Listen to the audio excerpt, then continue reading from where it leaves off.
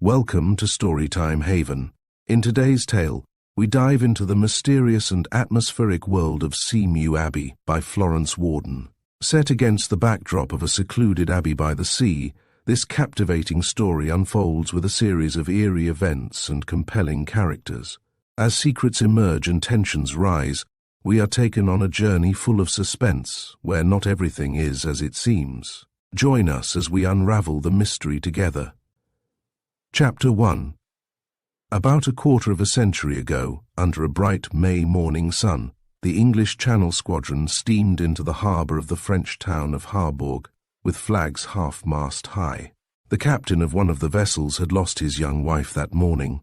Until the very hour of her death, the poor fellow had persisted in believing that she was getting better, that the weakness which had been growing for months on the fragile little lady, the paleness of her delicate cheeks, the feebleness of her sweet voice would pass away. And now they had indeed passed away into waxen death, and the 20-year-old wife lay peacefully in the little state cabin, while her husband, stunned by uncomprehending grief, stood beside her with her baby in his arms, not hearing its soft babble of inarticulate sounds, not seeing anything but that horrible, agonizing still image of the woman he had frantically loved. "Speak to Mama, baby, wake her, wake her," he had cried when, noticing how still and white his wife had grown, and refusing to own the truth, he had rushed out of the cabin, snatched the child from its nurse, and held out its little warm arms towards its mother. But the white, thin arms had lost their tenderness and lay still. The cold mouth met that of the child with no loving kiss, and as the great brown eyes stared fixedly and without meaning at the ceiling, where the reflection of the sparkling blue water outside danced and shimmered, the man's heart was torn by a pang of maddened comprehension, and a black pall was cast forever, for him, upon the whole world. 6 hours later, when the sun was declining, and a fresh breeze was blowing from the sea, and the Angelus was sounding from the chapel of the grey-walled convent, whose turrets rose up high upon the cliffs above the town, a stranger rang for admission at the convent gate. The little sister who peeped at him through the wicket and then slowly opened the door was rather alarmed by his appearance, and found the foreign accent in which he asked to see the Mother Superior difficult to understand. But she would not have dared deny him admittance, for there was something in his curt tone and manner which would have made refusal of any demand of his impossible to the meek nun. As the Gothic pointed outer door clanged to behind them, and the stranger stepped in out of the shining sunlight into the darkness of the whitewashed cloisters, a little cry rose up from the burden he carried in his arms, and the woman's heart went out in an instant to the hidden morsel of humanity. "Holy Mother!" cried she. "It's a child! Let me see it, monsieur." The stranger's hard features did not soften, but a light came into his eyes as he drew aside the shawl which covered the child and showed a weird, pale little face, with great frightened dark eyes. "She has no mother," whispered the sister with quick apprehension and sympathy. "God help her, no one less," and the man's hoarse voice trembled, "unless she finds one here." The sound of sweet singing from the little chapel began to be heard, muffled, through the cloister walls, and then it swelled louder as the chapel door opened, and another dark-robed woman peeped out. Hearing the strange footsteps and a man's voice, "Come," said the portress briskly. "This way, monsieur. You shall see the Mother Superior yourself." The smell of the white lilac came in from the quiet garden as they passed through the cloister and entered a great, square, bare-looking room, with a floor polished like glass, high whitewashed walls, a round table, and a regiment of rush-bottomed chairs placed stiffly against the wainscoting, a very large plain bookcase containing brightly bound religious and devotional works, a gloomy-looking oil painting of a former Mother Superior, and a black stove standing out from the wall, completed the furniture of the convent visitors' room. After some delay, the Mother Superior came in. She was an elderly lady with a face of intellectual type, to which the habit of her order gave a look of some severity. The stranger took in every detail of her appearance with a searching look, and opened his business abruptly. "I am in great trouble, madam," he began, in a harsh voice, "where to find a home for my little girl. And as I was wondering, down in the harbour there, what I should do with her, I saw your walls looking down over the water and heard your bells, and I thought perhaps she might find a shelter here. I am a sailor, and I have no one to trust her with." His voice got out of his control on the last words. The superior looked perplexed, but not yielding. As he unfolded the shawl which was wrapped round the child, she gently shook her head. "We couldn't undertake the care of a child as young as that," she said, not unkindly. "She can't be more than 2, that's all," said her father. "Her mother," began the superior gently. "Died this morning," said he hoarsely. "Oh!" The lady uttered this exclamation in a low voice and bent at once over the child, taking its little hand tenderly. "I am afraid my sombre robe may frighten her," she said. But the child did not draw back, only looked wonderingly at the lined face, at the snowy linen and the thick black veil. "Is she of our religion?" "No." "But you of course wish her to be brought up a Catholic?" "No." The good mother looked up in surprise. "Then what induced you to bring her here? Where women are, I expected to find kindness and mercy for my motherless child. You are English, monsieur?" "Yes." "And you would trust Catholics, French women, as much as that?" "I have been a traveller, madam, and I am no bigot." The superior, with her face wrinkled up with deepest perplexity, looked from him to the child, who had stretched out her tiny fingers for the rosary. "You see this omen. Does not that frighten you?" The stranger hesitated and looked down upon his little daughter, who was clasping the crucifix with delight. Like most sailors of high and low degree, he was superstitious. "One must risk something," he said at last bluntly, "and if I'm ready to risk that, surely you might give way." "I would if I could. My heart yearns to the poor little creature, but she would be very unsuitably placed here. Have you no friends, no relations, who would take charge of her?" He laughed shortly. "Plenty. I am not a poor man, madam. I did not use that as an inducement to you, for it's not money-bought kindness I want for my poor wife's child. But you could name what sum you like for her keep, education, anything."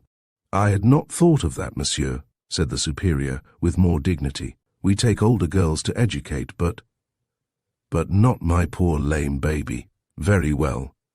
He was wrapping the child up quickly, when the superior stopped him by one word uttered in a different tone. "Stop!" The stranger, without pausing in his work, looked up. "Lame, did you say?" "Yes, I said lame," he answered shortly. "I had forgotten that further disqualification. I mean a fool of a nurse dropped her on the deck when she was 7 months old, and she's lame, will always be so. Come, Frida, we'll get out in the sunshine and warm ourselves again." The great room was cold, and the child's lips and nails began to look blue. But before he could reach the door, he saw the black garments beside him again, and with a quick, strong, peremptory movement, the child was taken out of his arms. "Lame! Poor angel! You should have told me that before." The heavy veil drooped over the little one, and the father knew that she had found a home. "God bless you, and all the saints too, madam, if it comes to that," he said with a tremor in his voice, and he cleared his throat 2 or 3 times as, with uncertain, fumbling fingers, he searched for something in his pockets. At last he drew out a soiled envelope, which he placed upon the table. It was directed simply to the Mother Superior, Convent of the Sacred Heart. The lady read the direction with surprise. "You were pretty sure of success in your mission, then, when you came up here?" "Yes, madam. I have always believed I could succeed in everything until this morning." His harsh voice broke again. "You will find in that envelope an address from which any communication will be forwarded to me. It is an old house on the Yorkshire coast, which has been shut up now for many years. But there is a caretaker who will send on letters, and some day you will open the place again, and want your daughter to keep house for you." He shook his head. "It's a lonely place, and would frighten a girl. The birds build their nests about it. I believe the townsfolk have named it Mew Abbey. Goodbye, madam, and thank you for your goodness. Goodbye, Frida." He printed one hasty kiss on the pale baby face of his daughter, and the next moment his heavy footsteps were echoing down the cloister. The Mother Superior heard the outer door clang behind him and shut him out into the world again, and then, still clasping the child in her arms, she opened the envelope which the stranger had left. It contained English banknotes for £50 and a card with the following name and address on it: Captain Mulgrave, R.N., St. Edelfleds, Presterby, Yorkshire. As she read the words, the child in her arms began to cry. At the sound of the little one's voice, one of the many doors of the room softly opened, and secure from observation as they thought, 2 or 3 of the sombrely clad sisters peeped curiously in. But the good mother's eyes had grown keen with long watchfulness. She saw the white-framed faces as the door hurriedly closed. "Sister Monica! Sister Teresa!" she called, but in no stern voice. And the 2 nuns, trembling and abashed, but not sorry to be on the point of having their curiosity satisfied, even at the cost of a rebuke, came softly in. "We have a new little inmate," said the superior in a solemn voice. "A tender young creature, whom God, for his own all-wise purposes, has chastened by 2 severe misfortunes, even at this early age. She is lame, and she has lost her earthly mother." A soft murmur of sympathy, low, yet so full that it seemed as if other voices from the dim background took it up and prolonged it, formed a sweet chorus to the kindly spoken words.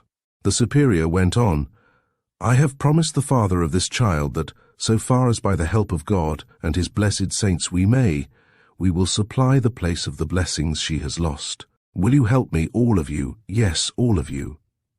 And again the soft murmur, "Yes, yes," of the 2 nuns before her was taken up by a dimly seen chorus.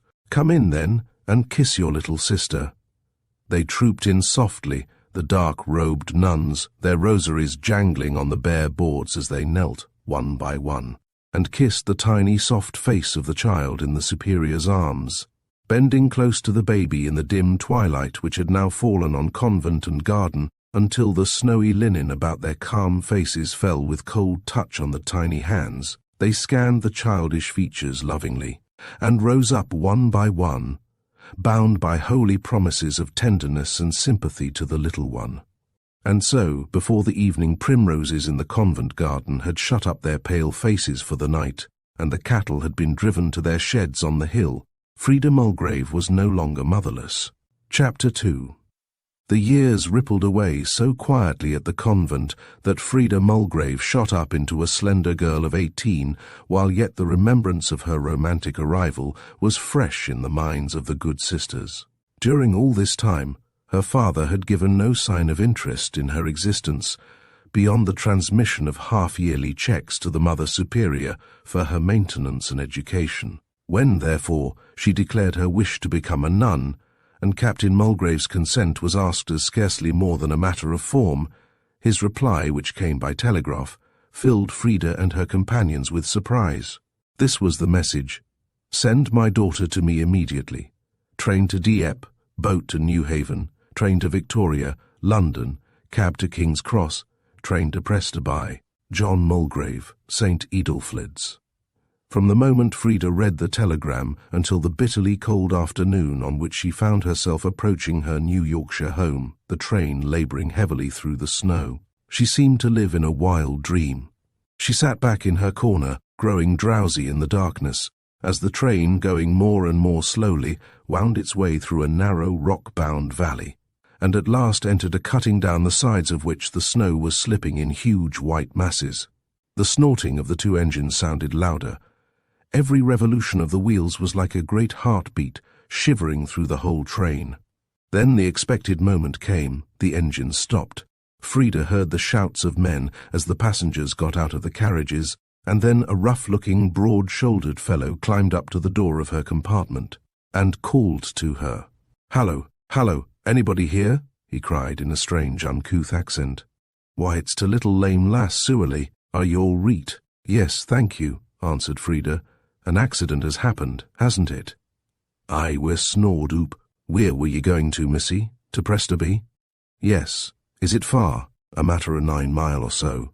"And you don't think we can get there tonight?" "Noa, we're fast.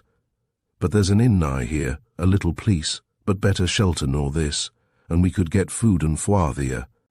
I'm afraid you'll find it rough getting through to Snore. But we must try and manage it, or you'll die o' cold." Frida hesitated. "I suppose there's no way of letting my father know." "Who is your father, missy?" "Captain Mulgrave, of St. Edelfleds, Presterby." The words were hardly out of her mouth when, as if by magic, a great change came over her companion. The hearty, good-natured, genial manner at once left him, and he became cold, cautious, and quiet. "Rough Jock's daughter! Whew!" he whistled softly to himself. "Rough Jock," repeated Frida curiously. "That's not my father's name." "Noa, missy, but it's what some folks calls him about here leastways, so I've heerd tell," he added cautiously. "Now," he continued after a pause, "I'll do what I can for ye, and you'll tell Fox Noah, you'll tell Captain Mulgrave how you were taken arter to Snowdrift by Barnabas Ugthorpe." "Barnabas Ugthorpe," softly repeated Frida, marvelling at the uncouth title. "It's not a very pretty name, and it don't belong to a very pretty fellow," said Barnabas truly enough, "but to a honest," he went on emphatically with a large aspirate, "and me and my missus have ruled to roast at Curly Home Farm 15-year coom next Martinmas, and my father and my grandfather and their fathers afore that. Mebbe as long as to family of Captain Mulgrave has lived at Mew Abbey." Without further parley, the stout farmer opened the door, and taking the girl up, crutch and all, as if she had been a child, carried her along the line, up a steep path onto the snow-covered moor above, and across to a lonely-looking stone-built inn, into which the passengers from the snowed-up train were straggling in twos and threes. The accommodation at the Barley Mow was of the most modest sort, and the proprietor, Josiah Kem, a big, burly Yorkshireman with a red face seamed and crossed in all directions by shrewd, money-grabbing puckers, was at a loss where to stow this sudden influx of visitors.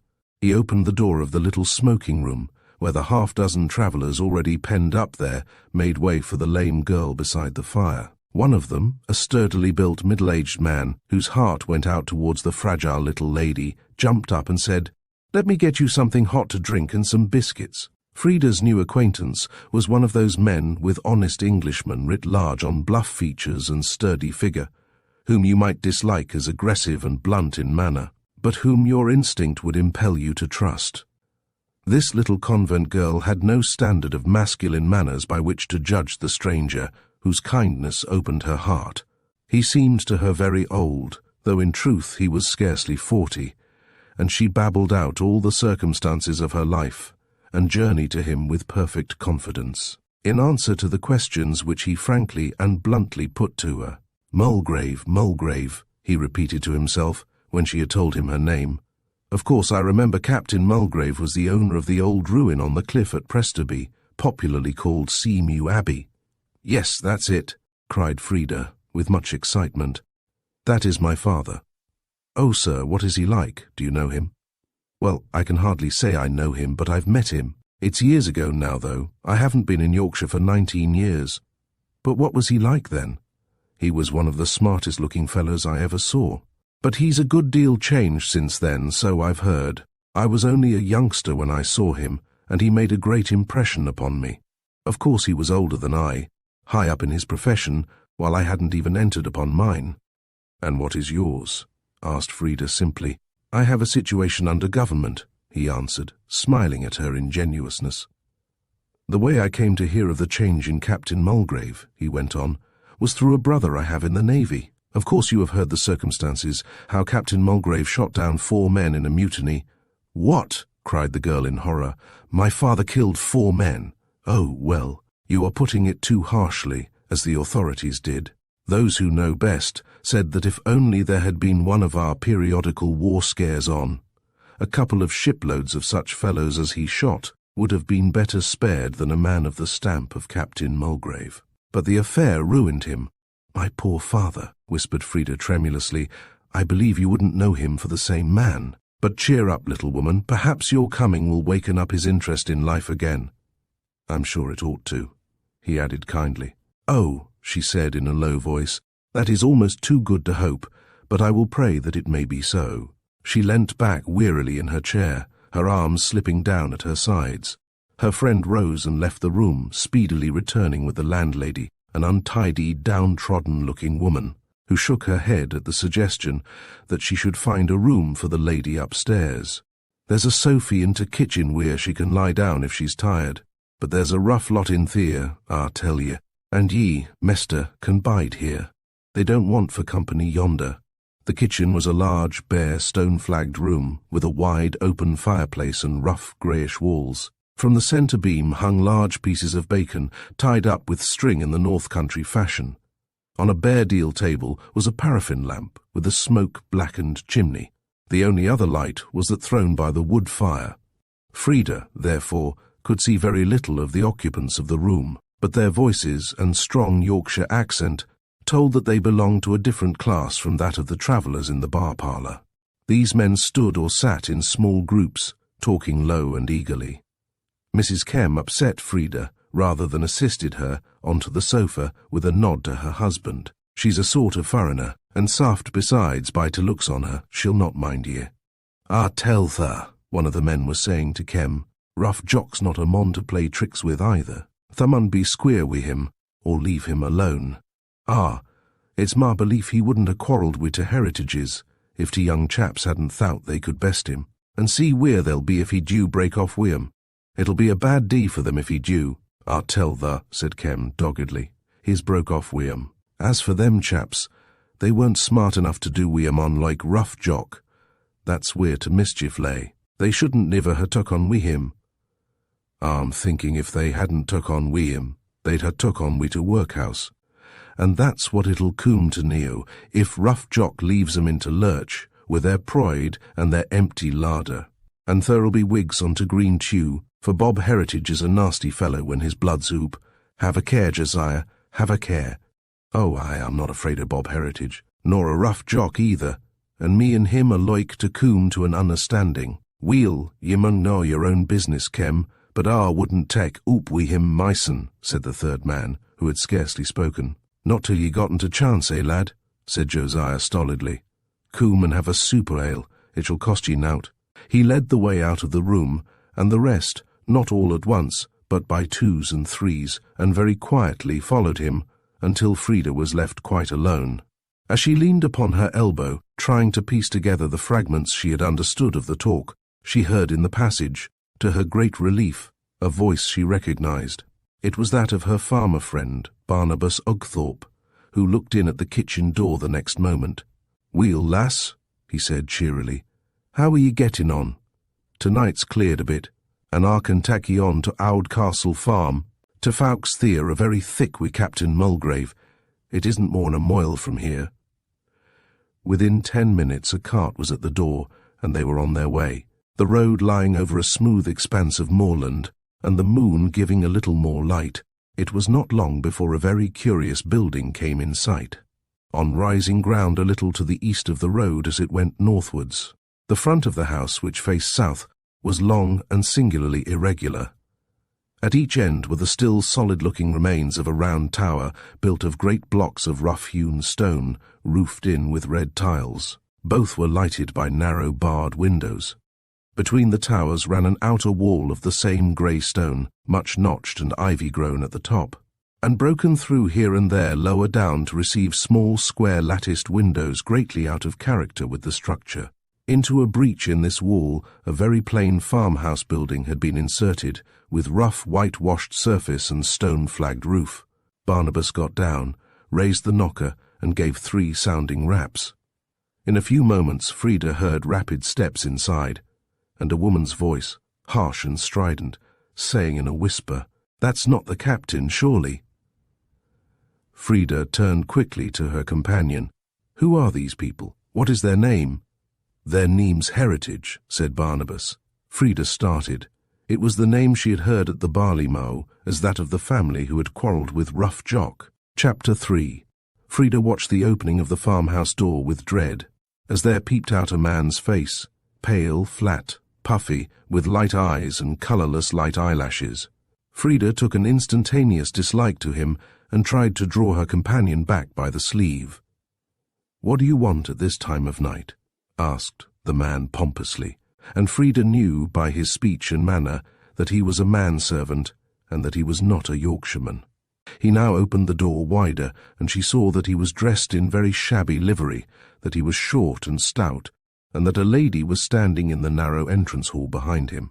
Barnabas caught sight of her too, and he hailed her without ceremony. "Hey there, missus," he cried cheerily. "Can I have a word with 'ee?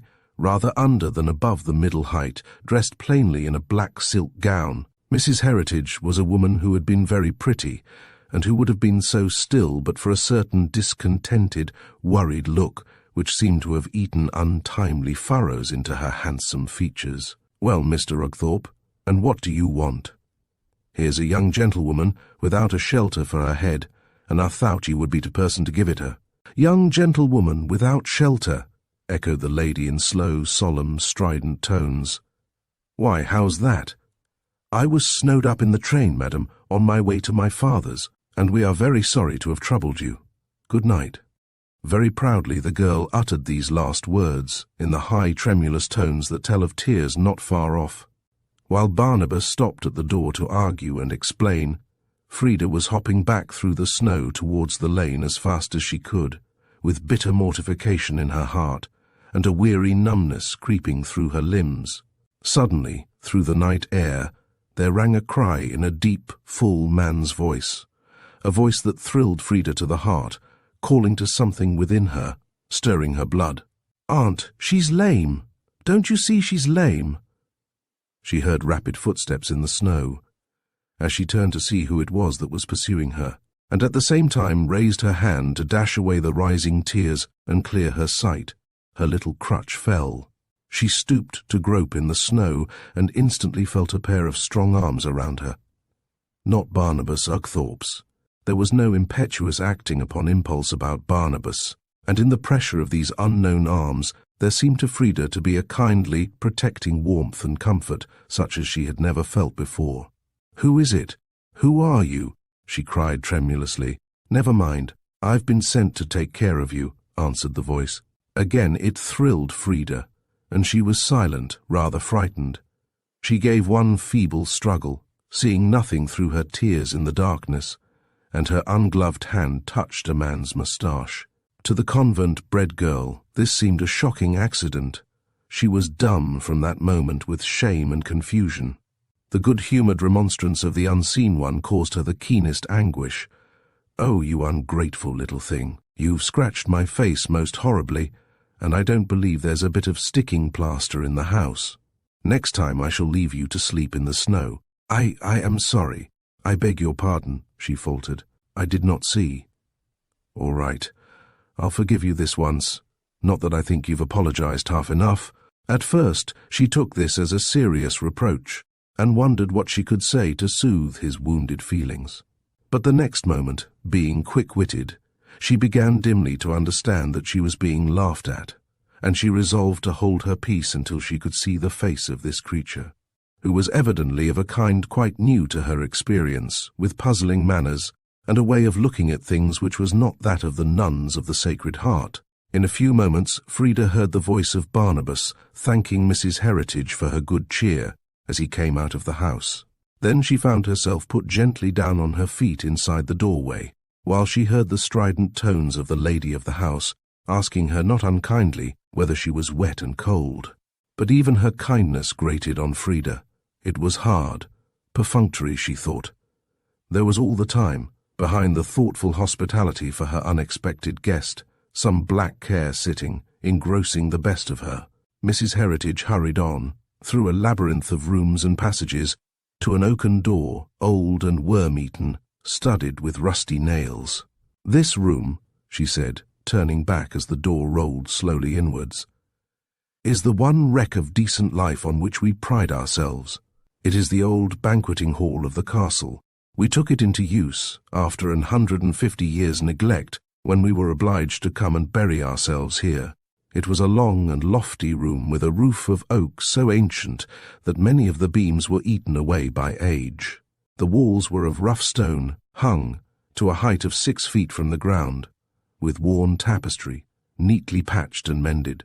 The hall was lighted by 6 Gothic windows on each side, all of them 10 feet from the ground. The furniture, of shabby and worm-eaten oak, consisted chiefly of a number of presses and settles, quaintly shaped and heavy-looking, which lined the walls. On one end of a long table in the middle, supper was spread, while at the further end of the hall a log fire burned in a large open fireplace. "Where is Richard?" asked Mrs. Heritage solemnly, just as the door was pushed open and 3 or 4 dogs bounded in, followed by a tall young man in knickerbockers and a Norfolk jacket, with a dog whip sticking out of his pocket. It was Frida's unknown friend. "Let me introduce you," said his aunt. "My nephew, Mr. Richard Heritage, to— What is your name, child?" Frida hesitated. Then, with the blood surging in her head, she answered in a clear voice, "Frida Mulgrave." She had expected to give them a surprise, but she had not reckoned upon giving such a shock to Mrs. Heritage as the announcement plainly caused her. Dick, whose careless glance had, for some reason which she did not understand, pained her, at once turned to her with interest. "You know my father. What is he like?" she ventured presently, in a timid voice, to Mrs. Heritage, when she had explained how she came to be travelling alone to Presterby. "He is a tall, dignified-looking gentleman, my dear, with a silver-grey beard and handsome eyes." "And does he live all by himself?" "I believe his establishment consists of a housekeeper and her husband, who was one of his crew, and decidedly a rough-looking customer, as you will say when you see him, Miss Mulgrave," chimed in Dick. "This Crispin Bean, who belonged to Captain Mulgrave's ship at the time of the little difficulty which ended in his withdrawing from the Navy, has followed him like a dog ever since. It's no ordinary man who can inspire such enthusiasm as that," he went on, as he stood by the big fireplace and kicked one of the burning logs into a fresh blaze. "You must have noticed," he said presently, "that the discovery of your being your father's daughter had some special interest for us." "Yes, I did think so," said Frida. "You see," Dick went on, pulling his moustache and twisting up the ends ferociously, "we're very poor, poor as rats. It's free trade has done it. We, my cousin and I, have to farm our own land, and as we can't afford the railway rates, we sell what we produce to our neighbours. If they left off buying, we couldn't live. Well, my cousin and your father have had a quarrel, and we're afraid Captain Mulgrave won't buy of us any more. You understand, don't you?" "Oh, yes," said Frida slowly, struggling with her sleepy senses. "He has quarrelled with your cousin, and so you're afraid he'll buy what he wants not from you but from Josiah Kem." Both her hearers started violently, and Frida perceived that she had let out something he had not known. "I stayed for an hour at an inn called the Barley Mow," she explained, "and I heard something there which I think must have had some meaning like that. But perhaps I am wrong. I am tired, confused. Her voice grew faint and drowsy. Dick glanced at Mrs. Heritage. "Don't trouble your head about it tonight," said he. "You are tired. Aunt, take Miss Mulgrave to her room. Good night." And poor Frida, sleepy, contrite, was hurried off to bed. Next morning she was down early, but she saw nothing of Dick. The mistress of the house read prayers in a tone of command rather than of supplication, and, as the servants filed out afterwards, she called the butler, and asked, "What is this I hear about Master Richard's going off on Roan Mary at this time in the morning?" "It's a telegram he wants to send to Master Robert, and he has to ride to Pickering because the snow's broken down the wires on this side," answered Blewett sullenly. "I saw the message. It said, 'He is on with Kem. Call on your way back.'" Frida caught the name Kem. She felt very uncomfortable, but nobody noticed her, and she was suddenly startled by an outbreak of sobs and moans from Mrs. Heritage, who had begun to pace up and down the room. "That'll do," said Blewett sullenly. "I'm going to have a talk with you, ma'am. We'd best have things square before your precious son Robert comes back. I want to know when I'm to have my wages. I don't mean my £35 a year for waiting at table, but the wages I was promised for more important work." "I will speak to Mr. Robert as soon as he returns, Blewett," said Mrs. Heritage, who was evidently in a paroxysm of terror. "I am quite sure that I shall get no good out of," went on Blewett, doggedly. "Do you think I don't know Mr. Robert? Why, miss," and the man turned, with a sudden change of manner to deprecating respect, to Frida, "your father, Captain Mulgrave, knows what Mr. Robert is, and that's why he's made up his mind, like the wise gentleman he is, not to have anything more to do with him. And I've made up my mind," he went on with vicious emphasis, heeding neither Mrs. Heritage's spasmodic attempts to silence him, nor the young girl's timid remonstrances, either to have my due or to follow his example. Frida had crept up, with her little crutch, to Mrs. Heritage's side, and was offering the mute comfort of a sympathetic hand thrust into that of the lady. "Run away, my dear child, run away," whispered the latter eagerly. The man went on in a brutal tone. "I'm not such a fool as Master Dick to stay here and be made a catspaw of, while your precious son goes off to enjoy himself. Why should some do all the work, and others—" The rest of his sentence was lost to Frida, who had got outside the door into a great bare apartment beyond. Here, lifting the latch of a little modern door which most inappropriately filled an old Gothic doorway, she found herself, as she had expected, in the courtyard. Chapter 4. Frida crossed the courtyard to one of the ruined corner towers, and finding the staircase still practicable, continued her wanderings, with cautious steps, along the top of the broken castle wall. She got along easily as far as the thatched roof of a big barn, but here her crutch slipped on the snow and went crashing through a tarpaulin-covered hole in the thatch, carrying its owner with it, into a loft half filled with hay. There was no way of escape until somebody came by to rescue her. Frida, therefore, could do nothing but look down into the hazy light of the barn below, and presently, nursed into a comfortable warmth by the hay, she fell asleep. She was awakened by being shaken pretty roughly, while a voice cried close to her ear, "Now then, I've got you, and if I let you get home with a whole bone in your little thievish body, you may think yourself jolly lucky, I can tell you." Having recognized the voice as Dick's, Frida was not alarmed by the assumed ferocity of his tone. Besides, he had evidently mistaken her for somebody else. So she shook herself free from the hay and sat up and looked at him. By that time, he had got used to the gloom of the loft, and to her surprise, he drew back so quickly that he risked falling off the ladder. A little more contemplation, and then he murmured, "Of course it's the hair."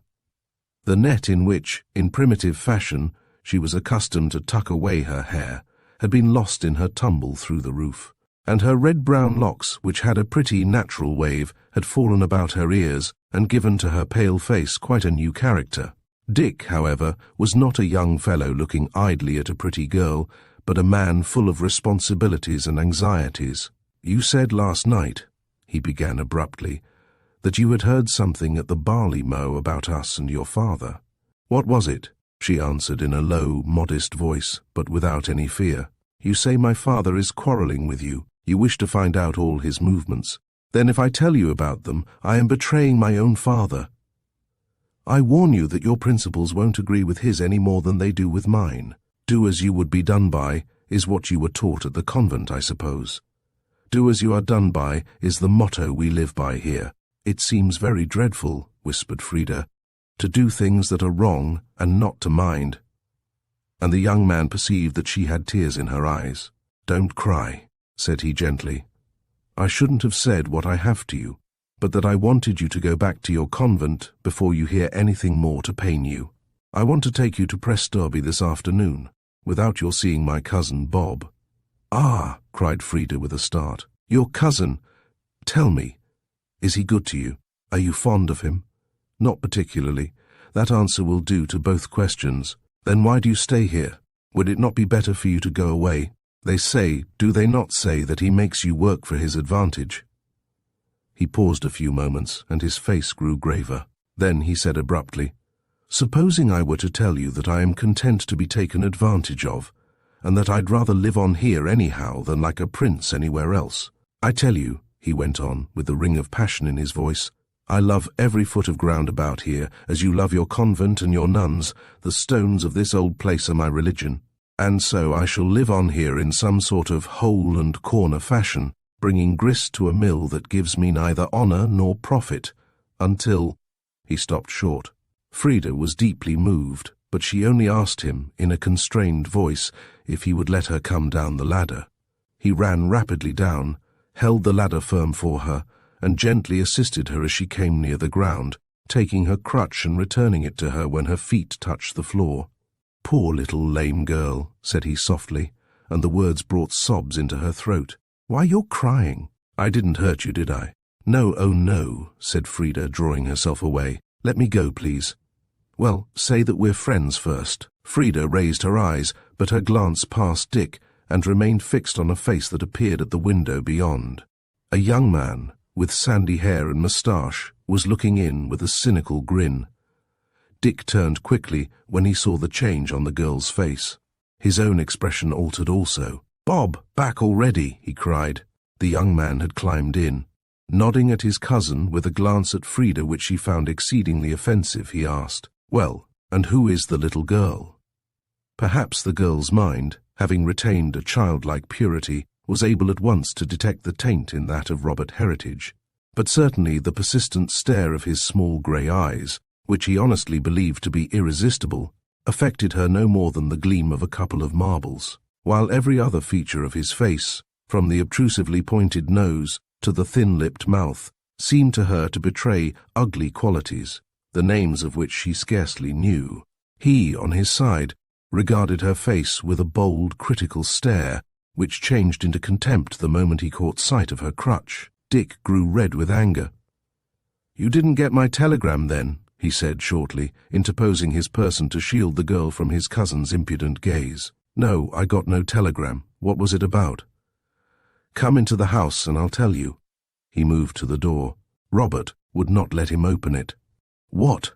And interrupt your studies of the maimed, the halt, and the blind?" he asked, in a low voice which, however, the girl's quick ears caught. Frida had been reprimanded at the convent for occasional outbursts of passion, but she had never yet felt the force of such a torrent of indignation as seemed to sweep through her frame at this, the first sneer at her infirmity she had ever heard.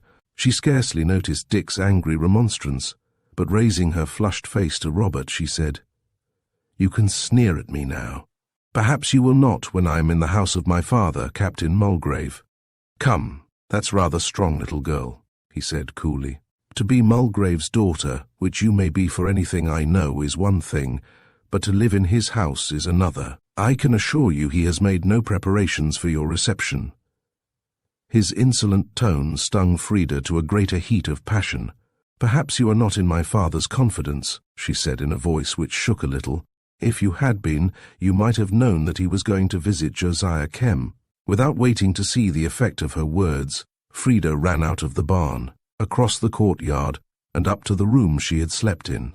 There she put on her hat and cloak, and after waiting some time in fear lest she might be hunted out, stole out of the room and came, to her disgust, face to face with Blewett. He had on a thick coat and riding boots. "I beg pardon, ma'am, but I was a-coming to inform you that I have been ordered by Mr. Heritage to go to the Abbey with a letter for your respected father, Captain Mulgrave. Now, ma'am, I should esteem it an honour to be sent to a gentleman like Captain Mulgrave on any ordinary errand. But knowing, as I happen to do, the import of the letter, I feel it very different, I assure you, ma'am." Frida was too unsophisticated to guess by what simple means Blewett had arrived at the knowledge he alluded to. But she was afraid he wanted to tell her something she ought not to hear, and she interrupted him hurriedly. "Yes, I'm sure that all you say is quite right," she said nervously. "But I am going out, and you cannot stay under the roof of such people as them." "Which I was sure, ma'am, that such would be your feelings. Barnabas Ugthorpe, the farmer, has been here with his cart inquiring after you, and I know where he is to be found now, if so be as you would like me to show you how to get out by a private door." "Oh, yes, please show me out," cried Frida piteously, delighted at the thought of seeing her rough friend, whom she hoped to persuade to take her on to the Abbey. "I will do so, ma'am," answered Blewett, who by this promise forced her to listen to him. "And if you could say a good word to the captain for me that would induce him for to take a hard-working man into his service, why, I could tell him a many little tales about the goings-on in this house which would astonish him, and just show him how he misplaced his confidence in some people I could name. How can you think my father could listen to such things?" Frida broke out indignantly. "Well, ma'am, gentlemen's ways is not always straight ways when they wants particular to know things," said Blewett, dryly though respectfully. "But the captain's a hasty and haughty sort of gentleman, as you don't always quite know where to have him.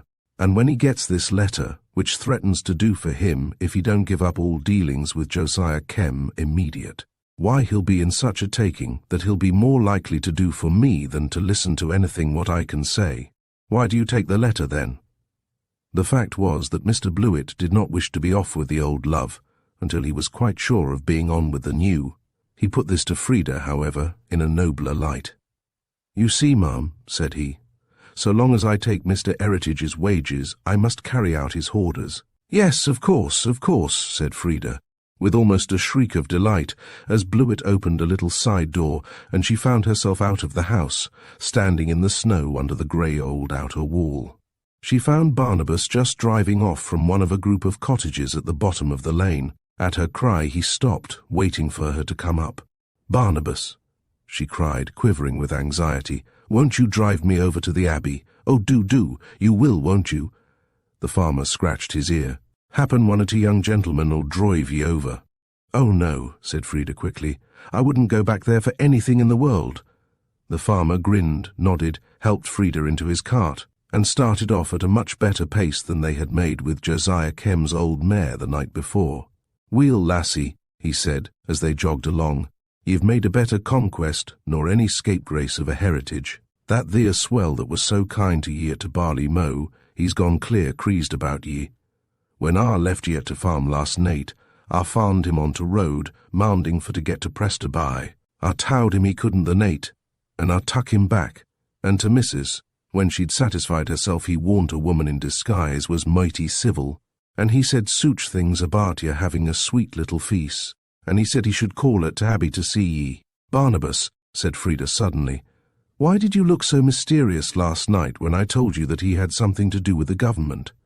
The farmer gave her an alarmed glance as he had done the night before, and said in a cautious tone, "Ye've gotten a pair of sharp ears, and they hear more'n there's ony need. Ye didn't really understand, lass." After this there came a long pause, during which Frida puzzled herself as to what the inhabitants of this district had been doing, to have such a fear of the government. It was getting dark when Barnabas broke the long silence by saying, as he pointed with his whip to the summit of a hill they were about to ascend, "To Abbey's oop top of theer." Frida was too much agitated to answer except by a long-drawn breath. The Abbey. Her father's home. A terrible presentiment, natural enough after the scant experience she had had of his care, told her that there was no welcome waiting. She crouched down in the cart and clung to the farmer's arm. "Barnabas," she whispered, "I'm afraid to go on. Drive slowly. Oh, do drive slowly." But the robust farmer only laughed and jogged on at the same pace. The road, however, grew in a few minutes so steep that they could only proceed very slowly, and Barnabas got down to lead the horse and lighten his burden as he ploughed his way up. Traffic between the little town of Presterby and its neighbours had been so much hindered by the blockade of snow that there were no wheel marks on the white mass before them. "Suman's been riding oop a horseback, though," said Barnabas, as he looked at the print of hoofs.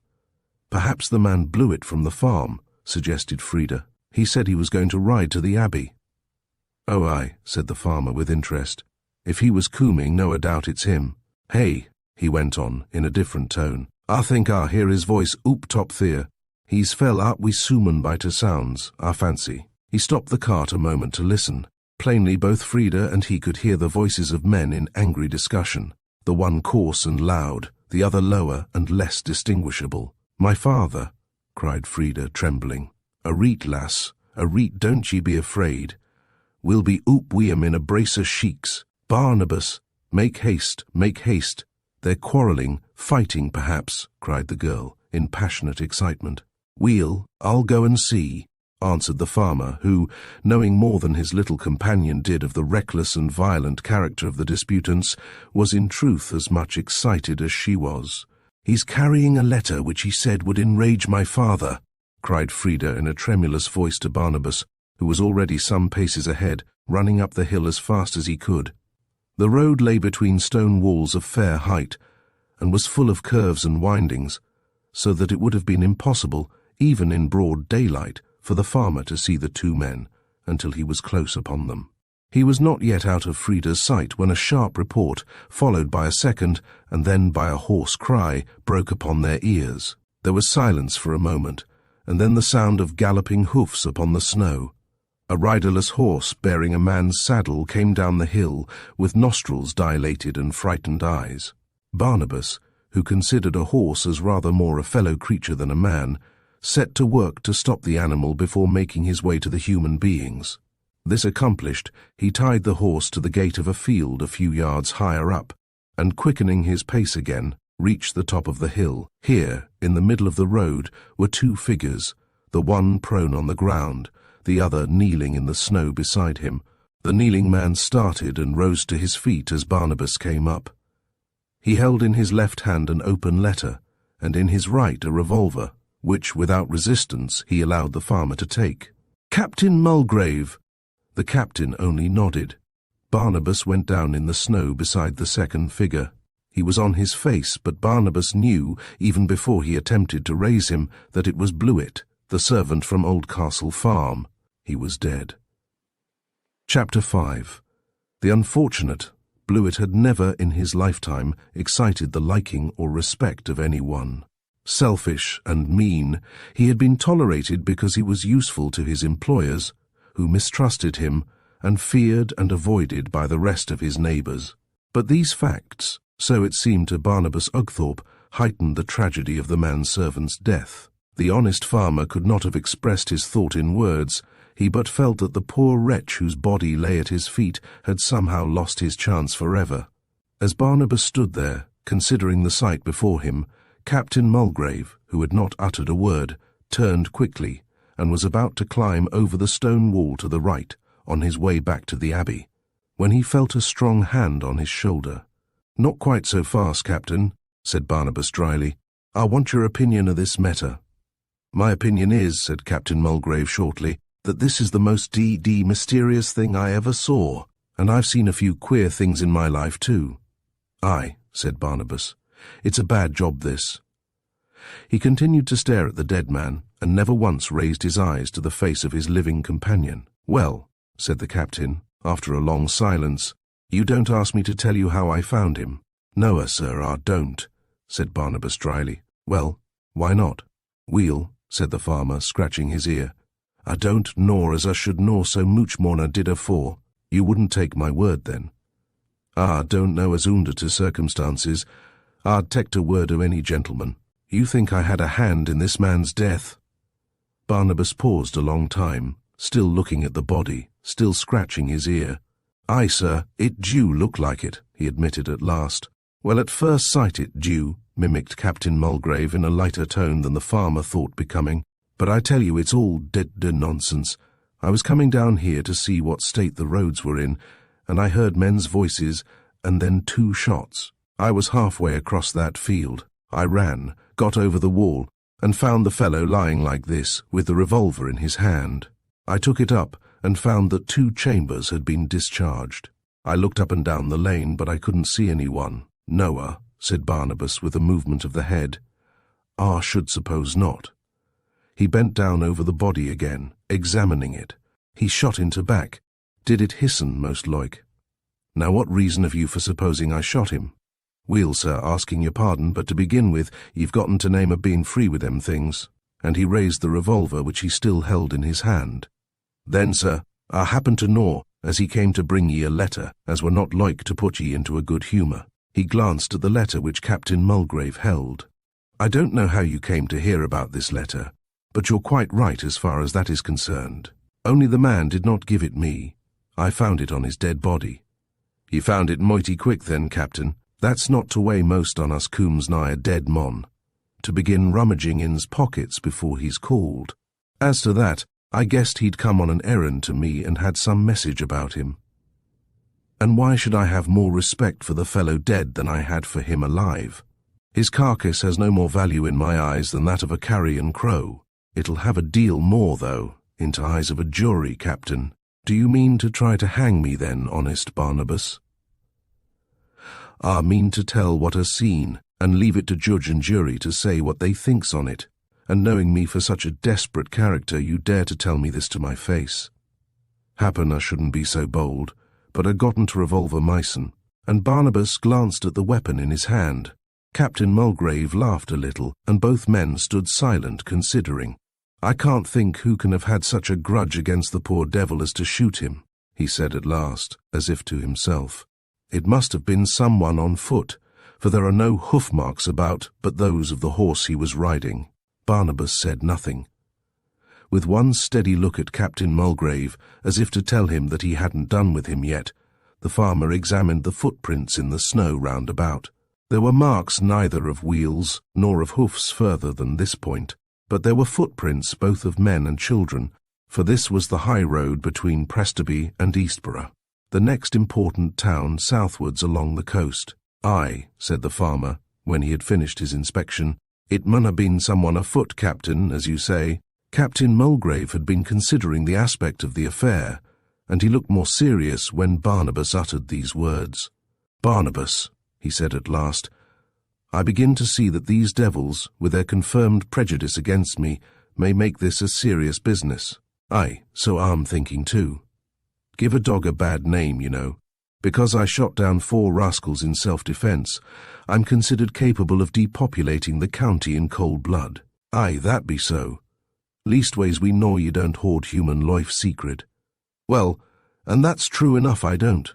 There are men whom I should consider it justifiable to exterminate like vermin. Weel, sir, we most on us thinks that in our secret hearts only we mightn't know where to stop if we let ourselves begin. But when we find a mon with the courage of these opinions, we have to put a stop to his little games pretty quick. It's not that I bear ye any ill will, Captain, quite the contrary. Ye have the sympathy of all the country's side, as ye know. But we must draw to line somewhere, and I draw it at murder. You won't take my word?" "Can't, Captain. Will you take my money?" "No, sir." "What are you going to do then? Go down into the town and set the police after me?" Barnabas looked for a few moments puzzled and distressed. He would have given this high-handed gentleman into custody without a moment's hesitation if it had not been for his little daughter, now on her way to her unknown home, all unconscious of the tragedy which darkened it. On the other hand, he shrank from giving her into the care of a man whose hands were reeking with the guilt of a most cowardly murder. After pondering the matter, an idea struck him, and he raised his head with a clear countenance. "I'll hoard my tongue about this business, if so be ye're ready to make a bargain. Name your price, then." "My price is that you'll give us your room in these parts instead of your company. You've gotten a yacht, Captain, and a rich mon's we's a getting about and making yourself comfortable. So I'm not driving a hard bargain, but ye mun be out of Abbey by tomorrow, and all ye gotten to do is to make soon provision for your little darter." Captain Mulgrave was more startled by the 3 last words than by all the rest of the farmer's speech. "My little daughter," he repeated in a scoffing tone. "Yes, I'd forgotten her. But what do you know about her, eh?" "I was bringing her up to Abbey," answered Barnabas, jerking his head and his thumb in the direction of the cart, which, however, was not in sight. Captain Mulgrave frowned. "The nuisance," he muttered to himself. But I think I'll take her away again till ye're gone, Captain," said Barnabas dryly. "T' Outstones will give her a better welcome home than ye seem like to." "No, you may as well take her up now. I shall not see her. You don't want to keep the girl out all day in the cold. I'll just get across to the house now and tell Mrs. Bean to make a fire for her. By the time the cart comes round to the front, I— He hesitated, and Barnabas saw that under his devil-may-care manner, Captain Mulgrave was agitated. "By that time," continued he, recovering himself, "it will be all ready for her, and she'll see nothing of me. I shall go away tonight. I shall be glad to. I'm sick of this pestilential country, where one can only breathe by virtue of a special act of Parliament. Shan't see you again, Barnabas." He moved away, and just as he put his hand on the stone wall to vault over, he turned his head to say, "Thanks for your kindness to the little one." Then he disappeared from the farmer's sight hastily, as he heard the cart groaning and squeaking up the hill. Frida had got tired of waiting for Barnabas, and after much vigorous shaking of the reins, which he had put into her hands, she had succeeded in starting the horse again. "Barnabas!" she cried, as soon as she caught sight in the gloom of the farmer's figure. "Is that you?" "Aye, lassie," said he, placing himself between the cart and the dead body on the ground. "Didn't I hear you talking?" "Aye, happen ye did." "Who were you talking to?" Lass," said he, pretending not to hear her, so that he might gain time for reflection. "Who were you talking to?" she asked slowly but querulously, for she was cold and tired, and full of misgivings. But I was talking to a mon as were passing." "Passing? He didn't pass me." "Noah, lass, I didn't say as he did. You're mighty sharp." "It's because I don't understand you. There's something different about your manners. Something's happened, I believe." "Eh, lassie, why, what's coom over ye? What's that on the ground?" She almost shrieked this, guessing something. "You've gotten two sharp eyes, lassie. You'd better not ask questions." "Barnabas, oh Barnabas, it's not my father," whispered the poor child, clinging, over the side of the cart, to the rough hands the farmer held out to her. "Noah, lass, Noah. Who is it? Tell me, quick." "Why, lass, it's a poor mon as has been hurt." "He's dead. He wouldn't be there so still like that if he was not dead," she whispered. "Who is it? Tell me, Barnabas. I have a notion, that he's Sumit, like servant Blewett, oop to Oudcastle Farm." "Oh, Barnabas, it's dreadful. Is he really dead?" But she wanted no answer. She put her hands before her face, reproaching herself for having disliked the man, almost feeling that she had had a share in his tragic death. "Who did it?" she asked at last, very suddenly. Now Barnabas meant most strongly that the girl should not have the least suspicion that her father had a hand in this affair. The farmer's soft heart had been touched as soon as Captain Mulgrave betrayed, by a momentary breaking of the voice, that he was not so utterly indifferent to his daughter as he wished to appear. Upon that reassuring sign of human feeling, Barnabas instantly resolved to hold his tongue forever as to what he had seen. But unluckily, his powers of imagination and dissimulation were not great. Feminine wits saw through him, as they had done many a time before. While he was slowly preparing an elaborate answer, Frida had jumped at once to the very conclusion he wished her to avoid. "Who did it?"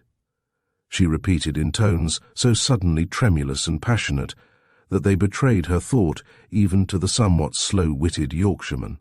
"Lord have mercy on't, lass," cried he below his breath, "but I believe she knows." "Do you mean to say," she went on in a low, monotonous voice, "that you saw my father kill him?" Her voice dropped on the last words so that Barnabas could only guess them. "Noah, lass, Noah," said he quickly. "I didn't see him do it." "Then he didn't do it," cried she, with a sudden change to a high key, and in tones of triumphant conviction. "You can tell me all about it now, for I'm quite satisfied." "It's more'n I be, though," said he dubiously. "I found him standing over to corpse like this here, with this in his hand." He produced the revolver from his pocket. "And into other hand he gotten letter ye spoke of, lass, that ye said would enrage him." "And what did he say? Did you accuse him?" "He said he didn't do it, and why I didn't believe him."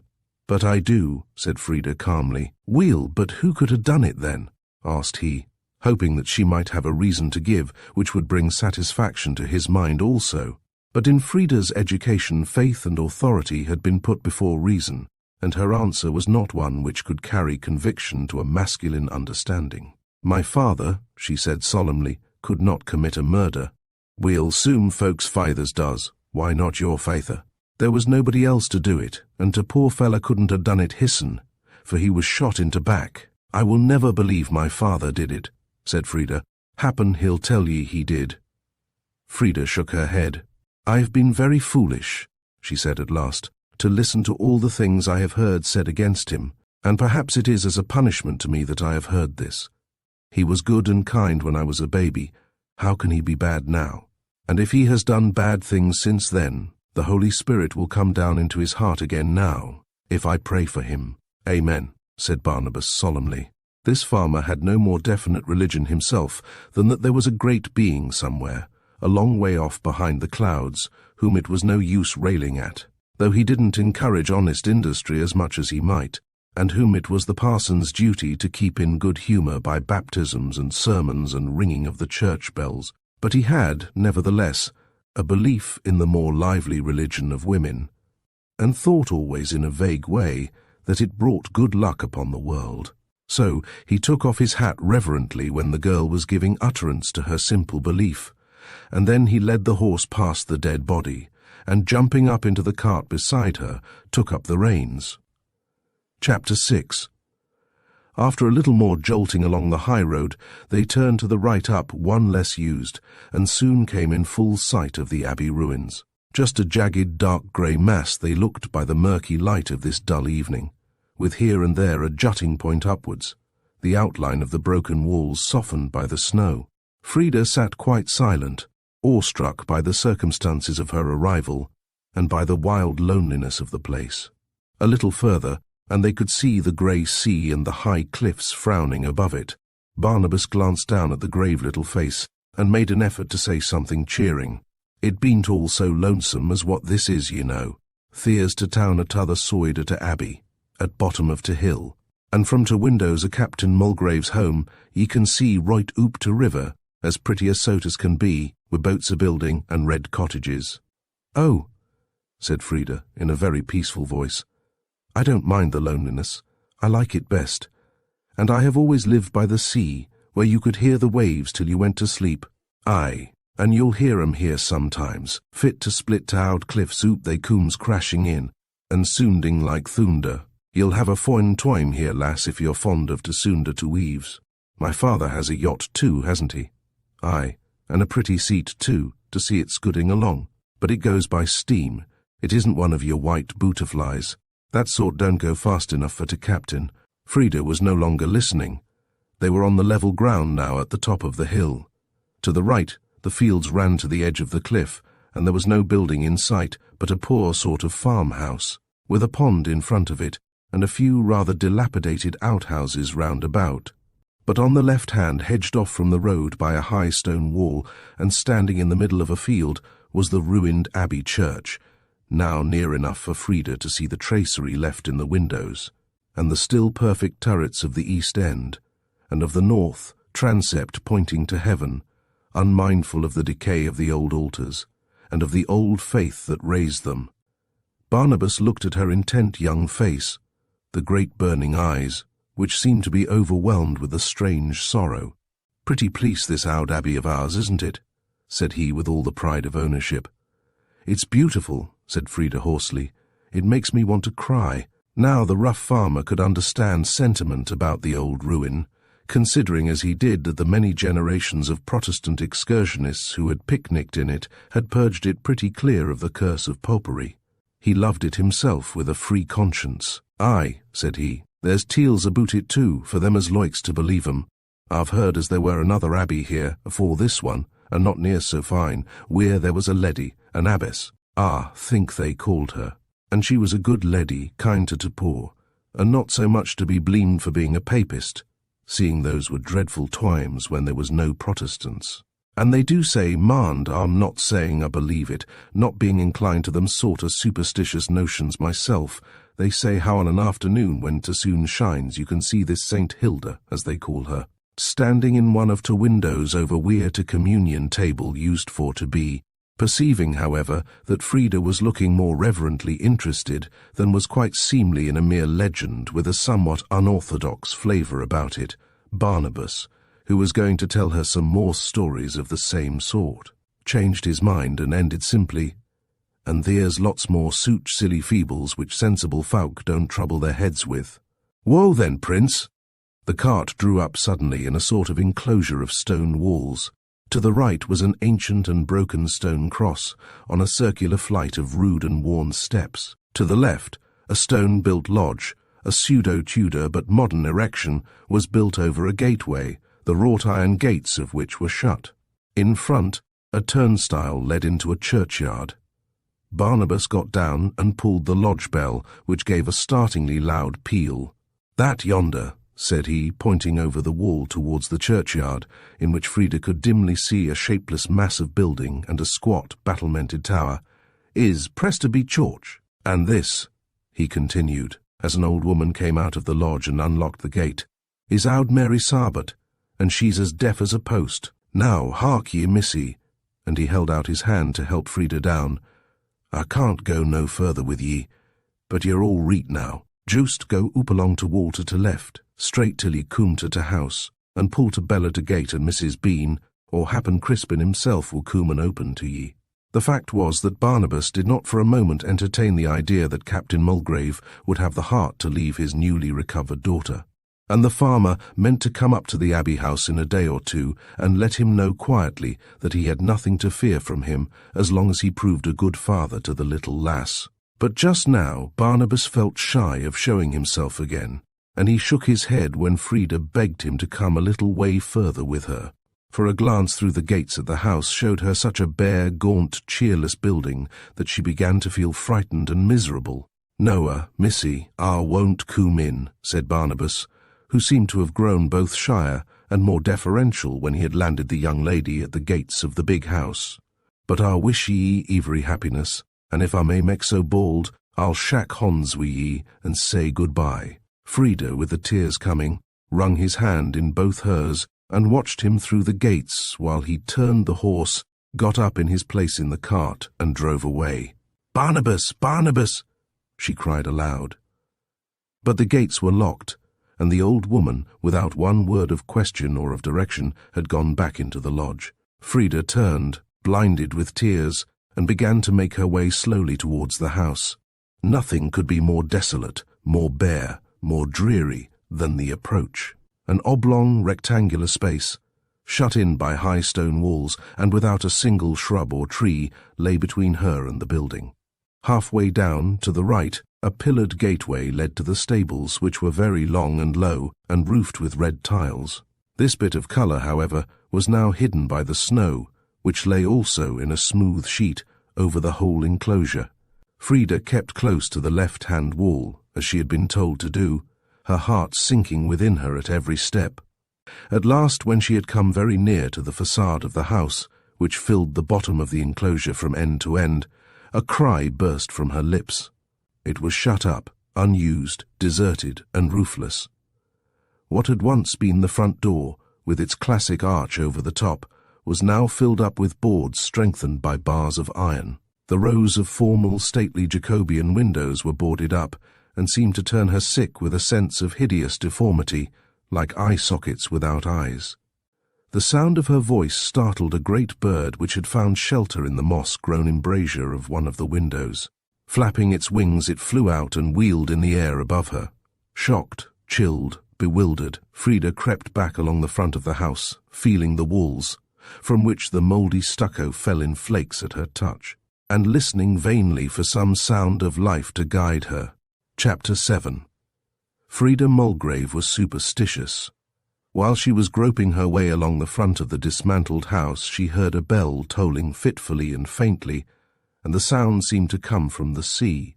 She flew instantly to the fantastic conclusion that St. Hilda, in heaven, was ringing the bell of her old church on earth to comfort her in her sore trouble. St. Hilda was always good to wanderers, she thought, and the next moment her heart sprang up with a great leap of joy, for her hand, feeling every excrescence along the wall, had at last touched the long swinging handle of a rusty bell.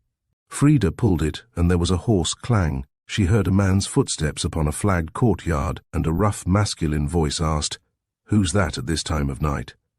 "It is Captain Mulgrave's daughter, and take me in. I am tired, tired." The gate was unbolted and one side was opened, enabling the girl to pass in. The man closed the gate and lifted a lantern he carried so as to throw the light on Frida's face. "So you're the captain's daughter, you say?" "Yes." Frida looked at him, with tender eyes full of anxiety and inquiry. He was a tall and rather thick-set man with very short greyish hair and a little unshaved stubble on his chin. Her face fell. "I thought," she faltered. "Thought what, miss?" There was a pause. Then she asked, who as she uttered the words slowly under her breath, "I am your servant, ma'am." "My servant? You mean my father's?" "It is the same thing, is it not?" "Oh, then you are Crispin Bean." The man seemed surprised. "How did you know my name?" "They told me about you." "What did they tell you?" "That you were a rough-looking customer." The man laughed a short, grim laugh, which showed no amusement. "Well, yes, I suppose they were about right. But who were they, the people at Oldcastle Farm?" The man stopped short just as, after leading her along a wide, stone-paved entry, between the outer wall and the side of the house, he turned into a large square courtyard. "Oh," he said, and lifting his lantern again, he subjected the young lady to a second close scrutiny. "So you've been making friends with those vermin?" Frida did not answer for a moment. Presently she said in a stifled voice, "I'm not able to choose my friends." "You mean that you haven't got any?" "Poor creature, poor creature. That's not far from the truth, I suppose." That father of yours didn't treat you over well or consider you over much, did he? Frida grew cold, and her crutch rattled on the stones. What do you mean?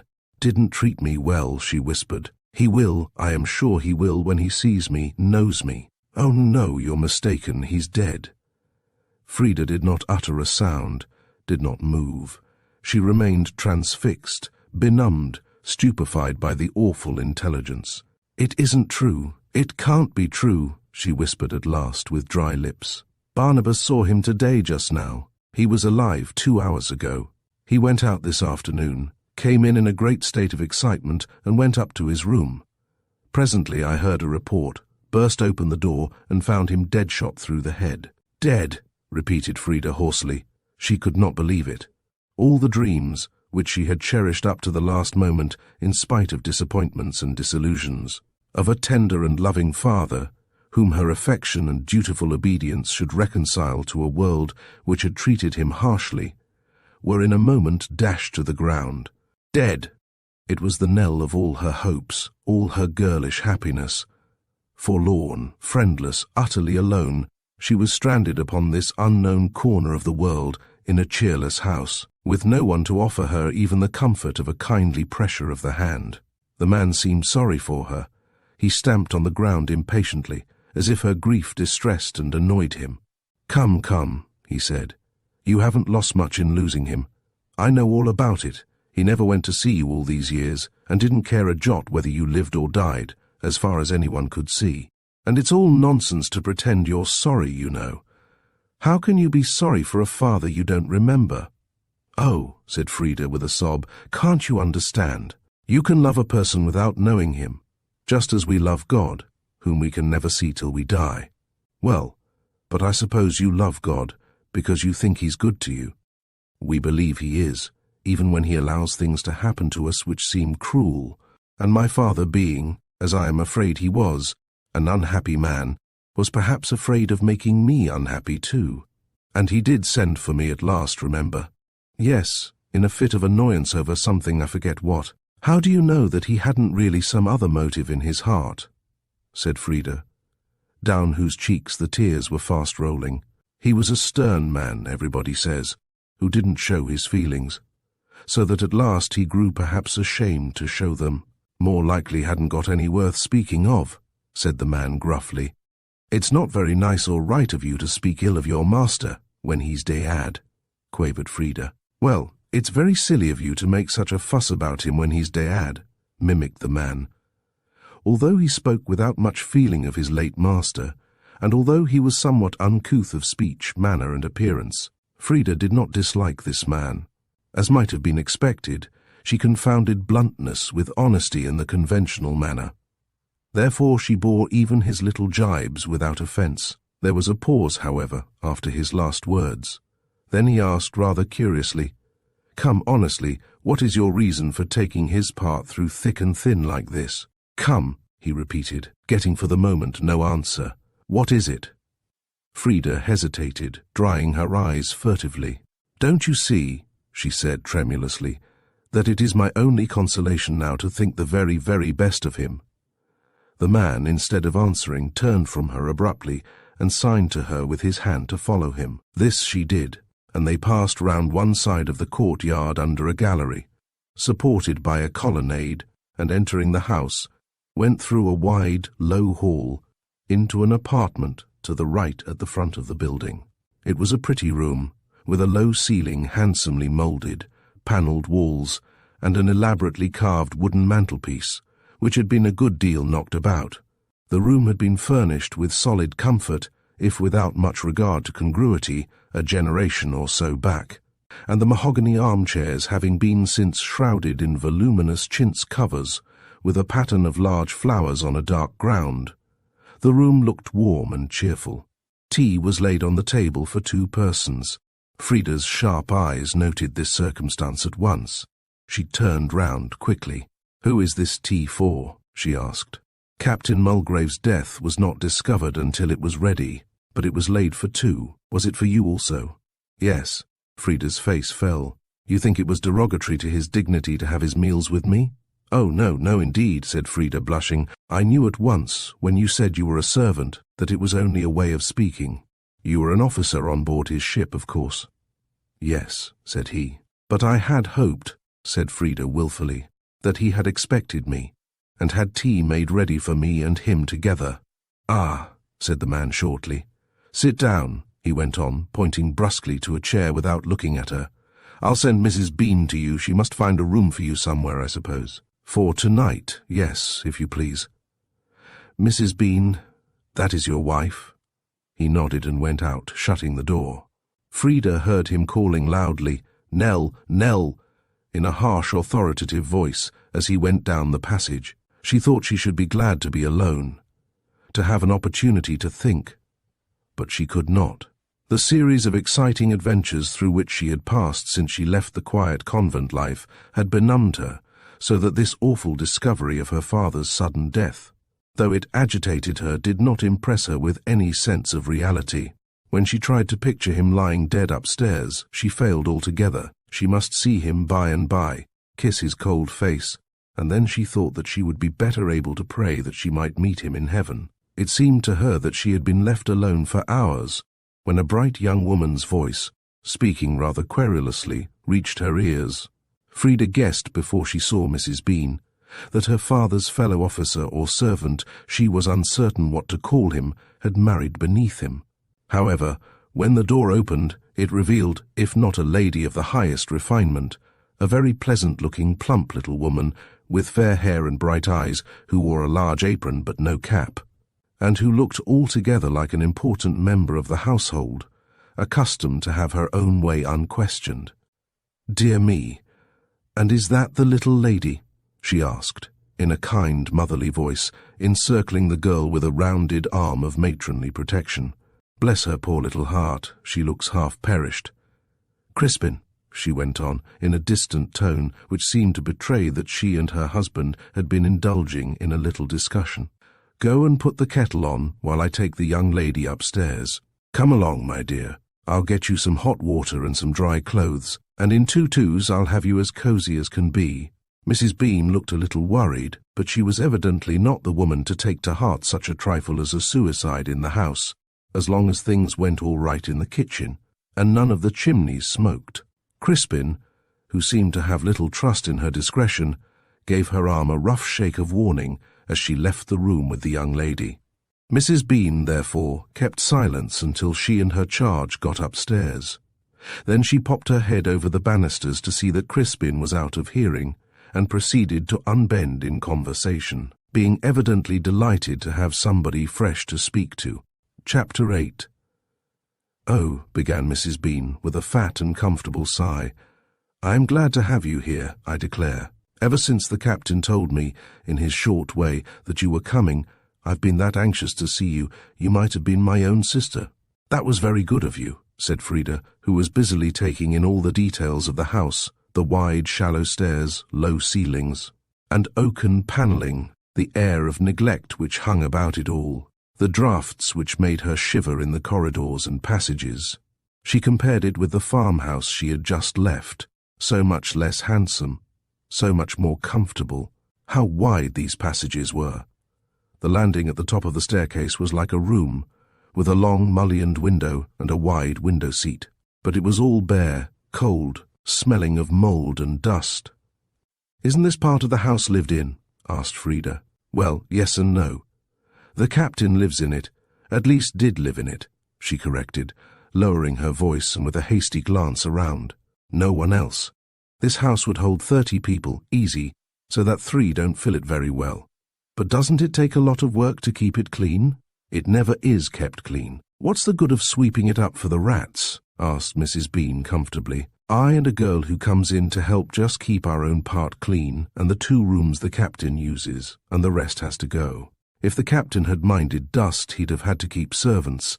I don't consider myself a servant, you know," she continued with a laugh, "and I'm not going to slave myself to a skeleton for people that save a 6pence where they might spend £1. It would have taken a lot of slaving to make a skeleton of Mrs. Bean, Frida thought. They passed round the head of the staircase and into a long gallery which overlooked the courtyard. It was panelled and hung with dark and dingy portraits in frames which had once been gilt. "Does anyone live in this part?" asked Frida, shivering. Mrs. Bean's candle threw alarming shadows on the walls. The mullioned window, which ran from end to end of the gallery, showed a dreary outlook of dark walls surrounding a stretch of snow. "Well, no," admitted her guide reluctantly. "The fact is, there isn't another room in the house that's fit to put anybody into. They've been unused so long that they're reeking with damp. Most of them, some of the windows are broken. And so I thought I'd put you into the abbot's room. It's a long way from the rest of us, but it's had a fire in it once or twice lately, when the captain has had young Mulgrave here. It's a bit gloomy-looking and old-fashioned, but you mustn't mind that." Frida shivered again. If the room she was to have was more gloomy than the way to it, a mausoleum would be quite as cheerful. "The abbot's room," exclaimed Frida. "Why is it called that?" "Why, this house wasn't all built at the same time, you know. There's a big stone piece at this end that was built earliest of all. It's very solid and strong, and they say it was the abbot's house. Then in Henry VIII's time it was turned into a gentleman's house, in what they call the Tudor style. They built 2 new wings and carried the gallery all round the 3 sides. 150 years later, a banqueting room was built, making the last side of the square, but it was burnt down, and now there's nothing left of it but the outside walls of the front and sides. This explained to Frida the desolate appearance the house had presented as she approached it. The deep interest she felt in this, the second venerable house she had been in since her arrival in England, began to get the better of her alarm at its gloominess. But at the angle of the house, where the gallery turned sharply to the right, Mrs. Bean unlocked a door and introduced her to a narrow stone passage which was like a charnel house. "This," said Mrs. Bean with some enthusiasm, "is the very oldest part, and I warrant you'll not find such another bit of masonry, still habitable, mind, in any other house in England." Was it habitable? Frida doubted it. The walls of the passage were of great blocks of rough stone. It was so narrow that the 2 women could scarcely walk abreast. They passed under a pointed arch of rough-hewn stone, and came presently to the end of the passage, where a narrow window, deeply splayed, threw a little line of murky light onto the boards of the floor. On the right was a low and narrow Gothic doorway, with the door in perfect preservation. Mrs. Bean opened it by drawing back a rusty bolt and ushered Frida, with great pride, into a room which seemed fragrant with the memories of a bygone age. Frida looked round almost in terror.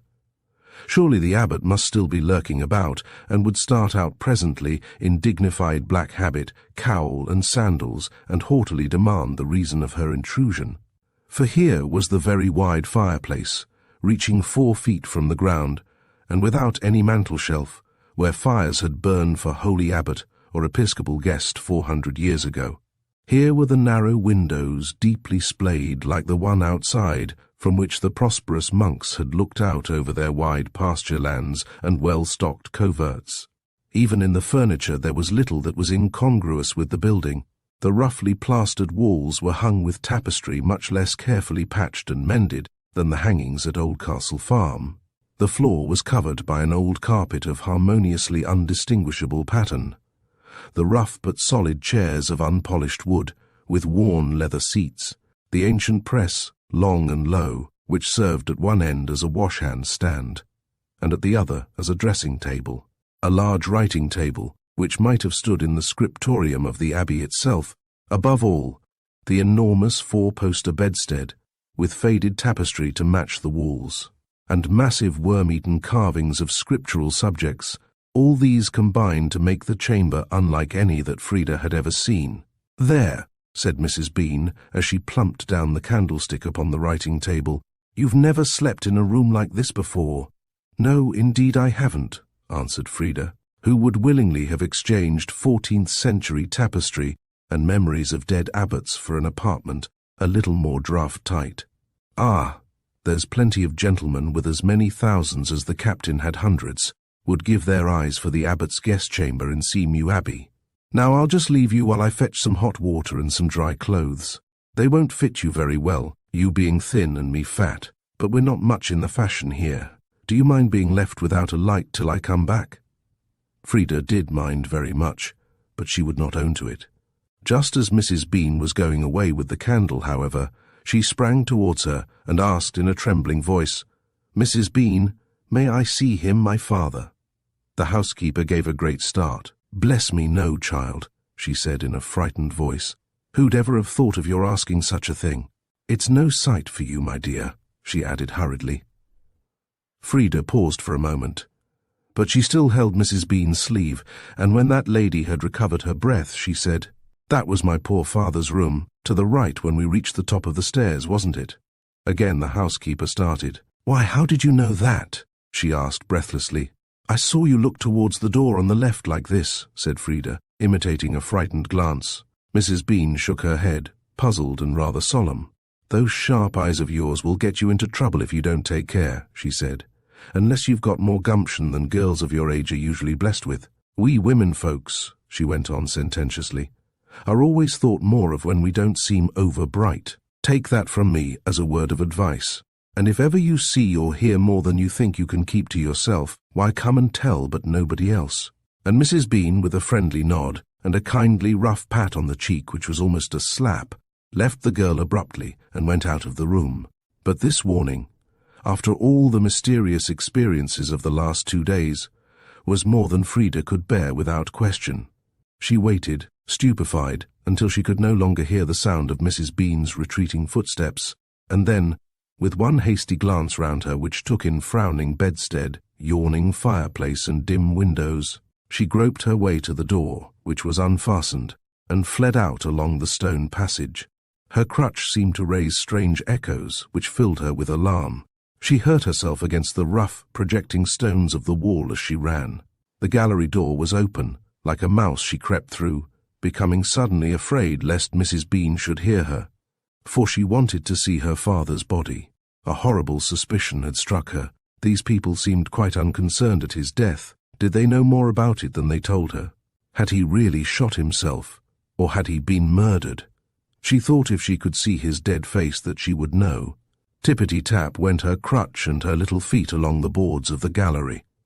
The snow in the courtyard outside still threw a white glare on the dingy portraits. She dared not look full at them, lest their eyes should follow her in the darkness. For she did not feel that the dwellers in this gloomy house had been kith and kin to her. She reached the landing, and was frightened by the scampering of mice behind the panelling. Still as a statue, she stood outside the door of her father's room, her heart beating loudly, her eyes fixed on the faint path of light on the floor, listening. She heard no sound above or below. Summoning her courage, she turned the handle, which at first refused to move under her clammy fingers, and peeped into the room. A lamp was burning on a table in the recess of the window, but the curtains were not drawn. There was a huge bed in the room, upon which her eyes at once rested, while she held her breath. The curtains were closely drawn. Frida felt that her limbs refused to carry her. She had never yet looked upon the dead, and the horror of the thought suddenly overpowered her. Her eyes wandered round the room, she noted, even more clearly than she would have done at a time when her mind was free. The disorder with which clothes, papers, and odds and ends of all sorts were strewn about the furniture and the floor. On 2 chairs stood an open portmanteau, half filled. She could not understand it. Just as, recovering her self-command, she was advancing towards the bed, with her right hand raised to draw back the curtain, she heard a man's footsteps approaching outside, and turned round in terror. The door was flung suddenly open, and a man entered. "Who's in here?" he asked sharply. "It is I," said Frida hoarsely but boldly. "I have come to see my father, and I will see him too. If you don't let me, I shall believe you have killed him." She almost shrieked these last words in her excitement, but the intruder, in whom she recognized the man she knew as Crispin Bean, took her hand very gently and led her out of the room. Chapter 9. Frida was so easily led by kindness that when, not heeding her passionate outburst, Crispin pushed her gently out of the room, she made no protest either by word or action. He left her alone on the landing while he went back to get a light, and when he rejoined her, it was with a smile of good-humoured tolerance on his rugged face. "So you think I murdered your father, do you, eh?" he said, as he turned the key in the lock, and then put it in his pocket. "Why don't you let me see him? asked she pleadingly. "I have a good reason, you may be sure. I am not a woman to act out of mere caprice. That's enough for you. Go downstairs." Frida obeyed, carrying her crutch and helping herself down by the banisters. "Why don't you use your crutch?" called out Crispin, who was holding the lamp over the staircase head and watching her closely. "If you can do without it now, I should think you could do without it always." He spoke in rather a jeering tone. At least Frida thought so, and she was up in arms in a moment. Turning and leaning on the banisters, she looked up at him with a gleam of daring spirit in her red-brown eyes. "It's a caprice, you may be sure," she answered slowly. "I am not a man to act upon mere reason." Crispin gave a great roar of derisive laughter, shocking the girl, who hopped down the rest of the stairs as fast as possible and ran, almost breathless, into the room she had been in before. Mrs. Bean was bringing in some cold meat and eggs, and she turned, with an alarmed exclamation at sight of her. "Bless the girl," she cried. "Why didn't you wait till I came to you? I have a bundle of dry clothes waiting outside, and now you'll catch your death of cold, sitting in those wet things." "Oh, no, I shan't," said Frida. "We were not brought up to be delicate at the convent, and it was only the edge of my dress that was wet." Mrs. Bean was going to insist on sending her upstairs again, when Crispin, who had followed them into the room, put an end to the discussion by drawing a chair to the table and making the girls sit down in it. "Have you had your tea?" asked Frida. "I don't want any tea," said he gruffly. "I've got to pack up my things. I'm going away tonight." "Going away?" echoed Frida rather regretfully. "Well, why shouldn't I? I'm sure you'll be very happy here without me." And, without further ceremony, he left the room. Mrs. Bean made a dart at the table, swooped upon a plate and a knife which were not being used, and with the air of one labouring under a sudden rush of business, bustled out after him. There was a clock in the room, but it was not going. It seemed to Frida that she was left a very long time by herself. Being so tired that she was restless, she wandered round and round the room, and thought at last that she would go in search of Crispin. So she opened the door softly, stepped out into the wide hall, and by the dim light of a small oil lamp on a bracket, managed to find her way across the wide hall to the back door, leading into the courtyard. This door, however, was locked. To the left was another door leading, as Frida knew, into Mrs. Bean's quarters. This also was locked. She went back, therefore, to the room she had left, the door of which she had closed behind her. To her astonishment, she found this also locked. This circumstance seemed so strange that she was filled with alarm, and not knowing what to do, whether to call aloud in the hope that Mrs. Bean or Crispin would hear her, or to go round the hall, trying all the doors once more. She sat down on the lowest steps of the staircase, listening and considering the situation. A slight noise above her head made her turn suddenly, and looking up she saw peering at her through the banisters of the landing an ugly, withered face. Utterly horror-struck, and convinced that the apparition was superhuman, Frida, without a word or a cry, sank into a frightened heap at the bottom of the stairs and hid her eyes. She heard no further sound, and when she looked up again, the face was gone. But the shock she had received was so great that it made her desperate. Getting up from her crouching position, she sped across the hall, frightened by the echoes of her crutch and her own feet, and threw herself with all her force against the great door, making the chains swing and rattle. "What's that?" cried Mrs. Bean's cheery voice in the distance. And in a few moments the door leading to the kitchen was opened, and the buxom housekeeper appeared. "Oh, Mrs. Bean!" cried Frida, throwing herself into her arms and speaking in a voice hoarse with fear. "This house is haunted." "Bless the poor child! You're overtired, and you fancy things, my dear," she said soothingly. "All these old places are full of strange noises, but you'll soon get used to them." "But faces! I saw a face, a dreadful face, with long sharp teeth like a death's head. It was looking at me through the banisters, up there." And poor Frida, with her head still buried in Mrs. Bean's plump shoulder, pointed upwards with her finger. "Oh, no, my dear, you didn't.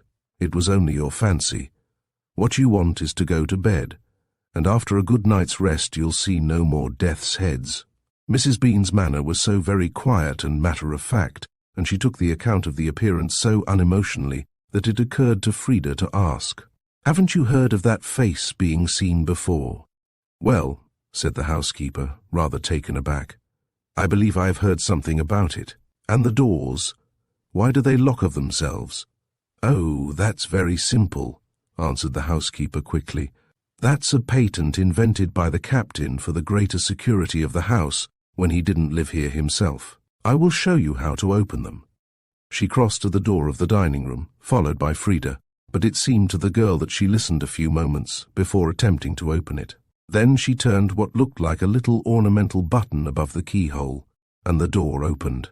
"That's how it's done. You see, it's perfectly simple." "Yes," said Frida, "but it all seems to me very strange." Mrs. Bean laughed and wanted the girl to amuse herself with a book while she cleared away the tea things. But no sooner was the housekeeper's broad back turned than Frida was off her chair in a moment and out of the kitchen to a door which opened into the courtyard. As this door had no secret bolt, she was speedily outside, under the gallery. Fancying that she heard voices to the left, Frida turned in that direction and presently saw Crispin standing ankle-deep in the snow, looking up at the gallery above. "Were you talking to someone, Crispin?" she cried. He started at the sound of her voice and came towards her with impatient steps. "What the DL are you doing out here?" he asked angrily, with a stamp of his foot on the ground. "I came out to talk to you," she answered. "I shan't catch cold." "You'll catch something worse than cold if you come wandering out here at all hours of the night," muttered Crispin roughly. "Nell must keep you indoors." He came through the sheltered colonnade, stamping the snow off his feet. "You're a very disagreeable man, Crispin," said Frida, watching him gravely. "You must have been very good to my father for him to have kept you about him so long. It shows," she went on triumphantly, "that he must have been much more amiable than they say. Do you know, I think you only talk against him to tease me, but it is horrible, now that he's dead." Her voice sank on the last word, and the tears started again. When Crispin answered, which was not at once, his voice was scarcely so harsh as before, though he spoke rather scoffingly. "Women are always full of fancies. I don't wonder your father couldn't stand them." It was Frida's turn to laugh now. "Oh," she cried, "then I knew him better than you after all, for he loved one woman so well that he could never bear to look at another after she died, and he left his own daughter among women, nothing but women. And I believe that all those years he wouldn't see me because he thought I could never be good enough for her daughter. I was lame, you see," she added softly. There was a long, long pause. Frida had managed to get on the right side of rough Crispin, for he suddenly startled her by taking her in his right arm with a sweeping embrace which nearly took her off her feet, while he said huskily, "Come in, there's a dear child, you're cold. You're quite right. I'll be good to you for the sake of, well, for your own sake." He half led, half carried her along under the gallery and into the house. Mrs. Bean, who was standing at the back door with rather an anxious look upon her face, seemed relieved to see that they returned in amity. Crispin took the girl into a long, low-ceilinged room, where the furniture, in Holland bags, was stacked up against the walls. He led her before a large oil painting of a lady, the charm of whose gracious beauty even the old-fashioned fourth-rate portrait painter had not been able wholly to destroy. "I suppose you can guess who that is," said Crispin. "My mother," said Frida softly. "I believe the captain thought a lot of this picture once, but for the last few years his memory had grown a bit dim, and he remembered bitter things better than sweet ones." Frida drew a little nearer to Crispin. She perceived by his tone how strong the sympathy had been between him and her father. She gave a little sigh, and they instinctively turned to each other and exchanged glances of growing liking and confidence as they went down the long room and crossed the hall to the dining room. Crispin turned up the lamp and was about to refill his pipe when it occurred to him to turn to the girl and say, "You won't be able to stand this indoors, I suppose?" "Oh, yes, I shall. They smoked all the time in the kitchen, at the barley mow." "The barley mow, eh? How did you get there?"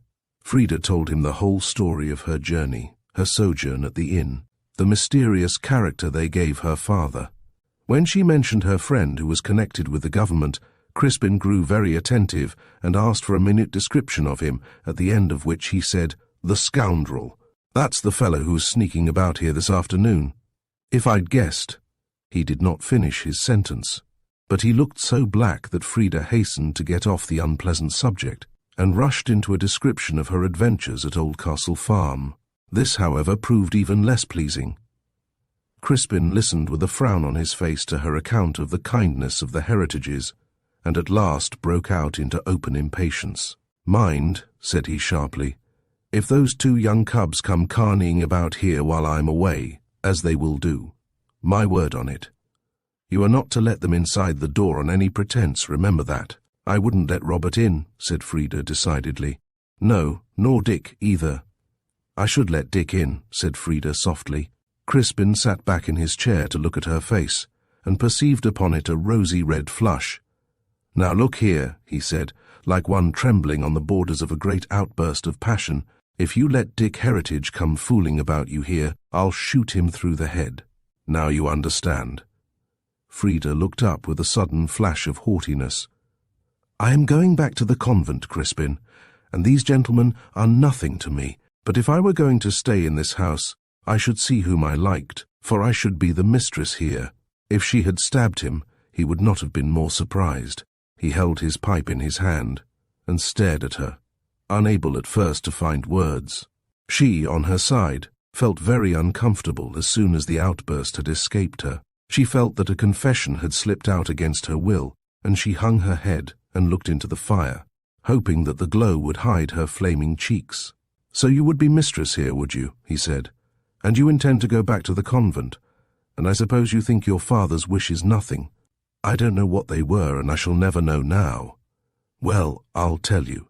His wishes were that you should remain here and call yourself mistress if you like, while I go away to manage his property abroad for him. But, Crispin, what could I do here? I should be miserable. I should like a nun's life, but not a hermit's. Oh, well, you'll get used to it. Your father had a troop of pensioners in the town here. You will have them to look after." "Crispin," she said suddenly after a pause in a whisper, "who do you think it was that killed Blewett?" Crispin was rather startled by the question. "Well," he asked in his turn, looking stolidly at the fire, "who did Barnabas Ugthorpe think it was?" "Oh," said Frida quickly, "he was wrong, altogether wrong. I told him so." "And supposing he had been right, altogether right, your father would be a murderer." Frida bent her head, but said nothing. "What do you say to that?" The girl burst out fierily. "Why, that he was not a murderer. He was not, and I wouldn't believe it if everybody in England had been there." She kept her head up and looked at him steadily, her eyes flashing defiance. After a few moments he got up. "You're tired, and you're very silly," he said huskily. And with a nod, but without again looking at her, he left the room as Mrs. Bean came in with a candle. Chapter 10. "You'll be glad to go to bed, I dare say, my dear," said the housekeeper. "If you hear any noises in the night, don't be afraid. This old house is full of them. Good night." Frida fled across the hall and hopped up the stairs. Oh, how long that gallery seemed, skim over the floor as she might. The candle smoked and flared and guttered in her hand, and the boards creaked, and the musty smell seemed to choke her. The row of stately carved oak chairs, ranged along the wall on one side, seemed to be set ready for the midnight hour, when the faded ladies and the sombre gentlemen should come down from their frames and hold ghostly converse. There. She ran along the stone passage to the door of her room and threw it open suddenly. A man sprang up from his knees before the wide, open grate, in which a wood fire now burned. The girl, no longer mistress of herself in her fright and excitement, uttered a cry. "It's all right," said the rough voice, which had already begun to grow familiar to her. "I thought you'd like a fire, so I brought some sticks and a log. It's cold here after France, I expect. Anyhow, the blaze makes it look more cheerful." Frida was touched. "Oh, thank you so very much. How kind of you." "Stuff, kind. You're mistress here now, you know, as you said, and one must make the mistress comfortable." He spoke in a jeering tone, but Frida did not mind that now. "I wish," she said, looking wistfully at the blazing log, "that you were going to stay here, Crispin." He gave one of his short, hard laughs. "I should get spoiled for work," he said. "You'd make a ladies' man of me. Shan't see you again. Good night." Frida held out her hand, and he held it a moment in his, while a gleam almost of tenderness passed over his seamed and rugged face. Then he gave her fingers a sudden, rough squeeze, which left her red girl's hand for a minute white and helpless. "Good night," he then said again, shortly, and as if indifferently. "If I come into these parts again, I'll give you a look in." He left her hardly time to murmur good night in answer before he was out of the room. He put his head in again immediately, however, to say, "Draw the bolt of the door and you'll be all right." Frida obeyed this direction at once, with another little quiver of the heart. But Crispin's kindness had so warmed her that what now chiefly troubled her was the fact that she would see no more of him for an indefinite time. The strongest proof of the confidence he had inspired in her was the fact that she accepted implicitly his assurance as to her father's wishes, and resolved to make no attempt to return to the convent. Indeed, the last 3 days had been so full of excitement and adventure that the old calm years seemed to have been passed by some other person. Frida's last thought as she fell asleep, watching the dancing light of the fire on the roughly whitewashed beams of the ceiling, was, however, neither of quiet nuns at their prayers in the convent by the sea, nor of Crispin Bean with his rugged face and hard voice, but of Oldcastle Farm and one of its occupants. The girl was tired out, so utterly weary that she was ready to lie like a log till morning. But presently she began to dream, with the leaden drowsiness of a person in whom some outward disturbance struggles with fatigue, of thunder and battling crowds of men.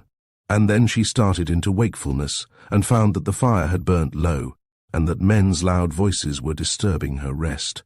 They seemed to come, muffled by the massive boards between, from a chamber under hers. They died away into faintness, and she was so overpowered with fatigue that she would have dropped to sleep again almost without troubling herself, when one voice suddenly broke out above the murmur. It was loud and shrill and high-pitched, a voice Frida had never heard before. She could hear the words it uttered. "Ye maun stay, ye maun stay. We can't get on without ye. Do you want us to starve?" And a chorus of evidently assenting murmurs followed. The voices dropped again, and again the listening girl's attention relaxed, as sleep got the better of her senses. But suddenly she was aroused again, this time by sounds which came from behind the head of the bed, and were so plain that they seemed to be in the very room. Sounds as of a man's footsteps coming up a stone staircase, coming up unsteadily, with many pauses. Sounds, too, as of heavy weights being dragged up, and of suppressed laughter and jeers. But tha's gotten about as much as tha can carry, Crispin?" said one voice. "Tha couldn't climb up a mast tonight, Crispin," said another, during the laughter which succeeded the first speech. The voice of the man who was on the stairs answered, in low and husky tones. Although he was the nearest to her, Frida could not distinguish what he said, except the word hush. Then she heard a mumbling sound, like the drawing back of a sliding door, and then the dragging of some heavy weight over the boards, and the opening of a window. Presently the man came back, went down the stone steps, and reascended in the same manner as before. This happened 3 or 4 times, until the voices below died gradually away, and the sounds ceased. Not until long after all was quiet did Frida fall asleep again, and for the remainder of the night her rest was troubled by all sorts of wild dreams. Next morning, as a consequence of her broken night's rest, she did not wake until the housekeeper knocked loudly at the door. Springing up with a sudden rush of confused memories through her brain, Frida ran to the door, drew back the bolt, and pulled Mrs. Bean into the room. "Oh," she cried, "this is a dreadful house. How can you stay in it? It is haunted, or—" Mrs. Bean interrupted her with a peculiar expression on her face. "Didn't I tell you to take no notice of anything you heard?" she asked quietly. "What does it matter to you what goes on outside your door while you're locked safe inside?" "But I want to know," began Frida. Again Mrs. Bean cut her short. "Didn't they teach you in the place you came from that curiosity was the worst sin a woman can have?" she asked dryly. "A wise woman doesn't meddle with anything outside her own business, and especially she does not poke her nose into any business where men only are concerned. I see you've had a fire," she went on in a less severe tone. "Yes, Crispin made it for me."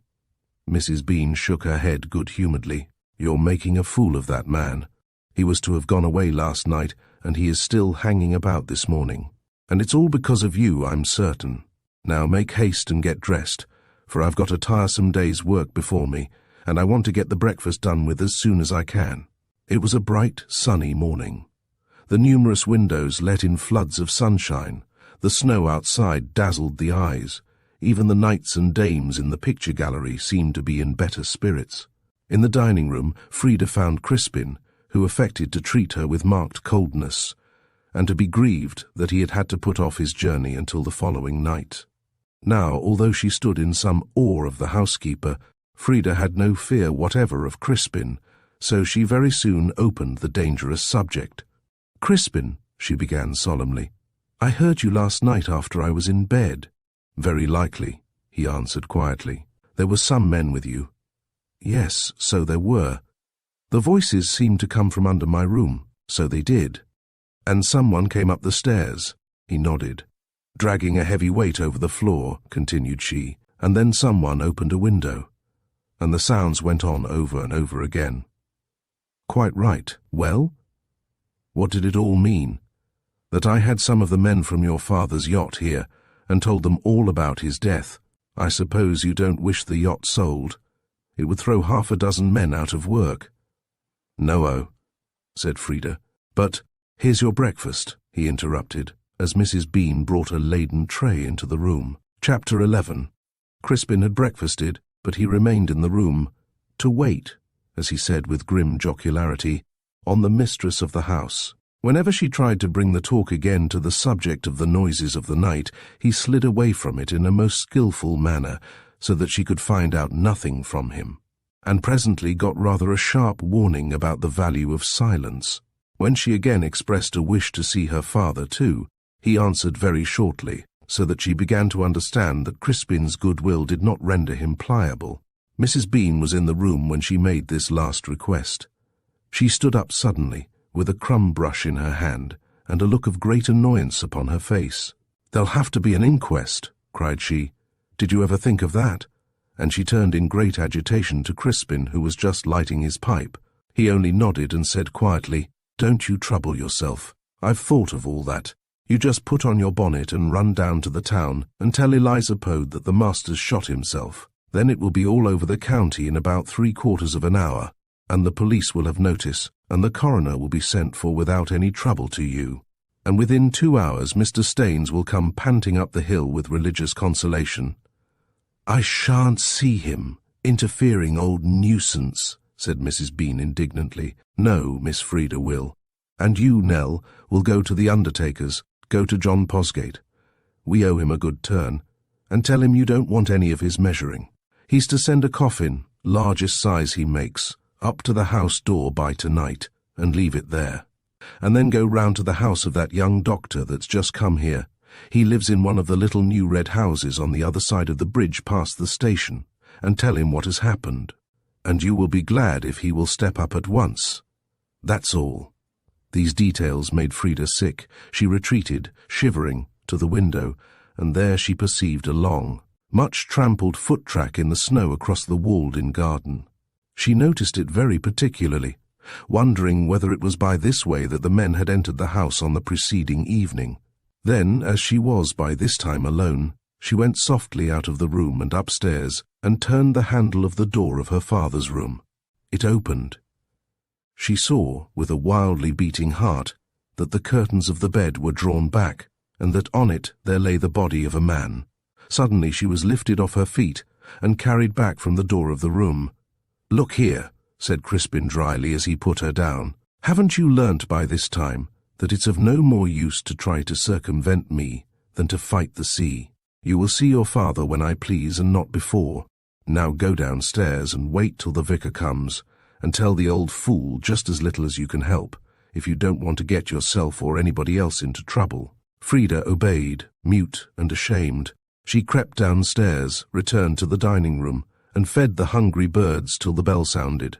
Running out to the courtyard gate, she drew back the 2 heavy bolts which fastened it. Waiting outside were a lady and gentleman whom she at once guessed to be the vicar and his wife. The Reverend Berkeley Staines was generally considered the greatest character in Presterby, a member of one of the county families, with a fairly good living and a better private income. He was an autocrat who considered his flock of very small account, indeed, compared with the well-being of their pastor.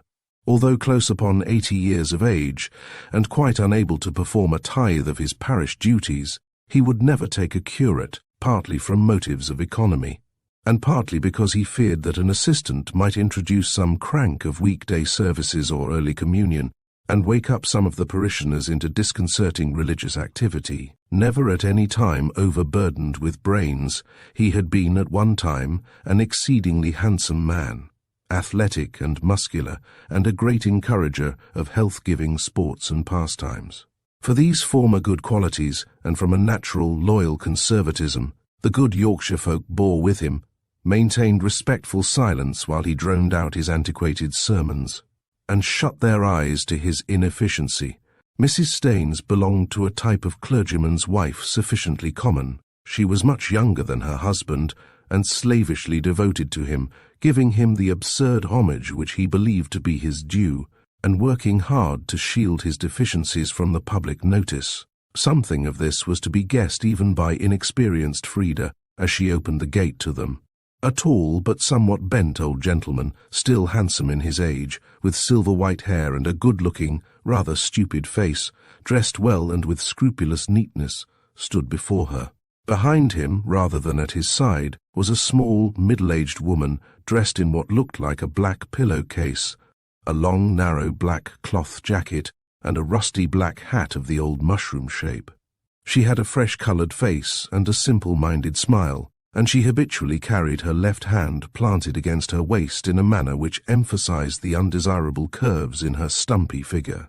"Ahem, a new servant," said the Reverend Berkeley Staines, looking searchingly at Frida. "Well, what the captain wanted more servants for, considering that he never received anybody or kept the place up, I'm sure I don't know. Why don't you wear a cap, young woman?" "I'm not a servant," said Frida. "I'm Captain Mulgrave's daughter. Will you please come in?" She led the way, without waiting for any more comments, across the courtyard, through the hall, and into the dining room, and she noticed as she went how both her visitors peered about them and walked slowly, as if they had not been inside the house before, and were curious about it. In the dining room they sat down, and the vicar, glancing round the room inquisitively as he spoke, began a close interrogatory as to Frida's history. His wife looked uncomfortable, and he solemn when she mentioned the convent. "Ah, bad places, those convents," he said, shaking his head. "Nests of laziness and superstition." "Dear me, yes," said Mrs. Staines, "but we'll cure you of all that. You shall come to the Sunday school and hear Mr. Staines talking to the girls, and when you feel pretty firm in the doctrine, we'll have you confirmed." "Thank you," said Frida. "I'll come in again myself in a day or two, and perhaps we'll have you round to tea. You'd like to come, I dare say." "Of course she would," chimed in Mrs. Staines. "Thank you," said Frida. "I think," said the vicar, rising and moving towards the door, "that I'll go upstairs and just look upon the poor captain's face again. I feel it my duty to. I wish I could have felt happier about him. But I'm sorry to say he was always deaf to the exhortations of religion." "I'm afraid you can't see him," said Frida quietly. She had had particular injunctions on this point from Crispin, who had foreseen that the vicar would think it his duty to satisfy his curiosity. As Mr. Staines persisted, brushing her angrily out of his way, Frida followed him upstairs and had to point out the door of the death chamber. The vicar tried to open it, but it was locked. Frida let him push and shake in vain. "Can you open it for me, girl?" he was at last constrained to ask. "I think I could, but I have been told not to. I am sorry, but I cannot help you." "And pray who is it that has more authority with you than the vicar of the parish?" asked Mr. Staines when, finding indignation and expostulation useless, he had to accompany her downstairs. "Crispin Bean," she answered simply. "What?" cried the vicar, almost staggering back. "That drunken ruffian Bean, a disgrace to the neighbourhood. Why, it was enough to keep Christian people away from this house that such a scoundrel was ever allowed about it." The implied taunt at her dead father incensed Frida as much as the accusations against Crispin. "I suppose," she said very quietly, "that my father liked scoundrels better than Christian people. I think I do too." The vicar drew himself up.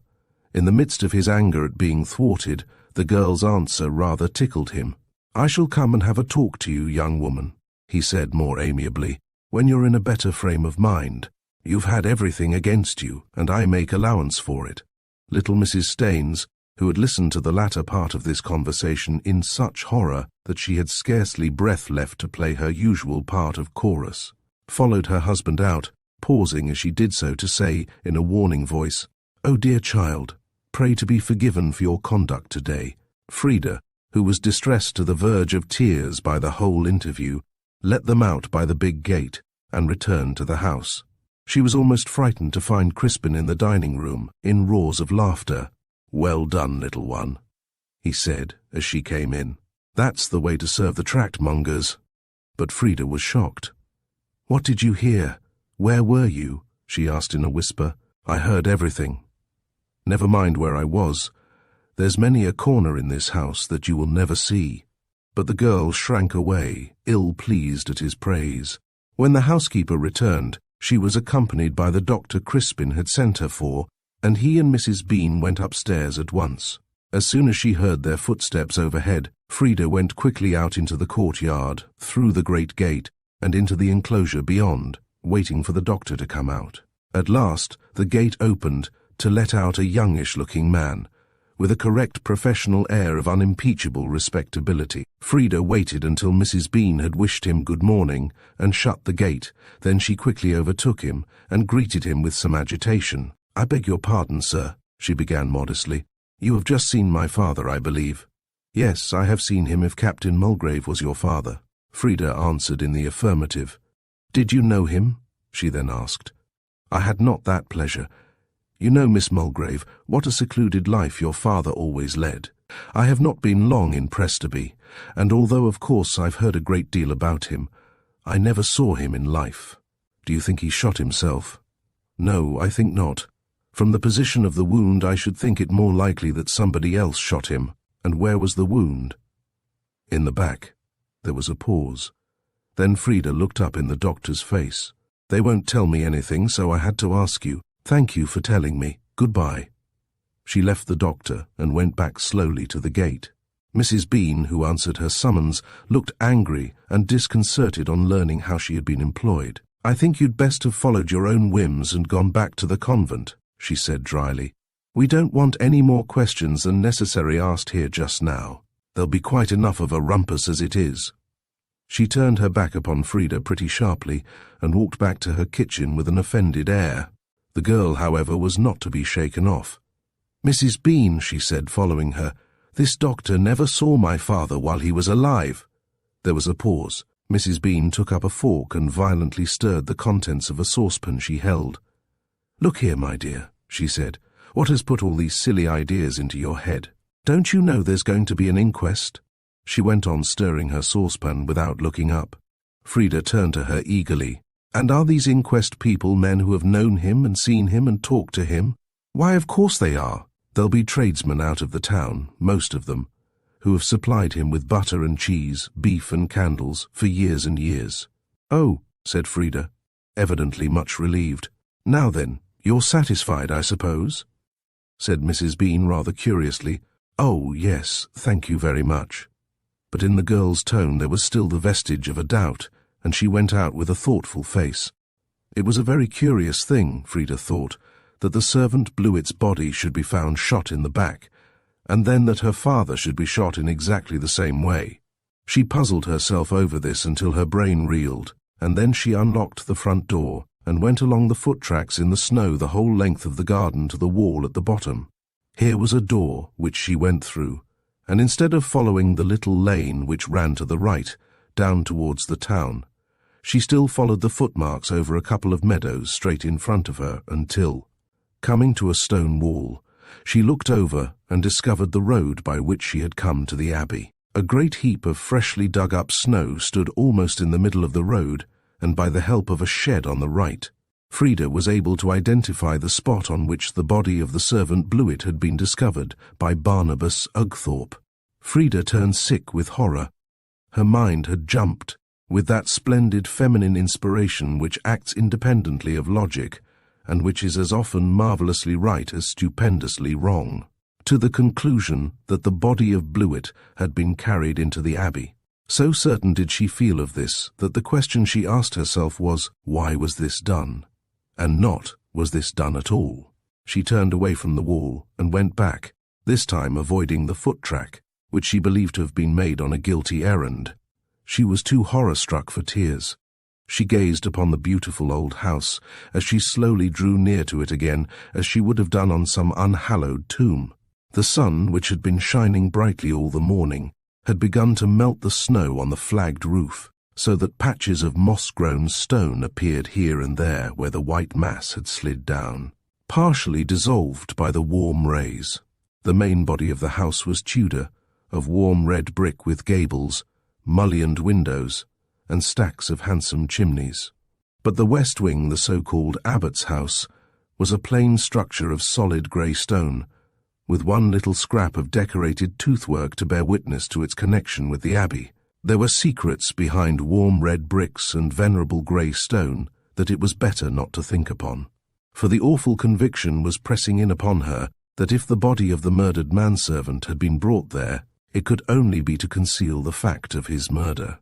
Unless, then, it was this mysterious father of hers who had fired the shot.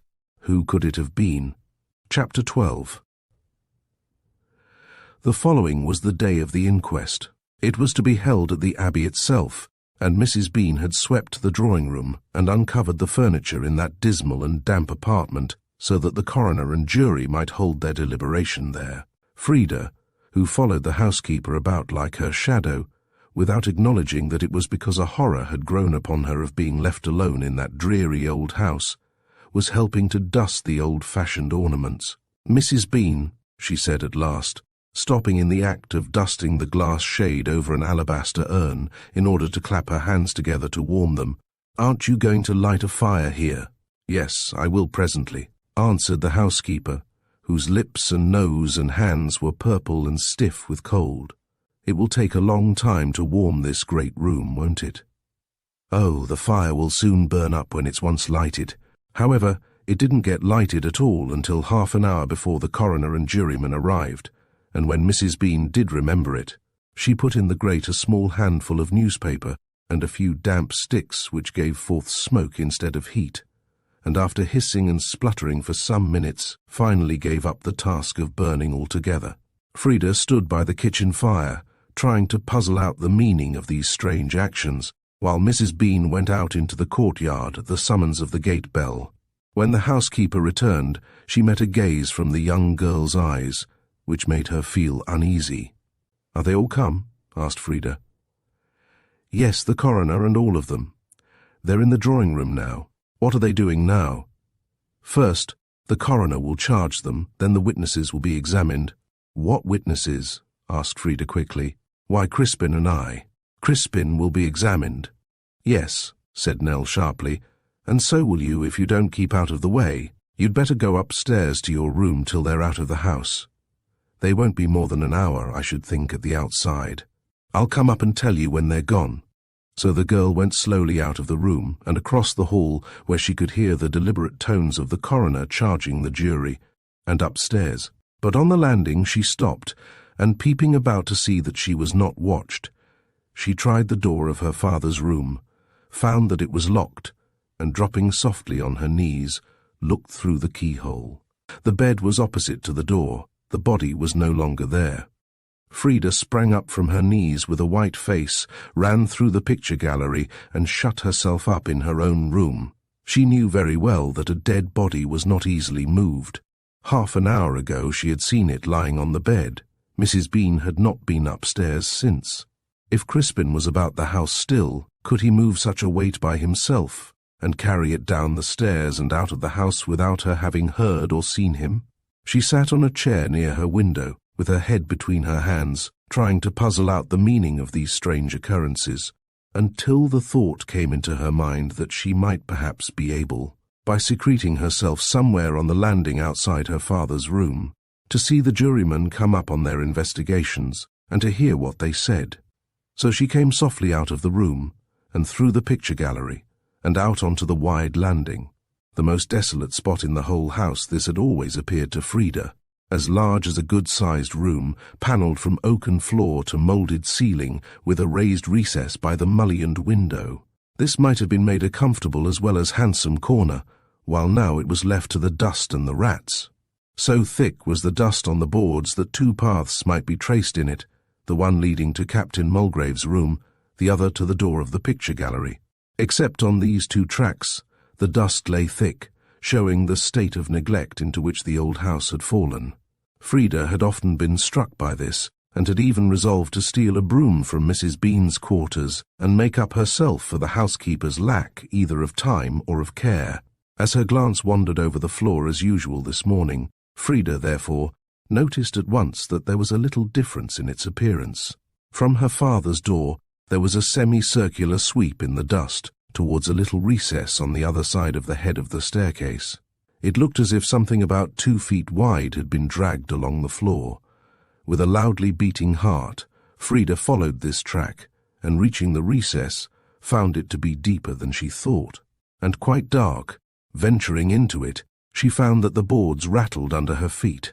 At that moment she heard a door open downstairs, and the hum of several voices, followed by the sound of men's footsteps crossing the hall and ascending the staircase. The coroner and juryman. She could hear some of the remarks they made to each other in low tones as they came up the stairs, and she found out by hearing several questions addressed to Crispin that he was among them. She caught fragments of a good many questions asked about the captain's habits and the exact position in which the body had been found lying. She heard complaints of the cold, and an inquiry why the body had been taken out of the room. Crispin's answers were all given in such a low voice that she could not catch a word of them, but she made out that they satisfied his interrogators. This part of the business occupied only a very few minutes, and then they all tramped out and went downstairs again, the one subject which seemed chiefly to occupy the thoughts of all being the cold, the bitter cold. Their teeth seemed to chatter as they talked. Frida, venturing out of her hiding place and passing again over the rattling boards, leaned over the balustrade at the head of the staircase, and saw Mrs. Bean talking in a respectful manner to the coroner. He was complaining of having to go out in the snow to the outhouse to view the body. "Indeed, sir," said the housekeeper, who seemed to Frida to be very nervous and excited. "I am very sorry that I had my poor master's body moved at all, Crispin, and I thought it would be more convenient for you, for my poor master's room is, as you saw, so dreadfully crowded up with his furniture and things." "Oh," returned the coroner, "I'm not blaming you. Of course you did it for the best. We have the doctor's certificate. The viewing the body is merely formal. It will only take a few moments." He left her and went out by the front door, following the last 2 jurymen. Frida could not see the door from where she stood, but she heard it close, and she saw the housekeeper, as soon as she was left quite alone, burst into tears and wring her hands desperately. "It will be found out. It will be found out," she moaned. And still sobbing and drying her eyes upon her apron, Mrs. Bean hurried back to her own quarters. Frida's first impulse was to run after her, but recollecting that the housekeeper was now more likely than ever to be reticent, she refrained, and remaining where she was, awaited the return of the coroner and juryman in a state of the wildest excitement. At last she heard the distant sound of voices, and then she heard Mrs. Bean set ajar the kitchen door to listen. Louder and nearer the voices came, and then the foremost man opened the front door and tramped in, followed by the rest. What had happened? Nothing, apparently, for again the uppermost thought with the men was the intense cold. They were clapping their hands, blowing on their fingers, stamping their feet. "Like an ice house, that place," muttered one. "They could keep the body there all the winter," said another. "Ah, couldn't hardly feel ma feet," added a third. In the meantime, the housekeeper had come out and greeted them with outward composure, which astonished Frida and excited her admiration. "Well, gentlemen, and the verdict, I suppose, is—" Somebody interrupted her.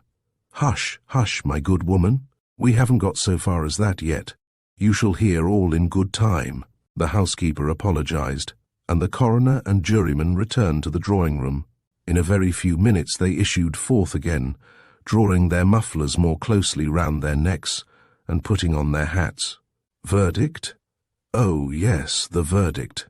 It was that the deceased died from the effects of a gunshot wound, but by whose hand the weapon was discharged there was no evidence to show. Mrs. Bean ushered them out with a decently grave and sad visage, but when she re-entered the house from the courtyard, she was singing like a lark. Frida was puzzled. Back to the recess she went, and feeling with her feet and her crutch very carefully, she soon touched the rattling boards. Then she dropped upon her knees, lit her candle and passed her hand over the floor. 2 of the boards were loose, she found, and looking round for something with which to try to raise them, she saw a flattened iron bar lying close under the wall. Suspecting that this had been used previously for the same purpose, she proceeded to raise one of the boards with it. This task easily accomplished, she shifted the board so as to be able to see underneath it. Extending to a depth of 4 feet below the surface of the floor was one of those mysterious enclosures between the ceiling of one room and the floor of the one above, which so often exists in very old houses to testify to forgotten dangers of persecution and pursuit. It was dark, close, musty. Frida bent lower and lower, her eyes fixed in horror on an object at the bottom, something long, swathed in white, the body of a dead man. Frida had begun this search full of suspicion, but the shock was almost as great as if she had been entirely unprepared for the discovery of this ghastly secret. She did not scream, although after the first shock she put her hands before her mouth in the belief that she had done so. She felt benumbed, stunned. Who was it? She must look, she must find out, if the discovery killed her. With trembling hands she picked up her candle, which had fallen and gone out, and relighting it, peered down at the dead face. For the first moment she did not recognize it, or death had refined the coarse outline and effaced the sinister expression. Presently, however, came full recollection. It was the dead face of the servant Blewett. Chapter. The body of Blewett, still wearing its clothes, had been wrapped in a sheet and dragged to this hiding place that morning. As soon as she recognized the dead face, Frida sprang up from her knees, dropping her candle and forgetting to replace the loose board. With flying feet, not caring now who heard her, she went clattering down the stairs, sick with horror of the house and everything in it, capable of only one thought, one wish, that she could leave it at once, never to enter it again. The front door into the garden was ajar. Frida ran out into the snow, which was now falling pretty thickly. But the intense cold was pleasant to her. It seemed to give a little relief to her feverishly hot head. She ran to the bottom of the garden, but the door in the wall was locked. Returning slowly, despondently, she caught sight of the door leading to the outhouse and stable yard. This had been left open. She saw the track of many feet leading to one of the outhouses, and guessing that it was that in which the jury had viewed her father's body, she instantly resolved to satisfy herself on one point of the mystery. The door was not locked. Creeping in, her heart beating wildly with excitement, Frida found herself in a bare stone-paved building, which might once have been a courthouse. It was badly lighted by a small window, high up in the right-hand wall. Near the middle of the floor was a coffin, supported by trestles. Frida approached slowly, her feet slipping on the pavement, which was wet with snow brought in by many feet. She was so much stupefied by the sensations of the morning that she was no longer able to feel any shock acutely. One dull pang of astonishment rather than any other feeling shot through her as she looked in, expecting to see her father's face. The coffin was empty. Frida staggered away out of the building. She was now only capable of one sensation, a longing to escape so strong, so fixed, that it became at once a resolution. She stole past the stables, a long line of stone buildings with remnants of monastic character in blocked-up Gothic doorways and disused niches. No one had passed that way this morning, for the night's snow was untrodden. From the other extremity of the line of stables, however, there were footprints in the snow going backwards and forwards through the stone entrance to the open space in front of the banqueting hall. From this entrance the gates had been torn down, so that the one barrier between Frida and liberty was now the outer gates at the lodge. She had nothing to fear from the blind eyes of the blocked-up windows in the roofless hall. So she went across the enclosure to the lodge, and tried the iron gates. They were fastened. She did not dare to summon the woman in charge to open for her. Hatless as she was, she would never be allowed to pass. This place, with its secret locks, its well-guarded exits, its high stone walls, was practically a prison at the will of its owners. Her only chance was to wait until the gates were opened for someone else to go in or out, and then to slip past and take her chance of being unnoticed. Of course, this plan could not be tried until darkness set in, but it was such a gloomy day that dusk could not fail to be early. In the meantime, she must find a hiding place. There was no nook or corner in this great bare enclosure into which she could creep. She had to retrace her steps, forgetting the telltale print of her poor little feet in the snow, to the stable yard where she found an unlocked door. Entering a 4-stall stable, which had evidently not been used for years except as a storage place for lumber, she sat down on an empty packing case and prepared to wait.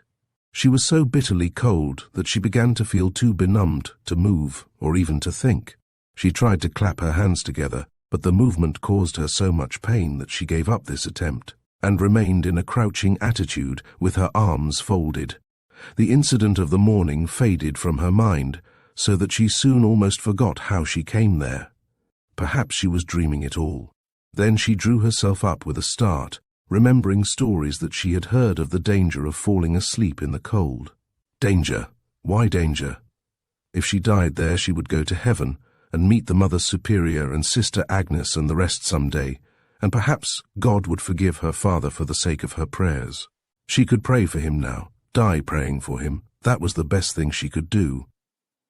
For now, although the mystery was not cleared, there seemed no doubt possible that he was the murderer of the man Blewett. So she fell on her knees, and supporting herself against a pile of old hampers and mouldy straw, tried to pray. But she could not keep her mind from straying, and, with the words of supplication still on her lips, the thought would flit through her mind that it was to Barnabas Ugthorpe she must escape. Or again, the figure of Dick Heritage would seem to appear before her eyes, with the good-humoured smile which had so won her heart.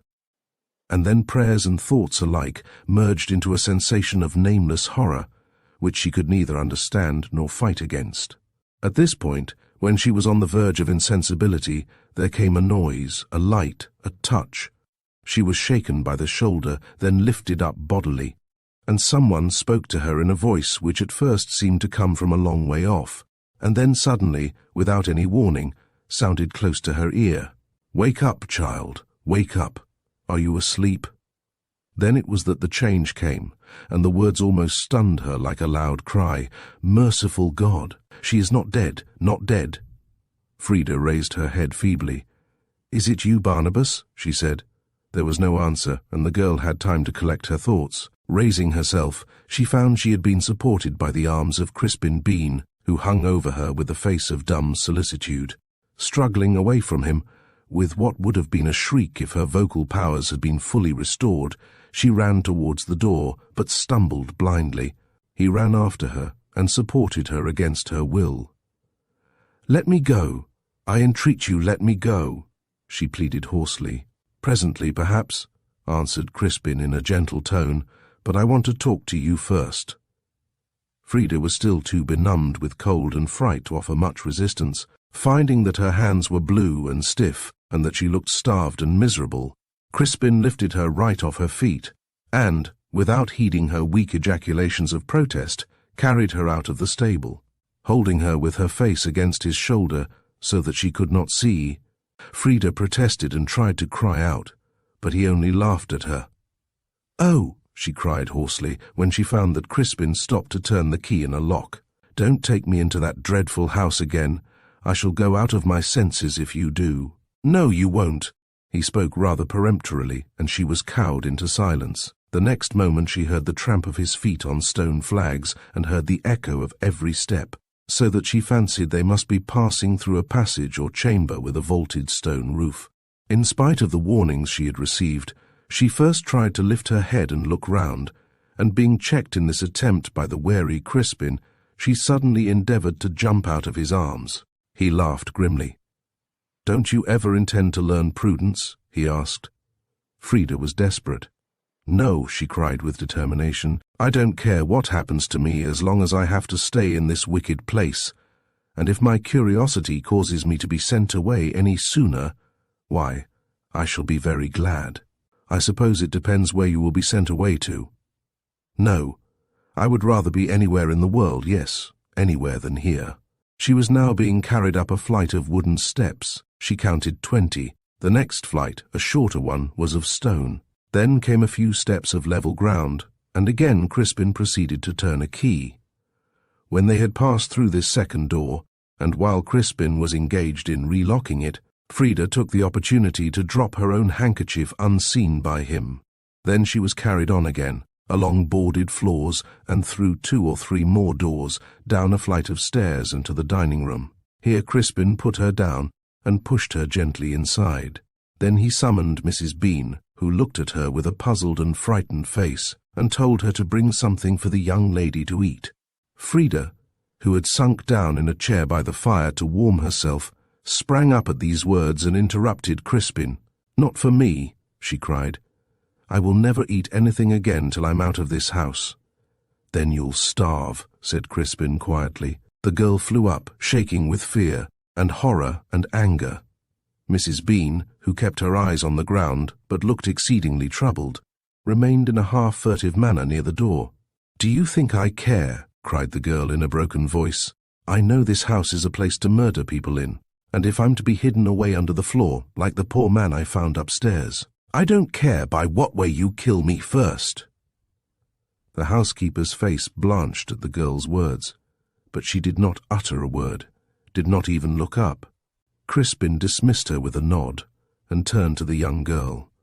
Frida cowered on a chair, expecting a great outburst of anger from him. But there was a long silence, during which she heard him poke the fire and push the blazing logs together.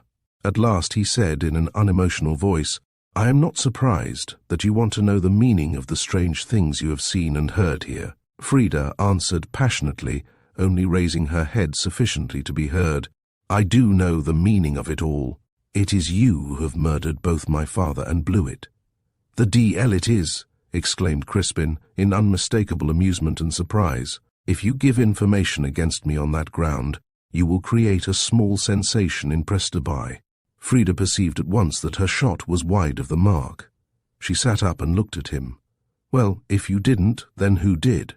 Crispin looked at her steadily with rather a comical expression for a long time. Then he shook his head. "Of course you won't believe me," he said, "but I don't know." "But wasn't it you that brought Blewett's body into the house?" Crispin nodded. "And had it seen by the doctor?" "Yes, and then hid it under the floor." "Well, I had a hand in that too." "Why?" "Because, if the body had been found in the road, your father would have been hanged for the murder." "But he didn't do it, he didn't do it," wailed Frida, in a tone which implored him to agree with her. "Perhaps he thought a live man could prove his own innocence better than a dead one," suggested Crispin dryly. Frida sprang up, and in great excitement, forgetting her crutch, half hobbled, half leapt across the room, until she stood close to him, face to face, eye to eye. She seized his hands, and devoured his face with eyes which seemed to burn and shoot forth flames. "Then he is not dead," she hissed out with hot breath. "Hush, hush, for goodness sake, girl, hold your tongue," said Crispin, whose turn it was to feel alarmed. "Do you know, you little fool, what it would mean to everybody in this house if such craziness were suspected?" "Oh, yes," said she, turning suddenly grave. "Of course I know that. Tell me, Crispin, where is he? Where is my father?" "He's where he hasn't got to trust his life to your prattling tongue," said Crispin gruffly. "He's about the house somewhere, I expect," said Frida yearningly. "I saw the empty coffin," she continued, in a whisper of suppressed horror, "not more than half an hour after they had all gone, so I am sure he cannot have got far. He is in hiding somewhere about." "Oh, Crispin, Crispin, you are in all the secret. You were the chief witness. You helped in it all. You do know. Tell me where he is. Is he going away? Can't I see him, just for one moment? I would not say one word." She seemed to be moving him. As she clung about him, he turned away his head uneasily. She continued her pleading, more and more earnestly, more and more passionately, until at last he burst out, "He was a bad man. You'd better forget him. How can he be so bad when you and your wife take all sorts of risks to shield him? It's to our interest. I believe you're a better man than you pretend, Crispin." said Frida after a pause. "Perhaps so. Here's your tea," he answered laconically as Mrs. Bean, tray in hand, entered the room. Chapter 14. The funeral was to take place on the following day. It was not without a shudder that Frida made her way up to her bedroom that night, although she had taken the precaution of insisting that Mrs. Bean should accompany her to the very door. Even then, she was reluctant to let the housekeeper go. "Mrs. Bean," she said in a whisper as she clung to the housekeeper's rough arms after bidding her good night, "what room is there under this one?" The housekeeper looked rather uneasy and laughed. "Really, I don't know what it was. It's a long time since any of the rooms in this wing have been used except this one." "But it was used the other night. I heard men talking there. Crispin said they were the sailors of my father's yacht." "Well, if he said that, what more do you want to know?" "I want to know how they got in. I haven't seen any door on the outside of this part of the house." "I suppose they came through the other part then?" "I suppose so." There was a pause, and Mrs. Bean shuffled a step nearer the door. Then she turned to whisper plaintively, "Child, I wish you'd be persuaded to keep a still tongue in your head." But not only was Frida unable to obey this precept, she was further resolved to use both eyes and ears on her own account. Being assured now that both Crispin and Nell were her friends, she felt bold enough to try to satisfy herself on the one point of greatest interest to her. Was her father still in the house? Perhaps that very night he was going away, under cover of the darkness. Stung to action by this suggestion, conquering even the horror of the day's adventures, she took her candle from the table and went out of the room into the stone passage. Frida softly opened the door into the gallery, and shielding her candle with her hand, to minimize the risk of its light betraying her, crept along that portion of it which ran along the west side of the house. As she went, she caught sight of something white on the ground, close underneath the panelling. It was the handkerchief she had slyly dropped that day, in the hope that it would afford some clue to the way Crispin was bringing her. A close inspection of the panelling disclosed a tiny keyhole in the ornamental part of the carving, and although the panel in which it was pierced fitted perfectly into its place, yet a tap revealed the fact that there was a hollow or open space behind. She hailed this discovery with much excitement. This, then, was a very good place to watch, if her father really was in hiding about the house. The question now was how to conceal herself. There was nothing in the gallery but pictures and a row of chairs.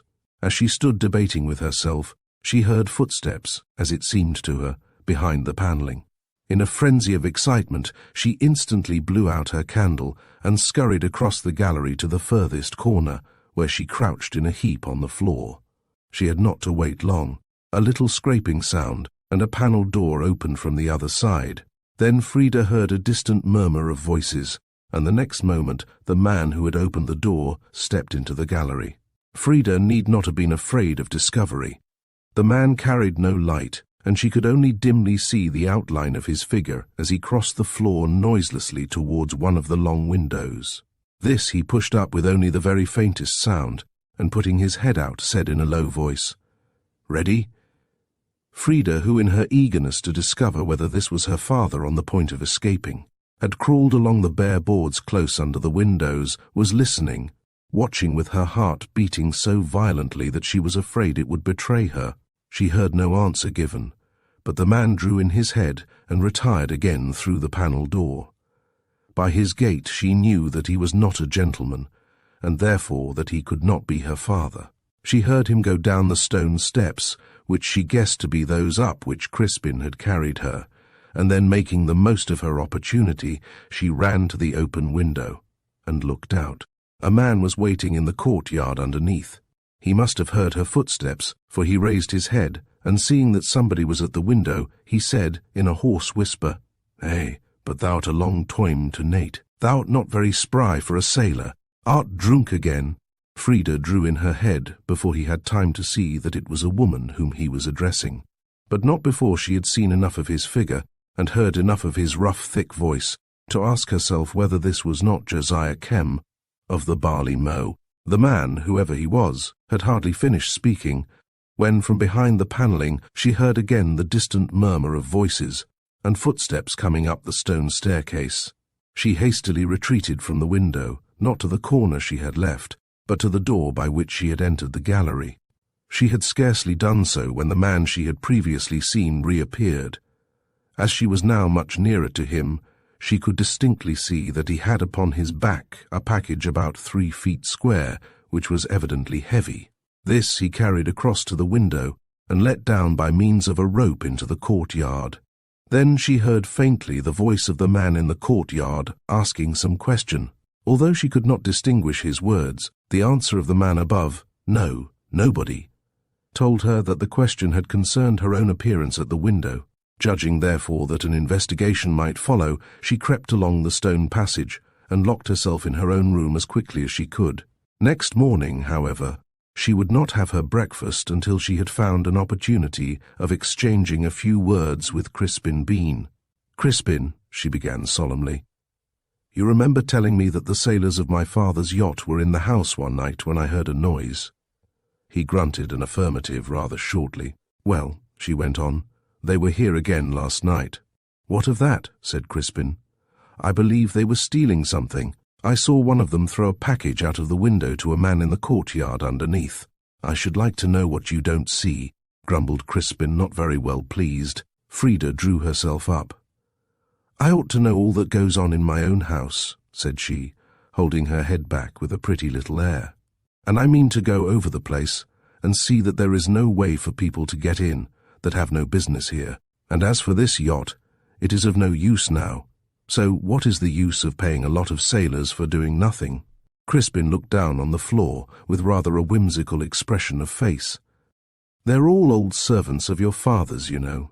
If they're turned off, they're very likely to starve. As for what you thought was stealing, it was only an old salt who has been one of the yacht's crew for 7 years, throwing down his own traps to a friend from the town who had promised to take care of them."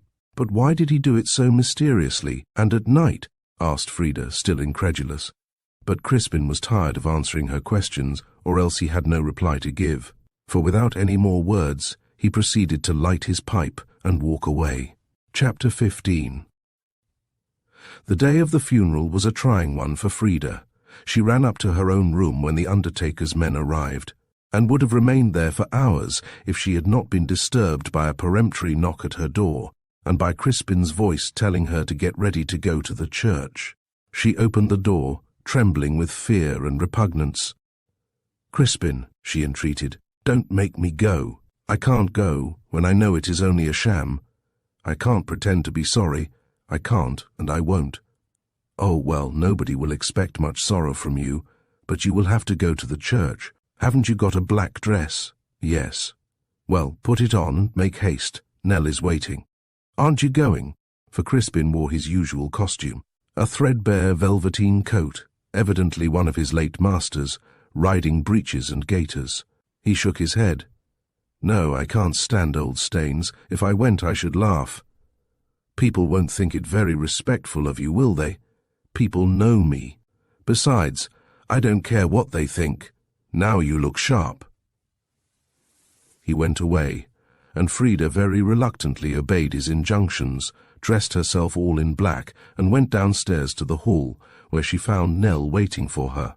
"Come along," said the housekeeper rather crossly, and seizing Frida by the arm, she dashed across the courtyard and the enclosure beyond, and dragged her through the open iron gates, outside which the funeral procession could be seen on its way through the churchyard.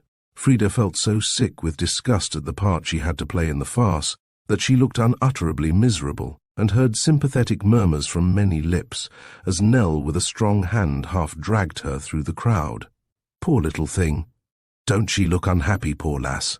And many such exclamations reached Frida's ears and made her furious. Nell seemed to feel that there was a danger of the girl's wrathful honesty breaking out, for she hurried her on into the church, and heaved a sigh of relief when she had pushed the girl into a square pew lined with green baize, immediately over which an old-fashioned 3-decker pulpit frowned. Frida, at last distracted from her thoughts of the proceedings, looked about her in amazement. "Is this a—" she whispered. Her ignorance was pardonable. Surely never yet did wild church wardens in the frenzy of their Puritanism so run riot in a church before. Originally a plain Norman structure, erected by the monks of Mew Abbey, and given to the townsfolk when their own abbey church was completed. It had been transformed by later improvements into a very good copy of the interior of a ship. Clumsy little galleries had been erected wherever there was room for one, even before the old Norman chancel arch. These galleries were entered from the outside of the church by covered flights of wooden steps, made on the model of the entrance to a bathing machine. The roof was perforated by small cabin windows. The whole of the interior was covered with whitewash, including any small fragments of stonework which the modern improvements had left visible. The Norman windows had all been carefully stopped up and replaced by ordinary house windows, filled with small panes of poor glass. The only decorations were an enormous coloured coat of arms over the gallery of the chancel arch and a series of texts, indifferently spelt and painted coarsely on square wooden boards which hung on the whitewashed walls. Nell scented popery in the girl's innocent question and answered with a frown. "Of course it is. People don't want tawdry fal-lals to help them to worship God when they come in the right spirit," she said severely. "Be quiet. Here comes the vicar." She thrust a prayer book into the hand of the girl, who did not, however, follow the service, and who certainly could not understand much from the mumbling delivery of Mr. Staines. She was shocked at the deception which was being carried out through all these solemn details, and when she was led to the side of the grave she shuddered and looked away. When it was all over, Nell tried hard to lead her at once back to the house, but little Mrs. Staines was too quick for her.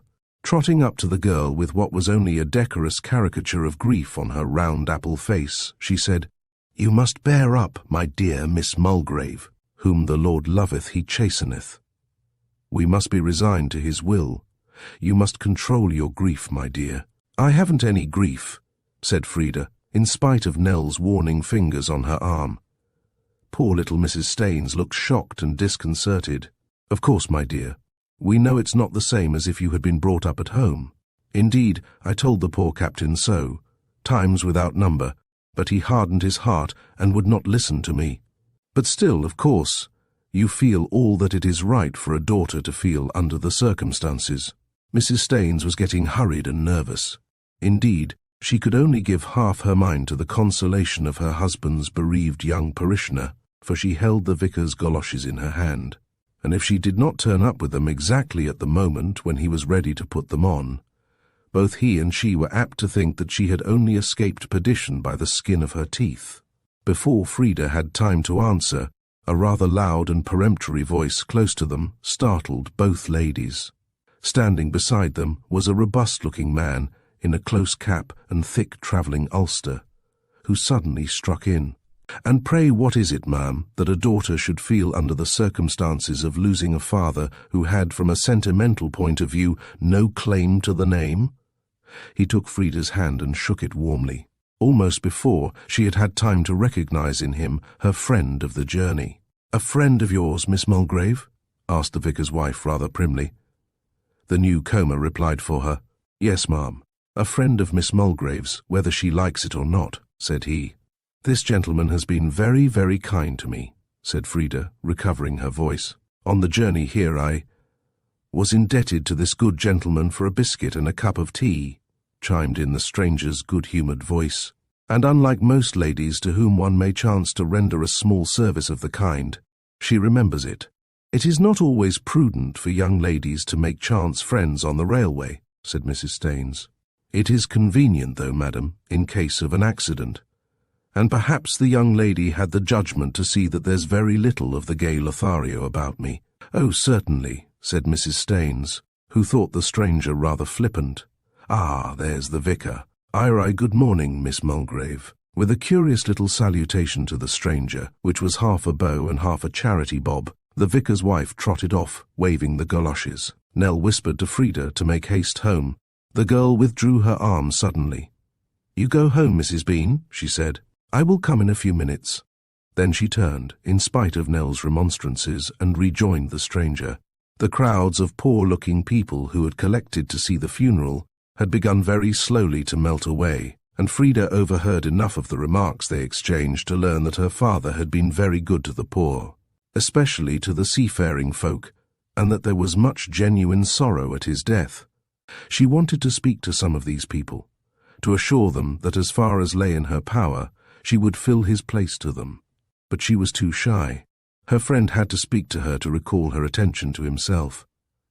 "Rum business this altogether," he said. "They say your father was found dead in his room, don't they?" "Yes," mumbled Frida with white lips. "Nothing said about his being shot out of doors, eh?" She shook her head. "No man accused of having murdered him?" "No." "Well, I could tell a tale, only it wouldn't do for me just now to be telling tales and bringing myself into prominence. Besides, without corroboration, I dare say my tale wouldn't amount to much. Still." Don't," said Frida hoarsely. "Don't find out anything, don't try to. What good could it do now?" He looked at her searchingly, not unkindly. Yet there was something in the expression of his face which impressed Frida with the belief that he was a man with whom no prayers, no entreaties would avail anything when he had once made up his mind.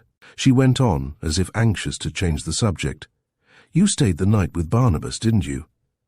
"Yes, and came on the next day, and climbed up to this old place because I wanted to see where you were going to live. Did you meet anybody?" "Only one person, a rough-looking fellow, who told me I was trespassing and ordered me into the road. I had got over into the fields between the house and the ruin." "Was he tall, with a short greyish beard?" "Yes, that was Crispin Bean." "Oh, yes, I've heard of him. He was a devoted servant to your father.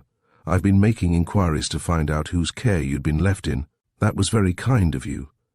Then you've been impressed to be on business?" "What business?" "Ah, that's the question. Secret business, then. No wise man cares to have his business prattled about. But you will tell me if I guess right. Perhaps I'll go as far as that. And you will tell me your name." "John Thurley." "And where you come from?" "London." "John Thurley of London." She meditated a moment.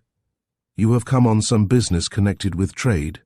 "Well, not exactly," said he, as if rather offended at the suggestion. "I mean free trade," corrected Frida. John Thurley was perceptibly startled. He paused for a few moments, looking at her attentively, before he asked in an altered tone, "What do you know about that?" "Oh, I've heard people talking about it on the journey. Nobody seems to think it beneath him to be interested in trade up here." "You mean free trade?" "Yes. And I suppose you don't know that free trade means smuggling." Now Frida had had suspicions of this before, so that she was not greatly surprised by the information. She jumped at once to a conclusion suggested by it. "You are up here to look after the smugglers, then?" "Well, I'm not much given to disguise of any sort," he admitted bluntly. "But the feeling up here is so strongly against the law and with the evildoers that a little caution is absolutely necessary." "Have you caught them yet?" asked Frida with curiosity. "No. Everybody seems banded together in a league to help them. How are you sure there are any?" "Well, we've had suspicions for years of a great organization for smuggling, admirably planned and carried out, defrauding the revenue to the extent of thousands of pounds annually. The plans of these wretches were so well laid that though we have again and again caught the receivers of smuggled spirits and tobacco, we have never yet been able to lay hands upon the big offenders. And it is only lately that we have had information pointing to the Yorkshire coast as the probable centre of the trade. I have been sent down to investigate. And what will be done to these men if they are caught?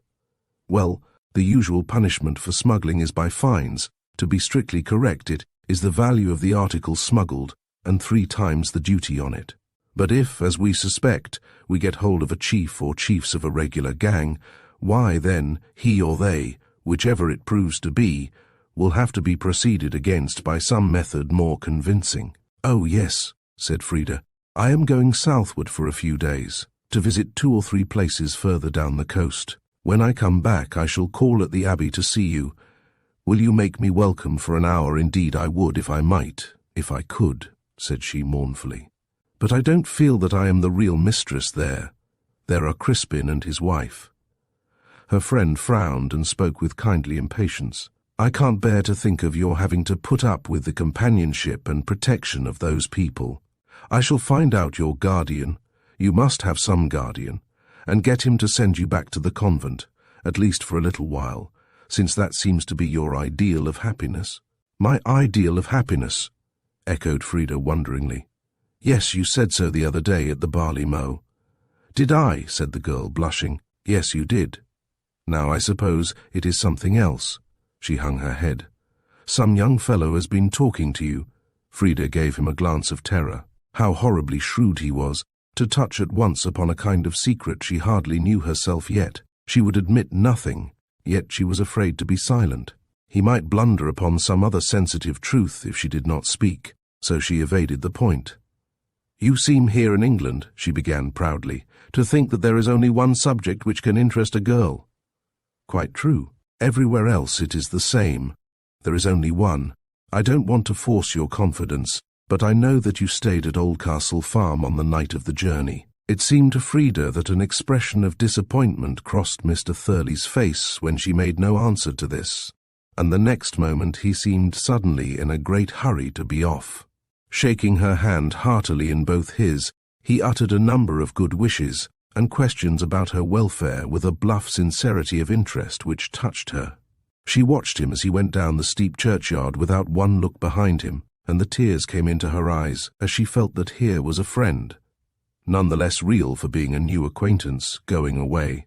Frida felt almost like a prisoner coming of his own accord back to the confinement from which he had escaped, as she pulled the lodge bell and passed through the iron gates. Mrs. Bean, who was probably on the lookout, heard the loud clang and was ready to open the inner gate. She did not seem in very good humour. You have been a long time talking with your gentleman friend, she said coldly. I didn't know those were convent manners, to encourage every man who chooses to cast sheep's eyes at one. Poor Frida entered the dining room thoroughly heartsick and disgusted. Why did they say those coarse things to her, and about people she liked too? She felt so miserable that, instead of trying to eat, she sat down on the hearthrug and cried, with her head on a chair. Presently, Crispin looked in at the window, and coming round to the door of the room, opened it and peeped in. "What's the matter?" asked he. Frida sprang from the floor, but refused to give any other explanation than that she was tired and had stood talking in the churchyard. Talking? Who to? To the gentleman who was kind to me in the train. Mrs. Bean doesn't seem to think it was right of me to talk to him, but he was very kind. Crispin said nothing to this, but persuaded her to eat her dinner, waiting upon her himself. When she had finished, and he was making up the fire for her, she suddenly addressed him. "Crispin," she said, "I want to ask you a question. There is a thing which some people call free trade, and other people call smuggling. Which do you call it?" Crispin, who was holding the poker in his hand, stopped short in his work, and remained for a few seconds quite still without looking at her. Then he answered in a very quiet manner, and went on making up the fire. "Smuggling, of course. And what did your friend of the journey call it?" He suddenly turned as he spoke, and under the piercing gaze which he directed upon her, Frida fancied that all her little girlish fancies and secrets were laid bare to his eyes. "He called it smuggling too," she answered. "And what was his name?" Frida hesitated. Such a hard, disagreeable tone seemed suddenly to be heard in Crispin's voice. He repeated the question. "His name is John Thurley." Without asking her any more questions, seeming, in fact, to become suddenly unconscious of her presence, Crispin abruptly left her to herself. Chapter 16. Frida Mulgrave had come face to face with the most difficult problem of conduct she had ever encountered. There was now no shirking the fact that her father was the organizer and head of a band of men, who carried on smuggling in a systematic and determined manner. It was evident, too, that, if occasion came, they were quite as ready for still guiltier exploits as their forerunners of a bygone time, whether, as she feared with a sickly horror, it was her father who had shot Blewett, or whether the servant had been murdered by someone else. It was clear that his death was connected with the nefarious enterprises in which the whole countryside seemed to be so deeply engaged. She passed a miserable night, awake for a great part of the time, fancying she heard in the many night noises of the old house voices and footsteps, cries and even blows. Next morning she wrote a long letter to Sister Agnes, saying that she had been left alone in a position of great difficulty, and asking for the prayers of all her old friends at the convent that she might do what was right. Mrs. Bean, who came in while she was directing the envelope, offered to take it to the post, and Frida, with a reluctance of which she felt ashamed, gave it into her keeping. Then, for 10 days, The poor child lived on the daily hope and expectation of an answer. During all that time, she never once saw Crispin, and although she 2 or 3 times tried to break through the ice of Nell's reticence, she always failed. For blank, deaf, impervious stolidity, and an ignorance of everything outside her kitchen which approached the admirable, Nell could never have had an equal. Crispin was away on business. This was the most Frida could learn from her. So the dull days passed, the wished-for letter never coming. For the first 2 days the snow remained thick on the ground, and when it began to melt, the roads were in such a bad state that it was still impossible for Frida to go out. Nell unlocked the library and made a fire there, and in this old room, with its quaintly moulded ceiling, its rows upon rows of musty-smelling books, its dust and its cobwebs, the young girl passed her time, diving for the most part in records of the county, of ancient priory and dismantled castle. Her flesh would creep and her breath come fast as she read of lawless deeds in the time past, and thought that even while she read, acts just as illegal, if not as daring, might be taking place under the very roof which sheltered her. At the end of the 10 days, however, it seemed to Frida one morning that the patches of green on the snow-covered fields had grown much wider, and she said, first to herself and then to Nell, that the roads, if not yet clear, must now be passable to and from the town. Mrs. Bean looked at her out of the corners of her eyes. "What you, coming from a walled-up convent, can want with walks is more than I can understand. However, you can go over the ruins if you like." And Nell unlocked a side door in the wall of the garden which admitted her into the meadow in which the Abbey church stood. "You'll be safe there," said Nell, half to herself, as Frida passed through. "You can't do any worse harm than getting your feet wet, and that's your own fault." "Safe? Of course I shall be safe," laughed Frida. But it occurred to her, as she turned and noted Nell's furtive glance at her, that it was not with her personal safety that the housekeeper was concerned. Frida cared little for this. She was half crazy with the joy of being again by herself in the open air, and the ruins of the old church, as they rose above her in their worn majesty against the morning sky, filled her with delight and awe. She was approaching the old pile from the southwest, the quarter in which least of the building remained. Scarcely a trace was left of the south aisle or the south transept. Between the ruined west front and the pillars on the south side of the choir, there was nothing left but grass-grown mounds of fallen masonry, and one solitary pillar, massive and erect as when, 700 years ago, pious hands placed the stones which were to defy, through long centuries, the biting sea air, the keen north wind, the storms which beat upon the cliffs, and the waves which, decade by decade, had sapped and swallowed up, bit by bit, the once fertile Abbey lands. Nearer to the cliff's edge now than in its prime, the dismantled church still filled one of its old offices, and formed, with its lofty choir and mouldering pinnacles, a landmark from the sea. Frida began to cry as she stole reverently into the roofless choir. She had had no opportunity, in her secluded life, of visiting ruins as showplaces. To her this was still a church, as holy as when the monks kept watch before the altar. A sentiment of peace entered into her for the first time since her arrival in England, as she wandered about, not heeding the fall of melting snow on her head and shoulders, and listened to the shriek of the sea-birds as they wheeled in the air above. She thought she had never seen anything so beautiful as the graceful succession of pointed arches with their clustered shafts, and the triforium above, with the long-hidden beauties of its carving, now exposed to the light of day. Time had mellowed the tint of the walls to a soft grey, deepening here and there into red. Crowned kings, winged angels, stern-faced saints still looked out to sea from the north side, with eager necks outstretched. All the deep meaning the old monkish sculptors knew how to express in stone still to be discerned in their weather-worn outlines. The gulls perched upon them.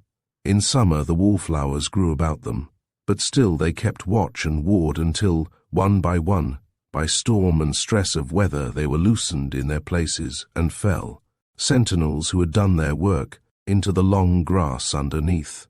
The north transept was still almost entire, An arcade ran round the lower part of the wall, and in one of the arches was an old pointed wooden door, leading by a circular staircase of steep steps to the passages in the walls above.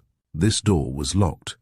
Yet it must still be used, thought Frida, for she noticed that the grass was worn away before it, and that a narrow track had been beaten thence, as far as one of the windows on the north side of the nave. Here a gap had evidently been intentionally made in the stone, and looking through, Frida perceived that the foot track went through the meadow outside as far as the stone wall which bordered the road.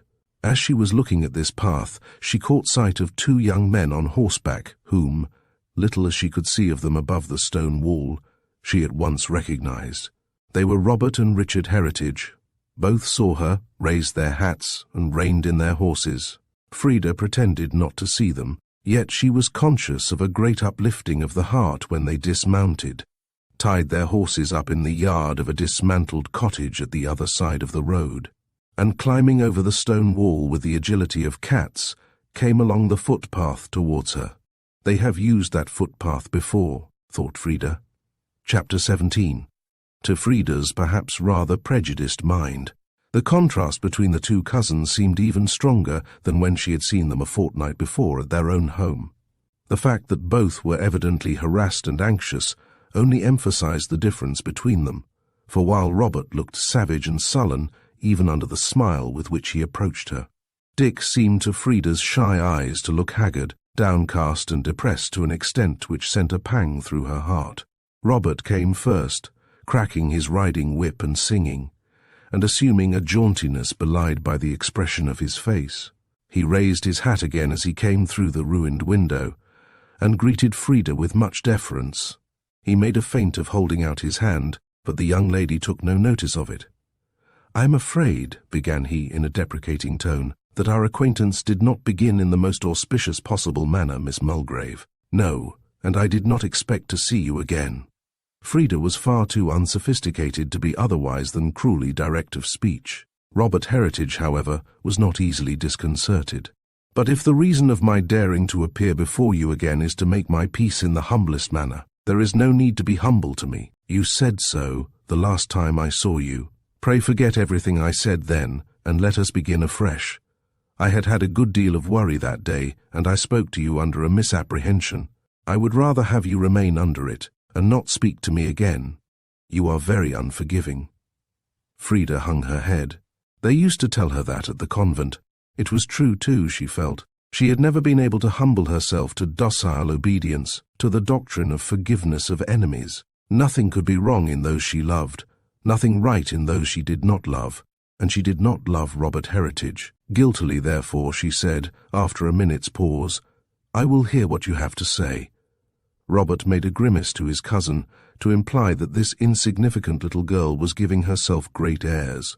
As for Dick, Frida had steadily avoided meeting his eyes, and he stood in the background, silently watching the flying sea mews, without taking any active part in this interview. "In the first place," said Robert, still with a great show of deference, my cousin and I came, to express our regrets at your sad bereavement, at your father's death, in fact." He looked at her rather curiously. Frida blushed. "Thank you," she said hurriedly. "Yes," he went on slowly, "we were very much shocked to hear about it, and very much surprised too. For I was just coming over here to inquire if Captain Mulgrave could tell me what had become of a servant of mine. A man you saw at our house, Miss Mulgrave. Blewett. I dare say you remember him." "Yes, I do," answered Frida, who had grown very pale. "I sent him over here with a letter, a message to your father. From that day to this he has never been seen, and we have been unable to get any tidings of him. In the meantime comes the news of Captain Mulgrave's having committed suicide, under the circumstances, your father being known as a violent man, and the message being an unwelcome one. It was impossible to help thinking that the two events might have some connection with each other." "Well," said Frida slowly, "but as both Blewett and my father are gone, I don't see how the truth is ever to be found now, unless indeed the person who knows most about it should confess." Robert's face flushed a little. "I am afraid it will be difficult to clear your father's name from suspicion. Already I've heard these ugly rumors whispered about everywhere. Nothing would set them at rest. unless I were to say that I myself had sent Blewett away to his home in London. That would not be true. But it would save your father's reputation. Frida said nothing. Her mistrust of this man made her shrewd. After a long pause, she turned and looked straight into his face. Why do you tell me this? I wanted to know whether you would care to have your father's name cleared, not in such a way as that. I believe the best thing for my poor father would be for the whole truth to come out, and though the falsehood might seem to protect his name for the time, it would do less real good than quietly waiting. Then you wouldn't do me any little favor, out of gratitude if I tried to shield his name. Little favor. Oh, and what is that? For instance, you wouldn't get Crispin Bean to deal with us instead of with Josiah Kem. No, flashed out the girl, neither with you, nor Kem, nor anybody else. The Abbey's mine now, and I won't have it used for smuggling, Mr. Heritage. Robert started violently, and his hand shook as he played with his riding whip. You are ready to accuse your own father of doing wrong, then? I don't make any accusations, Mr. Heritage. I only tell you that the Abbey is under my rule now. You think so, perhaps, but you will find yourself mistaken.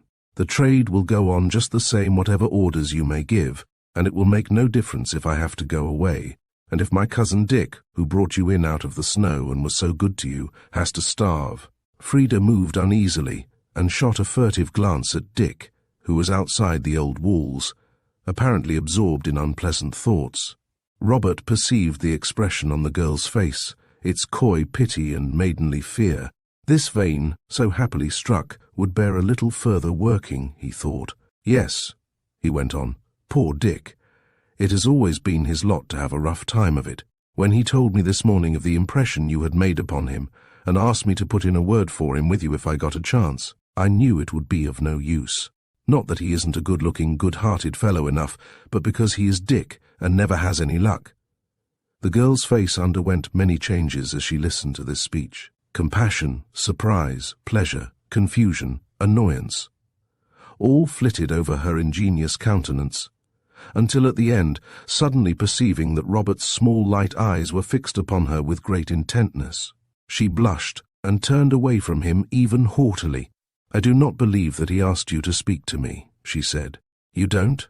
Well, I'll fetch him and make him speak for himself. No, no, no, cried the girl, crimson with confusion and distress. I am going indoors. I am tired, cold. Good morning, Mr. Heritage. While Frida was crossing the meadow which lay between the ruin and the Abbey house, she saw Nell at an upper window. Watching her with an uneasy expression of face, by the time she reached the side door, the housekeeper was there to admit her. Who was that I saw you talking to up there in the ruins? Asked Nell sharply. Come, I know, for I saw you. Why do you ask me then? After all the trouble I've taken, too, to prevent those young rascals getting at you. Why, they've been pulling the bell nearly off every day and sometimes twice a day.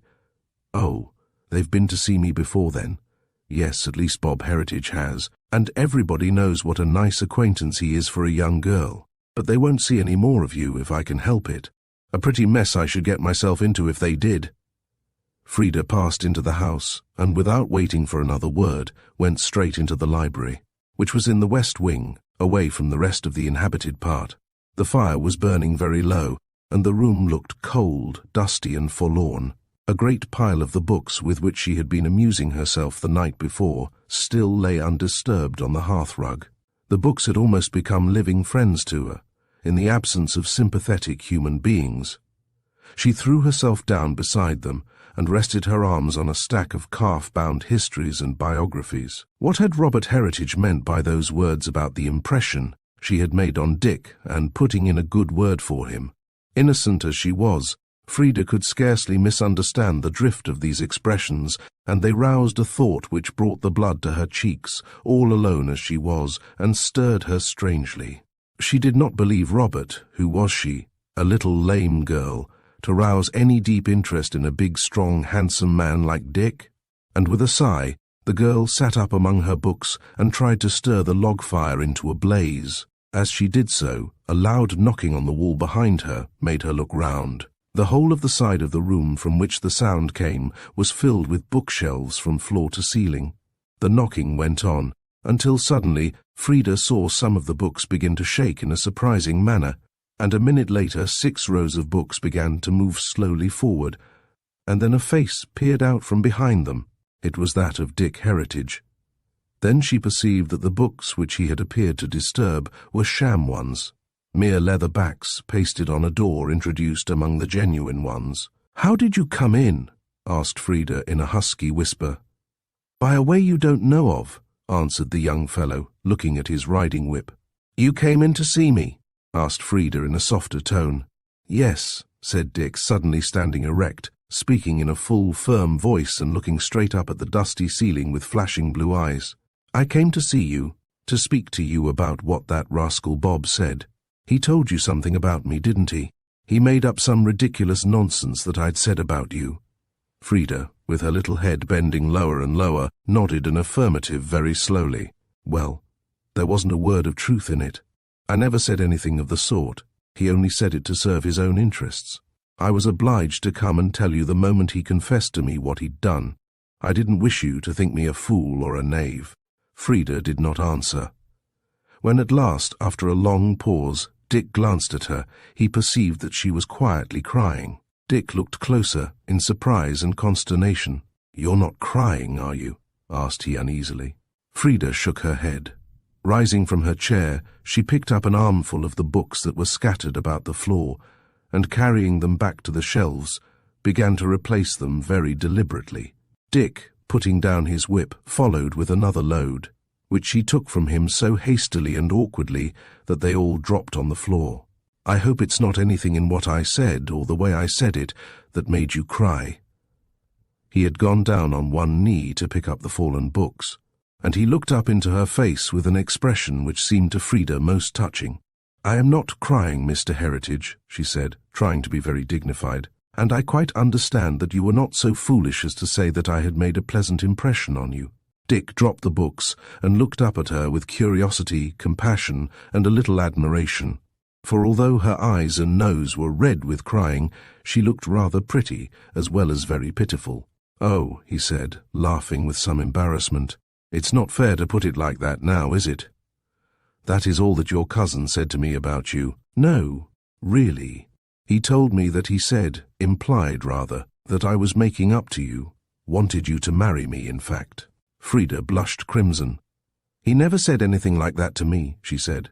"If he had, I should have known it was not true." Dick sprang up eagerly. "Yes, you would, wouldn't you? You would have known it was impossible such an idea should enter my head." Frida turned away and very quietly rearranged some of the books she had placed on the shelves. "Oh, yes," and she laughed with some bitterness but more sadness.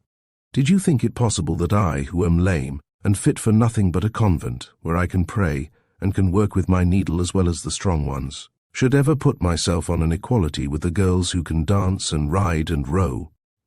Dick was overwhelmed. In her innocence, as she had misunderstood his cousin, so she was misunderstanding him. "Now look here, Miss Mulgrave," said he, as he brought his right hand heavily down on one of the bookshelves. "You are quite wrong. You have mistaken Bob's meaning and mine altogether. Don't you see that what he wanted was to get some sort of hold on you through me, since he couldn't get it in any other way? And can't you understand how mean it would be of me, and absurd mean if I had any chance, and absurd as I haven't, to come to you and talk about admiration and love and marriage, when I am just in the position of a farm labourer about to be turned off? What do you mean?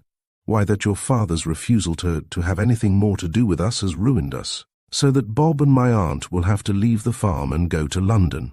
And you, what will you do? I shall stay on at the old place. But you won't be comfortable, more comfortable than I should be anywhere else. You see, I'm not like the others, who just came to the old place when they had to let the hall. I was brought up at the farm and used to spend my holidays there. I was only annexed by my aunt and Bob when there was some dirty work to be done, and it was seen that I might prove useful." Dick's voice was so sweet, and he spoke so very quietly, that it was not until some minutes after he had finished this short autobiography that Frida perceived all the bitterness he had expressed in it. "Oh," she sighed out at last, in a voice full of soft reproach. "How could you?" Dick laughed a little. "I don't think I could make you understand. You are too good. I wish none of this business had ever come to your ears." Frida looked thoughtful for a few minutes. Then she said, "I don't wish that. You see, I've been obliged to think a great deal lately, and I see that there is a great deal more wickedness and unhappiness in the world than we in the convent ever thought of.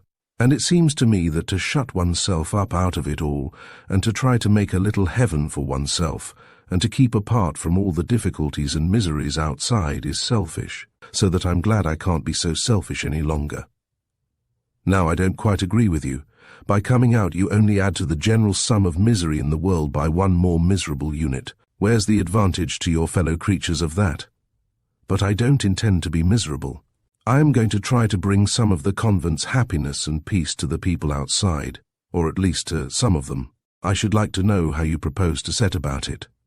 "First, I am going to try to persuade some people to give up doing what is wrong. I am going to try to persuade to give up, well, free trade, and make a virtue of necessity. You see, it has given me up." "Did you like doing that?" "Smuggling. You called it smuggling this morning, and now that it has nothing more to do with me, I don't mind if I give it the same name. I was first mixed up with it when I was 17, before the age when one grows either a beard or a conscience, and I can't honestly say that I felt anything but enjoyment of the excitement." "Your cousin led you into it." "Well, I suppose so. Somebody else led him." Her face fell. "I know my father, and it went on for a long time, and one got used to the risk, and took that as a set-off against the wrong. And after all, we were only carrying out with logical thoroughness the blessed theory of free trade, of which we are told we ought as a nation to be so proud. It has ruined us small landowners by making it impossible to cultivate the land remuneratively. Who can blame us then if we try to get compensation by taking a hair out of the tail of the dog that bit us? I can't argue with you, because I don't know enough. But I suppose the laws are on the whole good and just, and it is right to obey them. It must be bad for people to live always under the feeling that they have to hide something. Why, what bad effect has it had upon me? Have you found me such a very redoubtable ruffian?" Oh no, you have been very good and kind. Well, certainly I have wished nothing but good to you. I came with Bob this morning only to see that he didn't bully you, and if in any way I could help you or get you away out of this place, I would. Is that rough brute Crispin kind to you?" "Yes and no.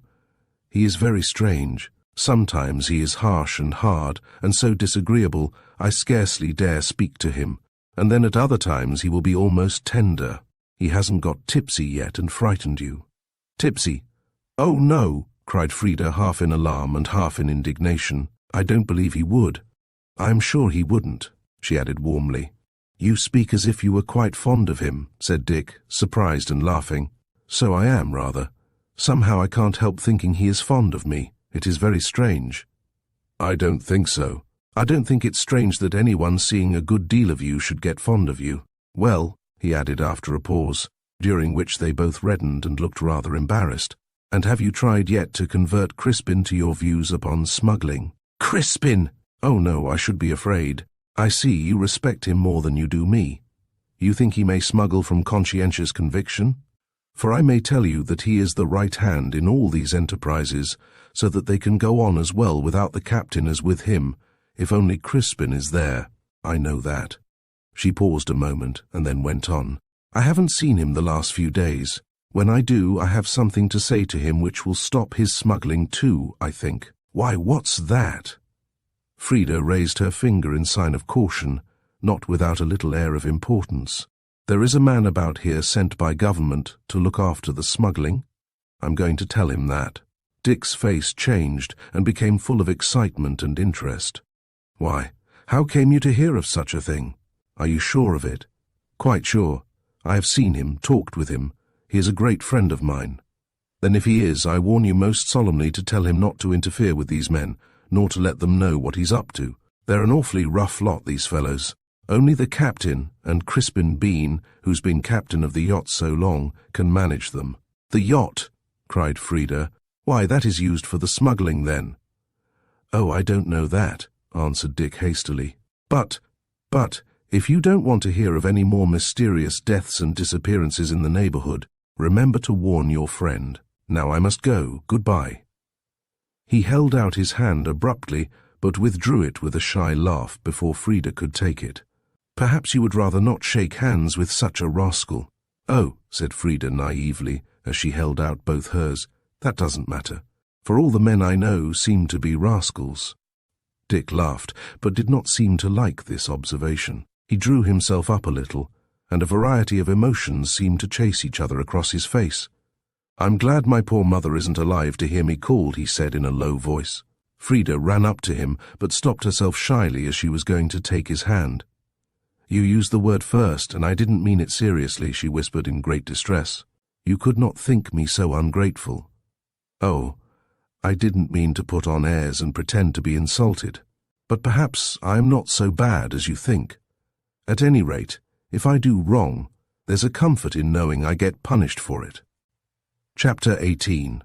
Dick disappeared through the door by which he had entered so quickly that before Frida had had time to utter more than an exclamation, the rows of real books and sham ones were again unbroken, and the noise of a drawn bolt told her that it was of no use for her to try to follow him. She sat down again in a tumult of agitated feelings. Her heart felt drawn out to this young fellow with what she thought must be gratitude for his kindness. She looked with vivid interest at the various spots in the room on which he had stood, and tried to imagine his figure in them again. She even crossed to the bookshelves and laid her hand on the place where his had lain, and touched again the books which he had handed to her. She felt so sorry for him, so sure that in his share of the wicked enterprise of his cousin and her father, Dick had been little more than a victim. And then these musings gave place to more serious thoughts. She had two duties to perform. One was to tell Crispin that there really was a government emissary on the lookout. The other was to warn John Thurley not to betray himself. This latter duty was, however, clearly impossible for her to fulfill without the aid of accident, but the former might be easier. Now, during all this time that Crispin had kept himself invisible to her eyes, the night noises which had alarmed Frida so much at first had been continued regularly, with only this difference, that although she had crept out to watch the panel door in the gallery, no one had passed through it, and no one had been visible in the courtyard. It seemed clear then to the girl that there must be, as Dick had said, some entrance to the house which she did not know of. To ascertain this beyond a doubt, she laid an ingenious plan, and night having by this time fallen, she proceeded to carry it out. For if, she said to herself, she could once find the door by which the nocturnal exits and entrances were made, she would not only be able to waylay Crispin as he came in or went out, but would have a very important weapon in her hand by this knowledge. Frida had seen, in a corner of Mrs. Bean's wash-house, a heap of silver sand. Watching her opportunity, she filled her skirt with this, slipped out, and making a careful tour of the house, stables and outbuildings, she put 2 narrow lines of the sand before every door, including that by which Crispin had once carried her into the house. The snow had by this time melted or been swept away from the neighborhood of all buildings, and in such places the ground had dried sufficiently for her purpose. To do her work the more thoroughly, she then went the round of the outer walls of the garden and enclosures, and repeated her sand-strewing before every door she found, and before the iron entrance gates. Then she crept back into the house, feeling pretty sure that she had been unseen in the moonless night, and went to bed, tired but full of excitement. She was too restless to sleep, so presently she got up again, put on her dressing gown, and waited eagerly for a repetition of the usual sounds. She was soon satisfied. First the distant mutterings, far underneath her feet, then the mounting of slow feet up stone steps, the voices subdued. But nearer, the moving of heavy burdens, a sound of weights falling, the clink of glasses, a low murmur of talk in men's voices, the sounds gradually dying away. That was all. An hour, by the little clock on her mantelpiece, from the first sound to the last. Then all was quiet till morning, when Frida, after a disturbed night of short snatches of sleep, woke with a start to the memory of her undertaking. Ah, she had got them now. In an hour she would know all about it. She would be able to waylay and confront them, if she chose, and she almost thought she would choose. Full of these ideas, Frida dressed hastily and ran downstairs. Nell was busy in the kitchen. The place was as deserted as usual. She stole out of the house with a loudly beating heart, feeling refreshed instead of chilled by the air of the keen March morning. Stealthily, with one eye on Nell's quarters and one on her task, she began her tour, her excitement increasing as door after door was reached, and there was still no sign. At last the tour was made, the inspection ended in bitter disappointment, for the sand before every door was undisturbed. Chapter 19. The discovery of the fact that there was a secret way in and out of the Abbey had a strong and most unhappy effect upon poor Frida. She dared not say anything about it to Nell, and Crispin she never saw, forced, therefore, to bear the burden of the secret alone. She crept about the house day by day, not daring to make any fresh researches, and suffering from 100 fears. To add to her unhappiness, she now could not but feel sure that Nell had kept back her letter to Sister Agnes, for she got no answer to it. Mrs. Bean seemed to guess that the girl had learned something about which she would want to ask inconvenient questions, so Frida passed a week in silence and solitude such as the convent had not accustomed her to. Even the nocturnal noises had ceased. Once, and once only, she caught sight of Crispin and ran after him, calling him by name. It was dusk, and she was watching the sea mews from the courtyard, as they flew screaming about the desolate walls of what had once been the banqueting room. He did not answer, but disappeared rapidly under the gallery in evident avoidance of her. Poor Frida felt so desolate that she burst into tears. Her old fanciful belief in her father was dead. Everything pointed to the fact that he was really Bluett's murderer, and that, in order to save himself from detection, he had feigned death and gone away without one thought of the daughter he was deserting. Now that Crispin, whom she had looked upon through all as her friend, was deserting her also, she grew desperate, and recovering all the courage which for the last few days had seemed dead in her, she resolved to make another attempt to fathom the secrets the Abbey still held from her. To begin with, she must explore the West Wing.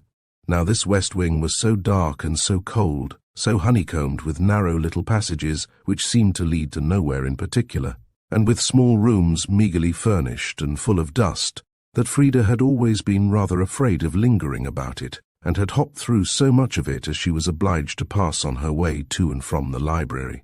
With as much speed as possible, now, however, she got a candle, and boldly proceeded to examine every nook and corner of the West Wing. And the result of her researches was to prove that on the ground floor, underneath her own room, there was a chamber surrounded by 4 solid stone walls without a single doorway or window. The only entrance to this mysterious chamber seemed to be through the panel door in the story above. Where then did the secret door in the library lead to? That question she would solve at once. It was quite dark and very cold in the narrow passages through which she ran, and the tippity-tap of her crutch frightened her by the echo it awoke. She reached the library panting, and running to the secret door, began pulling it and shaking it with all her might. Suddenly the door gave way, almost throwing her down as it opened upon her. With a cry she recognized Dick behind it. She had thought of him so much since his last strange appearance, that the sight of him in the flesh made her feel shy. She said nothing, but crept away towards the window, feeling indeed an overwhelming joy at the sight of a friendly face. "Did I frighten you again?"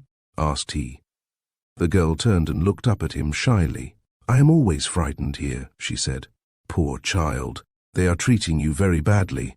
I was afraid so. I have been to see you twice, to make sure you had come to no harm." Frida, who had crept into the window seat, as far away from him as she could get, looked up in surprise. "You have been to see me?" she exclaimed. "Not to see you exactly, because the door was shut between us, but I heard you in here, talking to yourself and turning over the leaves of your books. I didn't think it worthwhile to disturb you. I shouldn't have come in tonight. Only I heard you shaking and pulling the door, and I thought you had heard me and were frightened. Oh no, I wanted to know where it led to. To the floor above by a staircase. See." He opened the door through which he had entered, and showed her the lowest steps of a very narrow staircase, which went up along the outer side of the library wall. "And how did you get into the floor above?" Well, it's a secret I'm bound not to betray. It doesn't matter, said Frida coolly. I shall find it out. I want them to find that I am a meddlesome, inquisitive creature who must be got rid of. Who's them? Asked Dick. Crispin and Mrs. Bean. And you want them to send you back to the convent? Yes. I think that would be a pity. You didn't last time. No, said Dick, clearing his throat. Perhaps I didn't see it quite so well then. You see, I hadn't thought about it, but I have since, and there's a lot in what you said about the selfishness of it. But now I'm just in the only position in the world in which it isn't selfish. I am quite alone, you see. So you were a week ago. But I had some hope then that I might be able to do some good. Now I haven't. And you don't know what it is to be always lonely, to have nobody to speak to even. It makes one feel like an outcast from all the world. Yes, so it does. So that one is glad of the very mice that run behind the wainscot. And when one of the little brutes comes out of its hole and runs about the room, why one wouldn't disturb it for the world. Oh yes, I love the mice. Do you know I expect that sometimes when I have listened to a scratching in the wall and thought it was mice, it was really you all the time? Very likely. It was very good of you to come and see that I was all right. Oh, I was glad to come. I'm lonely too now. They've gone away, the others. Your aunt and your cousin, and left you all by yourself. That wouldn't be much of a hardship, if only one could manage to exist. But it is lonely, as you say. I shouldn't mind it if the dog wouldn't howl so. Sign of a death, they say. I shouldn't be sorry if it were mine. Your death? Oh, don't say that. You didn't seem at all miserable when I went to your house. No, the fact is, you are at the bottom of my low spirits. It's your uncanny spells that have done it, Miss Mulgrave. Witches always have little sticks like that. He took up her crutch almost reverently. It was leaning against the window seat between them, for he had sat down beside her. What do you mean, Dick? It was only a consequence of her extreme ignorance of the world's ways that she called him by the name by which she had heard others call him. But it came upon the young man as a startling and delicious surprise. Why, I mean, he said with rather more apparent constraint than before, that you said things which made me uncomfortable, preached me a little sermon. In fact, oh, I beg your pardon, I did not mean to preach indeed.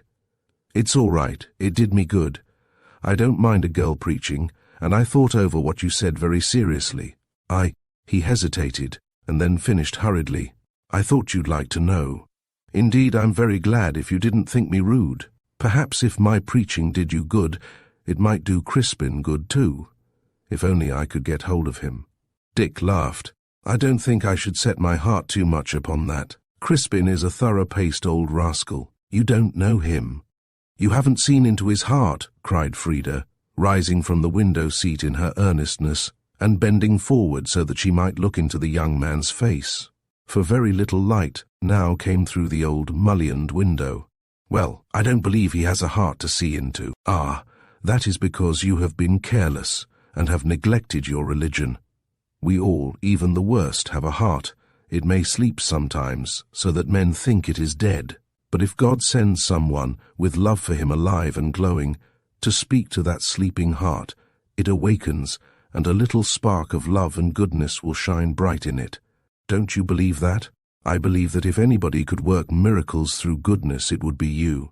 But it would take a thundering big miracle to make Crispin Bean anything but an unprincipled rascal. Why, if you only knew, but then it's better you should not know, said he, pulling himself up hurriedly and getting up to go. Oh, tell me, do tell me. I want to know. You wouldn't be a woman if you didn't, but I'm not going to tell you. And Dick drew himself up and looked out of the window with the obstinate look she had seen before on his face. Frida was far too unconscious of her own feminine powers to attempt to move his resolution. She only sighed as he held out his hand. Are you very lonely at the farm? She asked. Very. At least I mean you have nobody there at all to speak to. Nobody at all. And you will go on living like that, as long as I can hold out. The love of the old place and of all this country round is a passion with me, the only one I've ever had, in fact. And you, he continued, leaving the subject of his own prospects with some abruptness. You are lonely too. May I come and see you again? Frida hesitated. May I not come? Don't you want to see me again? Oh, yes. But I don't frighten you, do I, with my rough, uncivilized ways? Oh, no, frighten me? Of course not. Then if I don't frighten you, why did you screw yourself up into a corner of the window seat just now, to be as far from me as possible? He spoke in a low tone, bending towards her. Frida blushed, but she never thought of denying the accusation. But what had her reason been? She herself did not know. I think it must have been because I had been crying, and of course nobody likes to be seen crying, she answered slowly, hoping that she had told the truth. Crying, had you? What about? Tell me just this. Is it about Bluett's death? Why? Do you know anything about that? I know, said Dick cautiously, that it had something to do with your father's disappearance. Frida shivered at the word. You know more than that, she said hoarsely. Perhaps. But I swear I can't tell you what I know, so don't ask me. For a minute, there was dead silence as they stood face to face, but scarcely able to see each other in the gathering darkness. Suddenly both were startled by the sound of a man's hoarse voice, muffled by distance, which seemed to come from behind the door, through which Dick had entered. Chapter 20. At first both Dick and Frida listened to the faint sounds in silence. Then Dick spoke. They've come back. I shan't be able to get out that way, he said. Why should you?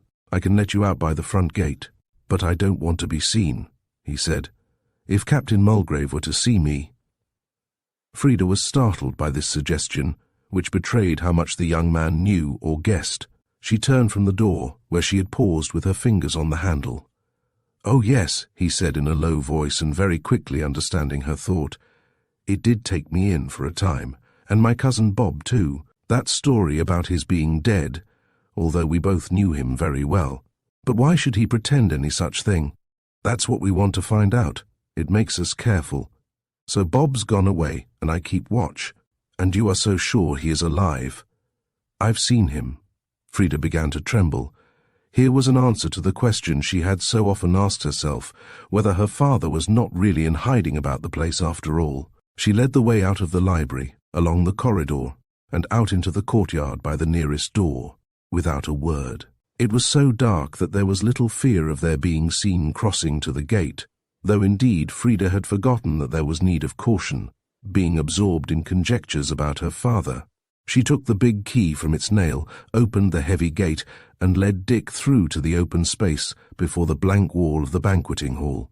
They crossed this, still in silence, and came to the lodge. Here she was about to summon the lodge-keeper when Dick stopped her. Don't, said he. The old woman would recognize me, and you would be made to suffer. I must get out some other way. There is no other way, said Frida, and when my friends come to see me, they should go out by the front way. And before he could stop her, she had seized the iron bell handle which hung outside the wall of the lodge, and rang it firmly. The old woman who kept the key looked rather frightened when she saw who was with Frida, but she unlocked the gate, waited, curtsying, while the young people shook hands, and then popped back into her cottage like a rabbit. But there were eyes about more to be dreaded than the old woman's. When Frida returned to the inner gate, which she had left open, she found it locked and had to ring the bell. Mrs. Bean did not answer the summons for some time, and when she did, it was with a frown of ill omen upon her face. So you've been receiving visitors, I see, she began shortly. Yes, I've had one visitor. One of the young Heritages, whom your father specially wished you not to have anything to do with. Crispin told you that. Yes, said Frida tremulously, but since they leave me here all by myself with nobody to speak to, they can't be surprised if I make any friends when I can. Well, and am I not friend enough for you, without your having to run after any stranger or vagabond that happens to come into the parish? No, you're not, for I certainly couldn't say anything I like to you, as one can to a friend. If I ask you a question, you put me off with an answer that tells me nothing, as if I were a child. But I'm going to show you that I'm grown up, and do some things that will astonish you. And Frida hopped quickly away across the courtyard to the entrance of the west wing, leaving Nell a little anxious and perturbed by this new independence. Frida returned to the study, her little brain actively spinning fancies concerning her late visitor, all of a pretty, harmless kind, dowering him with a great many ideal qualities to which the young man could certainly not lay claim. It was now so dark in the room that she had to feel her way carefully, well as she knew it. She walked along close by the wall, touching the book-laden shelves as she went, until she came to a point where they seemed to yield under her fingers. Her heart leapt up. This was the secret door through which Dick had entered, and he had left it open. Frida's first impulse was delight, her second fear. Now that the way was at last open to her to learn the secrets of this guilty house, she began to shrink from the knowledge she was about to gain. She opened the door, listened, and looked in. Pitch-black darkness, utter silence. She knew that Dick had come down by a staircase, so she felt for it and mounted carefully. She counted 14 rather steep steps, and then she found that she had reached a level floor. It was so cold here that her hands and feet were stiff and benumbed. Although her head was burning, she was in a passage the walls of which were of stone, just like those outside her own room. But this passage was narrower, she thought. There was no light whatever, so that she groped her way cautiously, with her left hand outstretched before her face, while with the right she tapped her crutch lightly on the ground in front of her. After a few steps she came to a blank stone wall. It was the end of the passage, and she had to turn back. As she retraced her steps, she suddenly came to a slight recess on the right hand, where the stone wall was broken by a wooden door. Something in the sound of this as she rattled, it made her believe that this was the panelled door into the gallery. If this were so, the way down was through a trap door in the floor, for this was the way Crispin had brought her on the day that he found her in the disused stable. Down she went upon her knees, feeling about until her hand touched an end of knotted rope. Pulling this up, she found, as she had expected, that it raised a door in the floor, beneath which was a flight of wooden steps. There was still no sound to be heard, so, after a moment's hesitation, she decided to continue her explorations, and to trust to luck to hide herself if she heard anyone coming. The steps were rickety, but she got down them in safety and found herself in a stone passage, similar to that on the floor above. At the end of this was a door, which Frida, still groping in the dark, decided to be that which opened into one of the outhouses in the yard outside. It was securely fastened. She felt her way back along the walls until a door on the right suddenly gave way under her hand, and a flash of light, after the darkness in which she had been so long, streamed into her eyes and dazzled her. Frida thought she was discovered, but the utter silence reassuring her, she presently looked up again and found that she was standing before the doorway of a big stone-walled, windowless room, piled high with bales and boxes which reeked with the unmistakable odor of strong tobacco. She was in the smuggler's storeroom. An oil lamp, which hung opposite to the door and gave a bright light, enabled her to make an exhaustive survey of the room and its contents. In one corner there was a rope and pulley fastened securely to one of the strong beams which ran from end to end of the roof. There was no ceiling. Directly under this rope and pulley was a square hole in the floor, and Frida, peeping down, saw that a rope ladder connected this chamber with another underneath, which, however, was unlighted. She had scarcely had time to make these discoveries when she heard dull, muffled sounds which seemed to come from beneath the cellar. Afraid of being caught by one of the unknown men whose coarse voices she had so often heard, Frida hid herself among the bales not far from the opening in the floor. The sounds came nearer, became distinguishable as the tramp of one man's feet, and then the rope ladder began to shake. Frida, peeping out, began to tremble at her own daring. The man was coming up, and already she knew, whether by instinct or by his tread she hardly could tell, that it was not Crispin. She shrank back with a loudly beating heart, and crouched behind the bales as the newcomer reached the floor and pulled up the rope ladder after him. He began to move some of the bales, and Frida was half dead with fear, lest he should touch those behind which she was hiding. But presently he desisted from this work, and she heard him drag out a heavy weight from the space he had made, draw a cork, and presently began to take long breaths of pleasure and to smack his lips. Very cautiously, believing him to be too agreeably employed to notice her, she then dared to peep at him.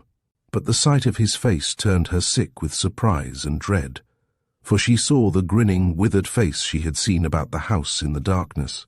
The face which Nell had tried to persuade her was the creation of her imagination. Chapter 21.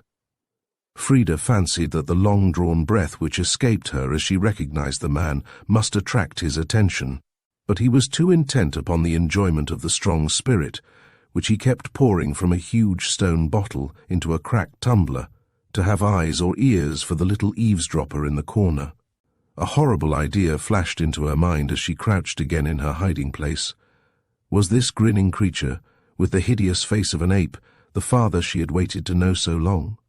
A shiver of horror ran through her as she remembered how this would tally with the facts she knew, with the dread in which her father was held, with her belief that he was in hiding about the house, and with the airs of proprietorship which this man was assuming.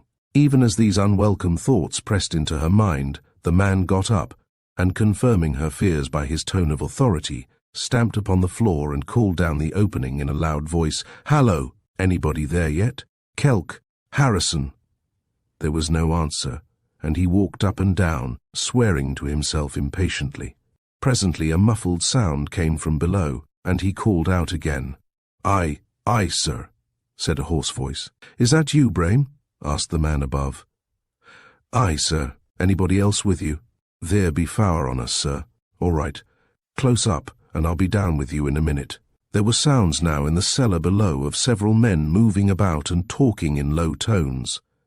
Then the man above moved back a step or two from the opening in the floor, and Frida, whose curiosity had grown stronger than her caution, peeped out far enough to see him take from a shelf a small revolver, which he secreted about his person.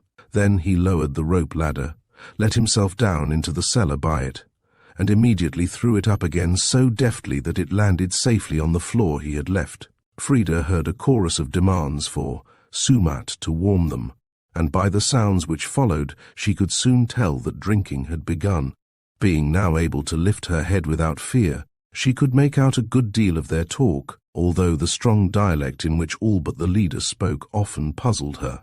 As the talk went on and the drink went round, the men seemed to get more and more excited, but just as they had done at the barley mow, they lowered their voices as they grew warm in discussion, until Frida, whose interest and curiosity had become deeply excited, crept softly out of her hiding place and, crawling to the opening in the floor, listened with her head only just out of the men's sight. They were talking about some person against whom they had a grudge, using oaths and threats, which, although strange and new to Frida, shocked her by their coarseness. At last her curiosity to see them grew so great that she was impelled to glance down stealthily at the group below. The men were seated at a rough deal table, over which they leaned and sprawled, with their heads close together, in eager converse. It was some moments before she got a view of any of the faces. At last, however, two of them raised their heads a little, and she instantly recognized one as a little wrinkled, oldish-looking man, who wore rings in his ears and walked with the cat-like tread of one accustomed to go barefoot, whom she had seen at the barley mow. "Ah, tell ye," he was now saying, "it's the same now as were at the barley mow on tonight when train was snored oop. Barnaby Ugthorpe fund him art, and towed me about it hisson." Frida forgot to draw back. Her breath came with difficulty. This man against whom they were using such hideous threats must be her friend, John Thurley. From this moment, every word they uttered assumed for her a terrible significance. "Oh, I've no doubt your information is right enough," said the leader, who used fewer words than the rest. "The question is whether he hasn't found out too much for it to be any good interfering with him. You see, he's been about the neighbourhood some time now, keeping very quiet, and he may have picked up and sent off to London enough information to do for all the lot of us. In that case, a bullet or two through his hide would only increase the unpleasantness of our position." Aye, Captain, but I've kep a eye upon him, to see what he were up to. A pal of mine done that business for me, and as fur as we make art, he hasn't done mooch corresponding, and nothing suspicious loike. I've a pal into post office, as I have most places, and ye can take my word for't. And now we've found him out spying at us from to score, as we did yesternight. Ah, say it's high toy, May, as a stop were put to his goings-on, and it's not like ye, Captain, to say nay to that." "I don't say nay to that," said the little withered man with an ugly grin on his face. "You know me better, but no good ever comes of using violent means until you've tried all others. I'll be on the score myself tonight and watch." Frida stared down at the group, fascinated with horror. There was a brutal callousness of look and tone in these men, which made her feel as if she were watching a cageful of wild beasts. Every line of their weather-beaten faces, dimly as she saw them by the light of 2 flaring tallow candles, seemed to her to be eloquent of the risks and dangers of a hardening and brutalizing life. And the face which looked the most repulsive of all was that of the leader. Was he her father? The girl prayed that it might not be true, although his speech was so much more correct than that of the rest as to mark him as belonging to a higher class. His voice was coarse and thick, and his manner furtive and restless. Even the faint twinkle of humour which was visible in the eyes of the wizened informer, James Brame, was absent from those of his chief. Those few words, in which he said that he would watch on the score that night, filled Frida with more anxiety for John Thurley's safety than all the coarse threats and menacing gestures of the other 3 men. "Going to unload tonight, Captain?" asked one man. The leader nodded. "Must. Here's 3 nights we've wasted hanging about on account of the scare about this spy, whoever he is. So tonight you'll get to work, and I'll keep the lookout. And if anybody's fool enough to be loafing about where he's not wanted when he ought to be in bed, why, he can't in fairness complain if he gets sent home." He paused significantly before the last 2 words, and a low murmur of appreciation and amusement went round the group. Then the talk was carried on in short whispers, and Frida was presently seized with the fancy that some of the questions and answers exchanged referred to her. For the men talked about some woman, and all the questions were directed to the repulsive-looking leader, who after some minutes rose, with a remark a little louder than the previous talk. "She won't interfere with any of us much longer, at any rate. We can't afford to keep spies in the camp. Now, lads, it's time for business. Get off to the yacht, and to business as fast as you can. I'll be down on the score in less than half an hour." The men pushed back their seats without delay, Kelk alone venturing on a grumbling word of remonstrance. And then, still watching closely from above, Frida saw a very strange occurrence. The bare, ill-lighted cellar grew empty of all except the leader, as if by magic, the men seeming to disappear into the bowels of the earth. As she looked, bending her head lower and lower with straining eyes to spy out the reason of this, Frida involuntarily drew a long breath of amazement. The solitary man left in the cellar looked up, as he was in the act of filling his own glass once more from the stone jar. The girl drew back with a cry, for a look of intense malignity passed over the man's wrinkled face. "Hallo," he exclaimed very quietly, blinking up at her. "So it's you, is it? Playing the spy as usual?" He muttered an oath below his breath and came close under the opening in the floor. "Just throw down that rope," he continued peremptorily. "What rope?" asked Frida, trembling. "Come, you know well enough. You haven't got eyes in your head for nothing." He paused, but Frida remained motionless.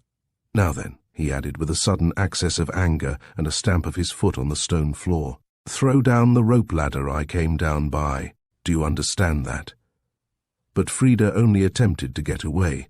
Excited by anger and drink, the man took from his belt a revolver, which he pointed up at her. This action, strangely enough, checked Frida's impulse to retreat. She looked down at him straightforwardly and fearlessly, eye to eye. "Do you think you can make me obey you by shooting me?" she asked simply. "I think you are a d.d. ungrateful little chit," answered the man sullenly. But he lowered the weapon in his hand. "Ungrateful," faltered Frida, the great fear rising again in her heart. "Ungrateful," she repeated. "Then you are you my father?" "Of course I am," he answered sullenly. "Pretty filial instincts you seem to have." Frida was overwhelmed. For a few moments she sat transfixed, looking down on this newly found parent with undisguised horror. "Well, aren't you going to obey me?" repeated he with rather less ferocity of tone. "Yes," whispered Frida hoarsely. She drew back a step or 2 from the opening in the floor and began to grope about with cold, clammy fingers for the rope ladder. At last she found it and threw it down. If she had not been so benumbed with amazement and grief at this discovery, she would have been frightened by the savage exclamation with which the man set his foot on the ladder. As it was, she heard nothing, saw nothing, until she suddenly felt herself pulled up by the arm. Dragged to her feet against her will, paralyzed with alarm, she turned to see the grinning, withered face held close to hers, full of spite and malignity. "Now," said he, "I'm going to give you a lesson for your disobedience." With a shudder and a low cry, Frida struggled with him, avoiding the meeting with his eyes. "Don't," she whispered hoarsely. "Don't. I wish to remember my obedience, my duty. I can't if you treat me like a dog." He gave a short, rasping laugh. "I shan't do that," he said. "I respect a dog." At the brutal words and tone, Frida, by a sudden movement, wrenched herself free for an instant and looked him steadily in the face. "Now," she said, "I know that you have been deceiving me. You are not my father." "We'll see about that. Come here." He seized her by the right wrist, giving it such a violent twist that she cried out with pain. "Now if you struggle any more or cry out, I'll just give you a broken arm to match your broken leg." He gave her arm another wrench to prove that his threat was not an idle one, and the girl with difficulty suppressed a moan. Just as he gripped her arm more tightly to inflict further punishment for this insubordination, a change came quite suddenly over his face. He dropped her arm at once, and sliding over the floor as stealthily and rapidly as a cat, he ran down the rope ladder and disappeared from view just as his 4 subordinates had done. Frida was bewildered, and not one whit relieved at his disappearance. It only seemed to augur some fresh misfortune. As she stood where he had left her, dazed, miserable, still nursing her arm for the pain, she heard another step behind her. Her endurance had been tried too much. She could not face a fresh enemy, as she believed the newcomer to be. Putting her hands before her face, she turned and stepped backwards, away from him, murmuring broken entreaties, interrupted by sobs. As she retreated, she felt that the intruder was pursuing her, and fled faster and faster. "Stop, child, stop!" cried at last a voice she knew. At the same moment, she felt that she had gone a step too far, and was falling through the opening in the floor. But even as she felt this, strong arms were thrown round her, and she found herself in a warm clasp of kindliness. Opening her eyes, she saw who her preserver was, saw too that his eyes were full of tenderness. "Crispin! Crispin!" she cried. But the next moment, with a wild shriek, she flung her arms round his neck in a passionate embrace. "No, no, not Crispin. You are not really Crispin.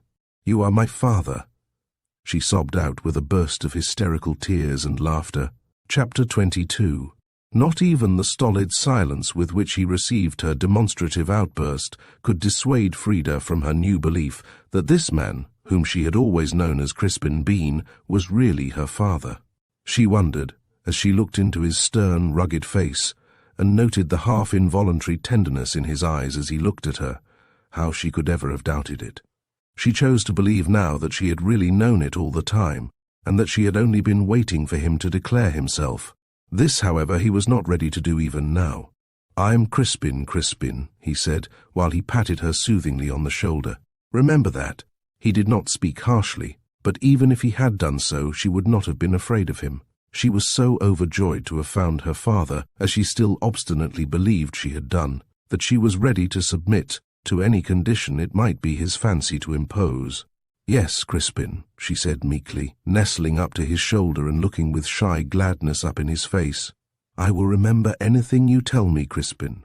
He put his arm round her with a sudden impulse of tenderness, and Frida fancied, as he looked into her eyes, that he was trying to trace a resemblance to her mother. She fancied, too, by a look of content mingled with sadness which came over his face, that he succeeded. "I heard you crying out as I came in," he said at last, abruptly. "Was it my footsteps that frightened you?" "No," said Frida hesitatingly. "What was it, then?" A man I have seen about the house before, came up from there," she pointed to the hole in the floor, "and frightened me. He said he was my father." Crispin looked black. "How did he frighten you?" he asked shortly. "He saw me looking through at him and some other men, dreadful-looking men, who were talking together, and I think he was angry because I saw them, so he made me throw the rope down to him, and he came up, and he was very angry," and Frida shuddered at the recollection. "He didn't hurt you, threaten you, did he?" She hesitated. "Not much. Perhaps he didn't mean to hurt me at all, only to frighten me. But I was frightened," and she hid her face against Crispin's shoulder. Jealous brute, he shall suffer for this, he muttered angrily. Turning to her suddenly again, he asked, "Did you hear what the other men said? Did they frighten you?" "I didn't hear much, and none of them saw me except that one man. But oh, Crispin, they are dreadful people." "Why do you have anything to do with them?" "Little girls shouldn't ask questions," he answered rather grimly. But Frida would not take his tone as a warning. Indeed, she had an object of vital importance at her heart. "But there was something they said, something I did hear, which I must tell you about, even if I make you angry, Crispin. There is a man whom they want to hurt, perhaps to kill. They said so. They are going to be out on the score tonight, and if he is there, as they expect, the wicked man, the worst of them all, said he would be on the watch. Well, a man may watch another without hurting him. Like a foolish girl who listens to what doesn't concern her, you have half-heard things and jump to a ridiculous conclusion." But Frida was not to be put off like that. She rose from the bench on which they had been sitting side by side, and stood before him so that she could look straight into his face. "No, no," she cried vehemently. "I know more than you think, and I know they meant harm to John Thurley, who was kind to me, and wanted me to go away because he thought I was lonely and not taken care of." Crispin glanced up hastily, with a guilty flush on his face. "Mrs. Bean-Nell looks after you, doesn't she?" he asked sharply. "Oh," said the girl with a little half-bitter laugh, "I am fed all right, but perhaps Mr. Thurley thinks that food isn't quite all a girl wants." Crispin got up abruptly, almost pushing her aside, and began walking about the room, as if in search of something to do, to hide a certain uneasiness which he felt. He kicked a coil of rope into a corner, and shifted one of the bales that had got a little out of place. "I know," he burst out suddenly, that you have not been treated well. You have been neglected, shamefully neglected. Of course you ought never to have come. It was a mistake, a caprice of temper on the part of your father. Then when you came, of course you ought to have been sent back. It was cruel and wrong to keep you here. But by that time you had brought something, a ray of humanity perhaps, or of sunshine to somebody, and so you stayed. And of course it was wrong, and somebody is sorry." Frida, touched, breathless, was drinking in every word, with her great brown eyes fixed upon him. She flew up at the last words, and forgetting even her crutch, limped across to him and fell into his arms. "Oh," she whispered, "but you should have said so. You should have told me. And then if you had wished me to live on here like this for a year, 10 years, without ever even seeing your face, I would have done it gladly. If I had only known you cared, that it gave you one spark of comfort or satisfaction. Oh, you believe me, do you not?" He could not help believing her, for truth and devotion were burning clear in her eyes. But it puzzled, it almost alarmed him. You are strangely, ridiculously sentimental," he said, trying to laugh. "How did you come by all these high-flown notions?" "Whatever I feel God put into my heart, when he sent me to you to make you happy again, as you were when my mother was alive." He half pushed her away, with a sharply drawn breath of pain, for she had touched the still sensitive place. "Ah, child," he said, "they have educated you on fairy tales. There is no going back to peace and happiness and innocence to men like me. The canker has eaten too deep." These words gave Frida a sudden chill, recalling to her unwilling mind the mysterious murder of Blewett. She shuddered, but she did not draw away. "Well," said Crispin brusquely, "if you are frightened you can go away. I'm not detaining you." She looked up with a flushed face, full of sensitive feeling. "I am sorry and sad with thinking of things which can't be undone," she said softly, "but I am not frightened." He put his hand gently upon her head. She fancied that she heard him murmur, "God bless you." In a few moments, however, he withdrew his hand abruptly, and said that he must be off. "And you must go out of this place," he continued in his harder tone. "We don't allow intruders here, you know." He led her up the stone staircase to the panel door, which he unlocked. Then he helped her through into the gallery, and said, "Good night," in his usual matter-of-fact, brusque manner. But Frida was not to be repulsed. Before he could close the door, she caught his hand and held it firmly, forcing him to listen to her. "Crispin," she whispered, "remember what I said. John Thurley was kind to me. Don't let them hurt him. Promise." But he would not promise. His face grew stern again, and he put her off with a laugh as he freed his hand. "Don't worry yourself with silly fancies," he said shortly. "He's all right." He closed the door sharply and fastened it.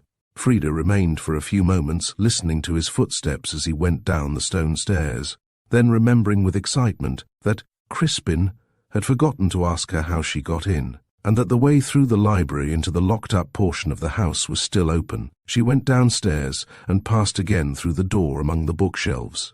She would try and get down to the score by the secret way the smugglers used. Chapter 23. Frida went through the secret door the second time with more bravery than she had felt on the first occasion. For although she was bound on an expedition the dangers of which it was impossible to deny, she had now at least some knowledge of the risks she ran, and she was fortified by the belief that, even if she should not see him, her father would be about, within call perhaps, if she should run any danger from his rough associates. So she crept down into the room in which she had before hidden herself, very softly, listening as she went. She could hear no sound. Her father had disappeared, leaving the light lowered. She crossed the floor almost on tiptoe and peeped down through the opening. It was quite dark down there now. She could not even see the table round which the men had sat. She raised her head again and looked round her. She must go into that cellar, but she dared not go without a light. Becoming used to the silence and feeling more secure, she began to make a tour of the room, hunting and groping very carefully. For, she thought, there must certainly be lanterns about somewhere. They would be a necessary part of a smuggler's stock in trade. And truly, when she did at last stumble upon the right quarters, she found a selection of lanterns which would have equipped the band twice over. They were stored in a corner cupboard, and were of all shapes and sizes, some old, battered and useless, some new and untried. Frida made a careful choice, fitted her lantern with a candle which she found in a box on a shelf, and helped herself to a box of matches. Then she returned to the opening in the floor, threw down the rope ladder, and began the descent. To the lame girl, quite unaccustomed to adventures of this sort, this part of the journey was neither easy nor pleasant. Her trembling feet only found firm footing on each succeeding rung after much futile swinging to and fro, desperate clinging to the swaying ropes, and nervous fears that her protruding foot would be caught by a rough hand from below. But she reached the cellar floor in safety and proceeded to light her lantern. Then she took a survey of the room. It was large, lofty, stone-walled, and very cold. There was an oil stove in one corner, but it was not burning. There were no stores of tobacco or spirits kept here, only lumber of ship's gear, broken oars, coils of rope, some ends of rusty chain and such like. Frida, after a hasty inspection, proceeded to the corner where the men had disappeared. Here there was a large opening in the floor, from which a damp, earthy smell rose as she stooped to examine it. Frida could have no doubt that this was the entrance to a subterranean passage. She drew back in horror which made her cold and wet from head to foot. Could she dare to trust herself alone in the very bowels of the earth, away from all hope of help, if one of the rough and brutal men she had seen that evening should meet her? She hesitated. Then she thought of poor John Thurley, who had been so good to her.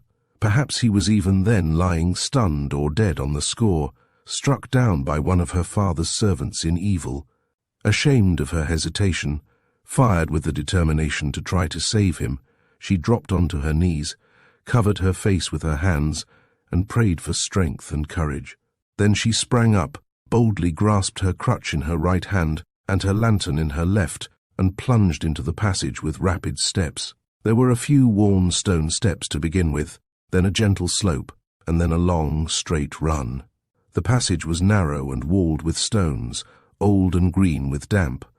At frequent intervals, air and daylight were let in through small iron gratings, which seemed to be a very long way overhead. It was not difficult to breathe, and the passage being stone-paved and drained, the way so far was smooth and easy. Frida did not know how long she had been down there, nor how far she had gone, when she became aware that the ground was sloping up again. Then came a flight of steps upwards.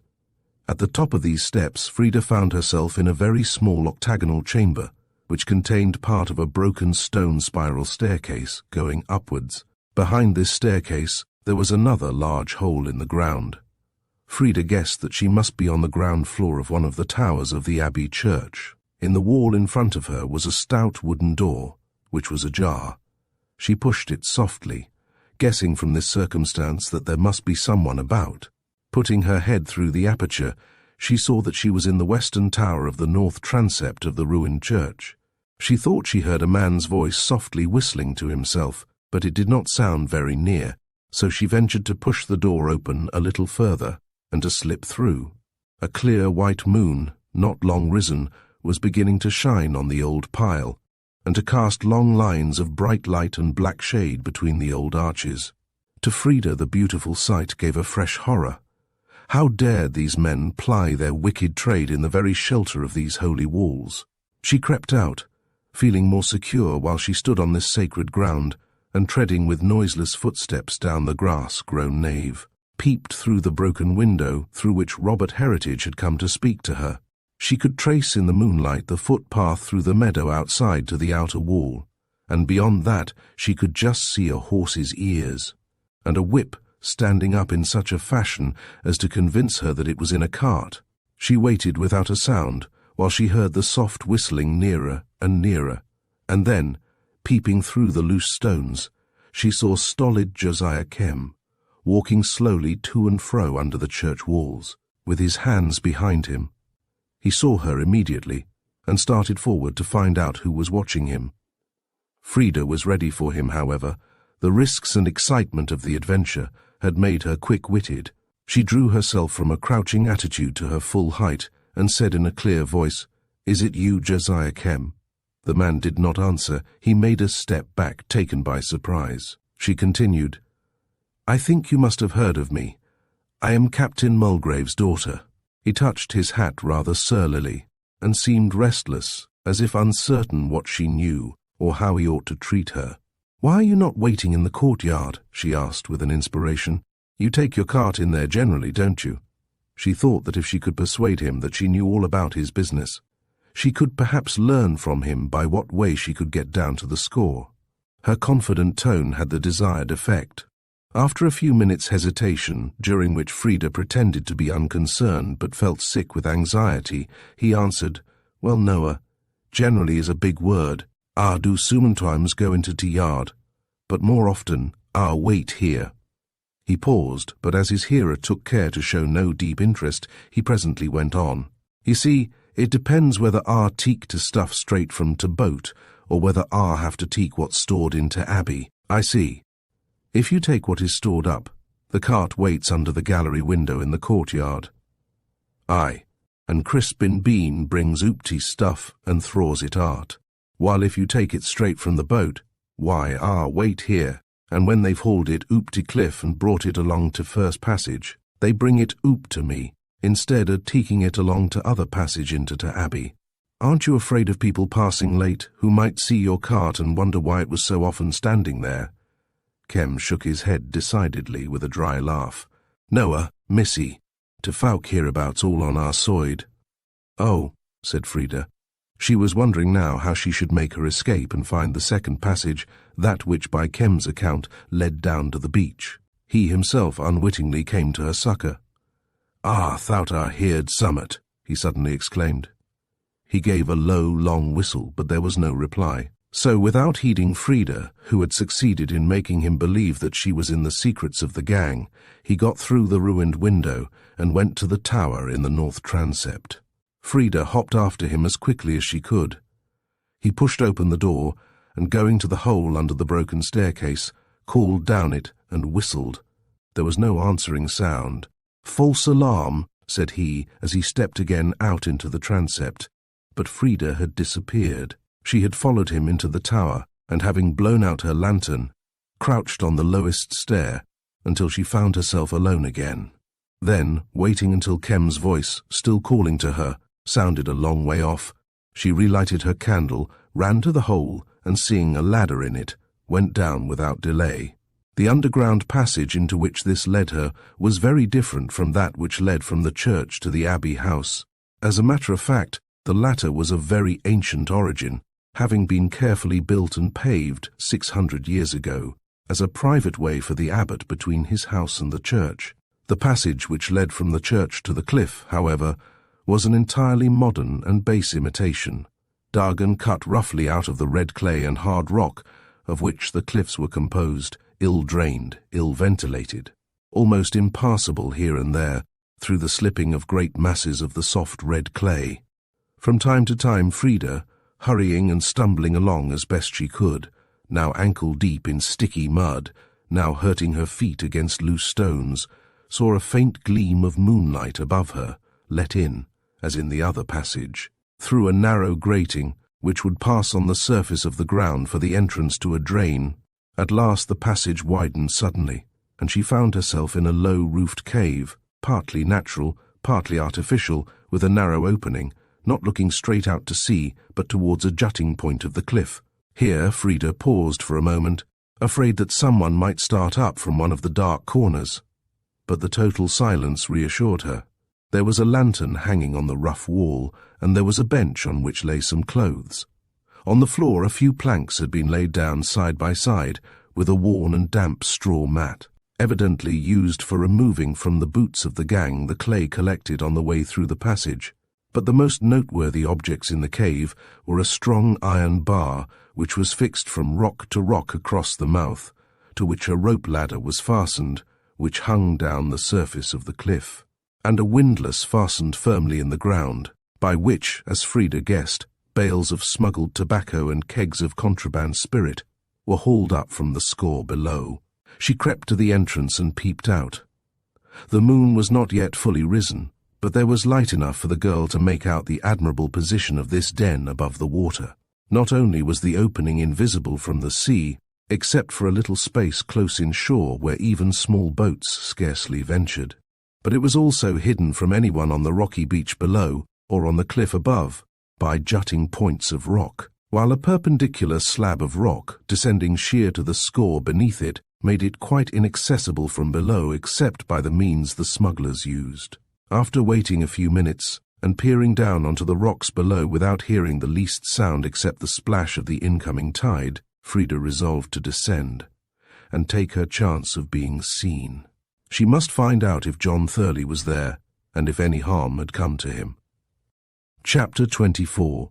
At the very first step she made on the rope ladder, Frida sustained a sudden shock which almost caused her to lose her grip of the ropes. With a wild, wailing cry, a great seagull flew out from a cleft in the rock a few feet from her, and almost touching her with its long grey-white wings, flew past her and circled in the air below, still keeping up its melancholy cry of alarm or warning, which was taken up by a host of its companions. Although she had heard the shrill sea-bird's cry before, it had never sounded so lugubrious as now. The beating of the advancing tide on the rocks below made a mournful accompaniment to the bird's wailing, and Frida, startled and alarmed, clung tremblingly to the ladder, not daring to descend a single step, as she felt the rush of air fanned by their long wings, and dreaded lest the great birds should attack her. At last, one by one, they circled lower and lower, until they reached the sea, and folding their wings, settled in a flock upon the water. Not till then did the girl venture to proceed on her journey. This descent, though long, was much less difficult than her first trial of a rope ladder in the secret room of the abbey, for the ladder was firmly fixed to a rock below into which 2 iron hooks had been driven. The greatest danger she had to contend with during the descent was the extreme cold, which benumbed her fingers and made it scarcely possible for her to grasp the ropes, and to hold her crutch at the same time, the lantern she had extinguished and tied round her waist. At last her feet touched the solid rock. She drew a long breath of relief. She had reached the score. Turning slowly, she took a survey of the spot. The cliff frowned at an immense height above her, rugged and steep as a wall. She was standing on a narrow ledge formed of broken bits of rock, which had, from time to time, been detached from the main cliff by force of water and rough weather. Only a few feet away the sea was breaking into little foaming cascades against the boulders. At sea, just out of the silver light cast by the moon, and some distance away from shore, she could dimly see a boat, which she guessed to be her father's yacht. On the right hand, A jutting point of cliff shut out the view. On the left, a bend in the cliff formed a tiny bay, beyond which a sort of rough pier of black rocks stretched out into the sea. The bay was the point the smugglers would make for, she felt sure, it was in this direction, then, that she must go. She dared not light her lantern, but had to trust to the faint light of the moon. The way was infinitely more difficult than she had expected. To scramble, to crawl, sometimes to leap from rock to rock, would have made the path a hard one for anybody. To a girl with a crutch it was absolutely dangerous. Panting, bruised, breathless, she at last scrambled over the last rough stone and found, to her relief, that in the tiny bay there was a stretch of smooth land, part clay, part sand, which had gathered in this inlet at the foot of the cliff, and on which a short, coarse grass grew. This seemed a paradise to Frida. After her exertion, she sank down and rested her limbs, which were trembling with fatigue. After a few moments, however, her sense of relief and rest was broken by a sensation of horror, which seemed to creep up her tired limbs and settle like a pall upon her. The utter silence, which not even a seagull now broke, the great wall of rock stretching round her, like a giant arm pointing its finger out to sea. The solitude and the piercing cold all united to impress the girl with a dread of what she might be going to see and hear. With a little sobbing cry she shivered and shut out the scene by burying her face in her hands. Suddenly a faint sound caused her to start up. It was the splash of oars in the water. There was a fringe of rock between the smooth land and the sea, under cover of which Frida ran, stumbling as she went in the direction of the rough natural pier. From this she thought she would be able to get a clear view of all that went on by sea or by land. But on nearer approach this natural pier proved to be much more difficult of access than she had supposed, for it consisted of a huge rock, flattened on the top, rising so high out of the water that it would need a climb to get upon it. Still, Frida resolved to try to overcome the difficulty. At this point she suddenly came in full view of the approaching boat, which was making straight for the beach. In another moment she had begun the climb. She had scarcely got her head above the level of the top of the rock when she caught sight of a man crouching down on the smooth wave-worn surface, watching the approach of the boat with eagerness which betrayed itself in his very attitude. It was John Thurley. Startled by the sight, Frida lost the footing she had obtained on the flaky, rotten side of the rock, and slipping back a few steps, found that she had all her work to do over again. But she was quicker this time, her experience having stood her in good stead. In a very few moments she had won back the lost ground, and again glanced up at the crouching figure. She had scarcely done so when she saw, and yet hardly believed that she saw, a second figure crossing the smooth surface of the rock in the direction of the first, crossing stealthily, with the cat-like tread she knew so well. It was the man who had said he would be on the watch. She wanted to cry out. She tried to cry out, but only a hoarse rattle came forth from her parched throat. She knew what was going to happen, though she saw no weapon in the rascal's hand, and the knowledge paralyzed her. Before she could draw breath, the blow had fallen. With a horrible cry, John Thurley sprang up with a backward step, turned, staggered, and fell in a dark heap on the rock at his assailant's feet. Frida's voice had come back now, but it was too late. She stifled back her cries, got up, by digging heels and clawing fingers, somehow, anyhow, onto the top of the rock, and skimming along the surface, lame as she was, like a bird, came up with the man who had threatened her that evening. He started, looking up at her with bloodshot, evil eyes, as she laid her hand upon his arm. "Hands off, missus," said he roughly, assuming more coarseness of accent than usual. "No," answered the girl fiercely, as she fastened her fingers with a firmer grip on his arm. "You have exceeded your orders tonight, and now you've got to obey mine. You have to help me carry that man you have hurt into the house, into the Abbey." The man was impressed in spite of himself by her manner. "He's dead," he said impatiently. "Haven't you had enough corpses about the place lately?" "He is not dead, he is moving, and you will take him in, dead or alive. Do you forget I am your master's daughter?" "Perhaps I'm my master's master," said he shortly. Then, with a sudden access of fury, to which his potations of earlier in the evening evidently gave reckless intensity, he suddenly held up, with a threatening movement, the knife with which he had stabbed his victim. It was red with blood, a sickening sight, but Frida was too much excited and exasperated to show a sign of fear now.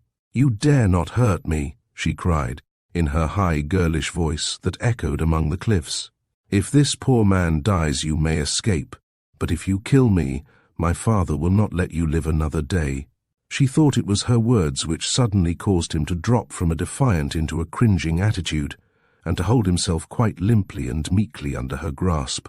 But his shifting glances made her turn her head, and she saw that her father was standing behind, with his eyes fixed on the fallen man.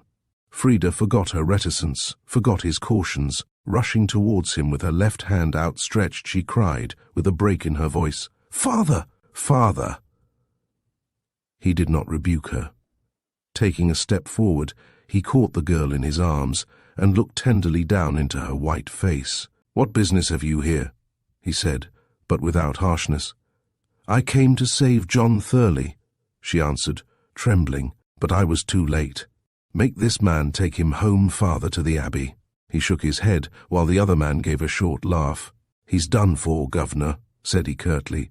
"Sorry if I went too far, but it's always dangerous work to put your nose into other people's business." Frida was on her knees beside the fallen man.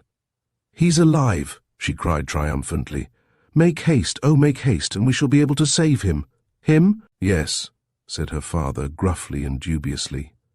"But how about ourselves? His safety is our danger, child, don't you understand?" "But father, you wouldn't have him murdered."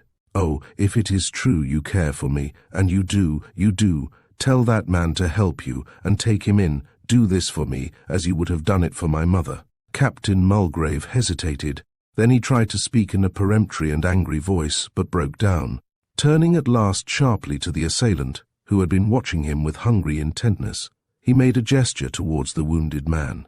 "Here, Crispin, help me to take him in. We must obey the ladies," he said with a hoarse and almost tremulous attempt at levity. The grin died out of the lean and withered face, and Frida caught upon it an expression of so much balked malignity that she wondered whether succour at these unwilling hands would mean death to the succoured one. There was nothing for her to do but to watch, however, while her father, with a skilful hand, tore his own shirt into bandages, with which he stopped the flow of blood from the wounded man's side. Then, giving the word to start, he and his unwilling assistant lifted the still unconscious man and began the difficult journey to the Abbey. Chapter 25. The moon was high by the time Captain Mulgrave and his subordinate started for the Abbey with their unwelcome guest. John Thurley was still unconscious as they lifted him from the rock, and the jolting to which they were forced to subject him as they made the difficult descent to the level land failed to rouse him to the least sign of life. Indeed, Frida, who followed close, not without suspicions of foul play in one of the bearers, was afraid that this journey was a hopeless one, and that it was a dead man they would carry into the Abbey. "Up the steps," directed Captain Mulgrave briefly, and instead of turning to the left, towards the cave, they crossed the stretch of flat grass-grown land in the direction of a rough flight of steps, partly cut in the cliff itself and partly formed of stones brought for the purpose, which, guarded on one side by a primitive handrail, formed the communication for the public between the top of the cliff and the score. "It's a long way round, governor," grumbled the other. "Better haul him up our way with the rest of the stuff." Frida uttered an angry and impatient exclamation. Her father, who, to her horror, had appeared not unwilling to act on the suggestion, now shook his head and again nodded towards the steps.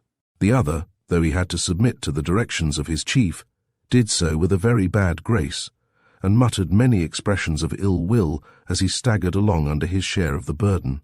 For the unfortunate John Thurley was a solidly built, heavy man, and the ascent up the face of the cliff was not an easy one even in ordinary circumstances.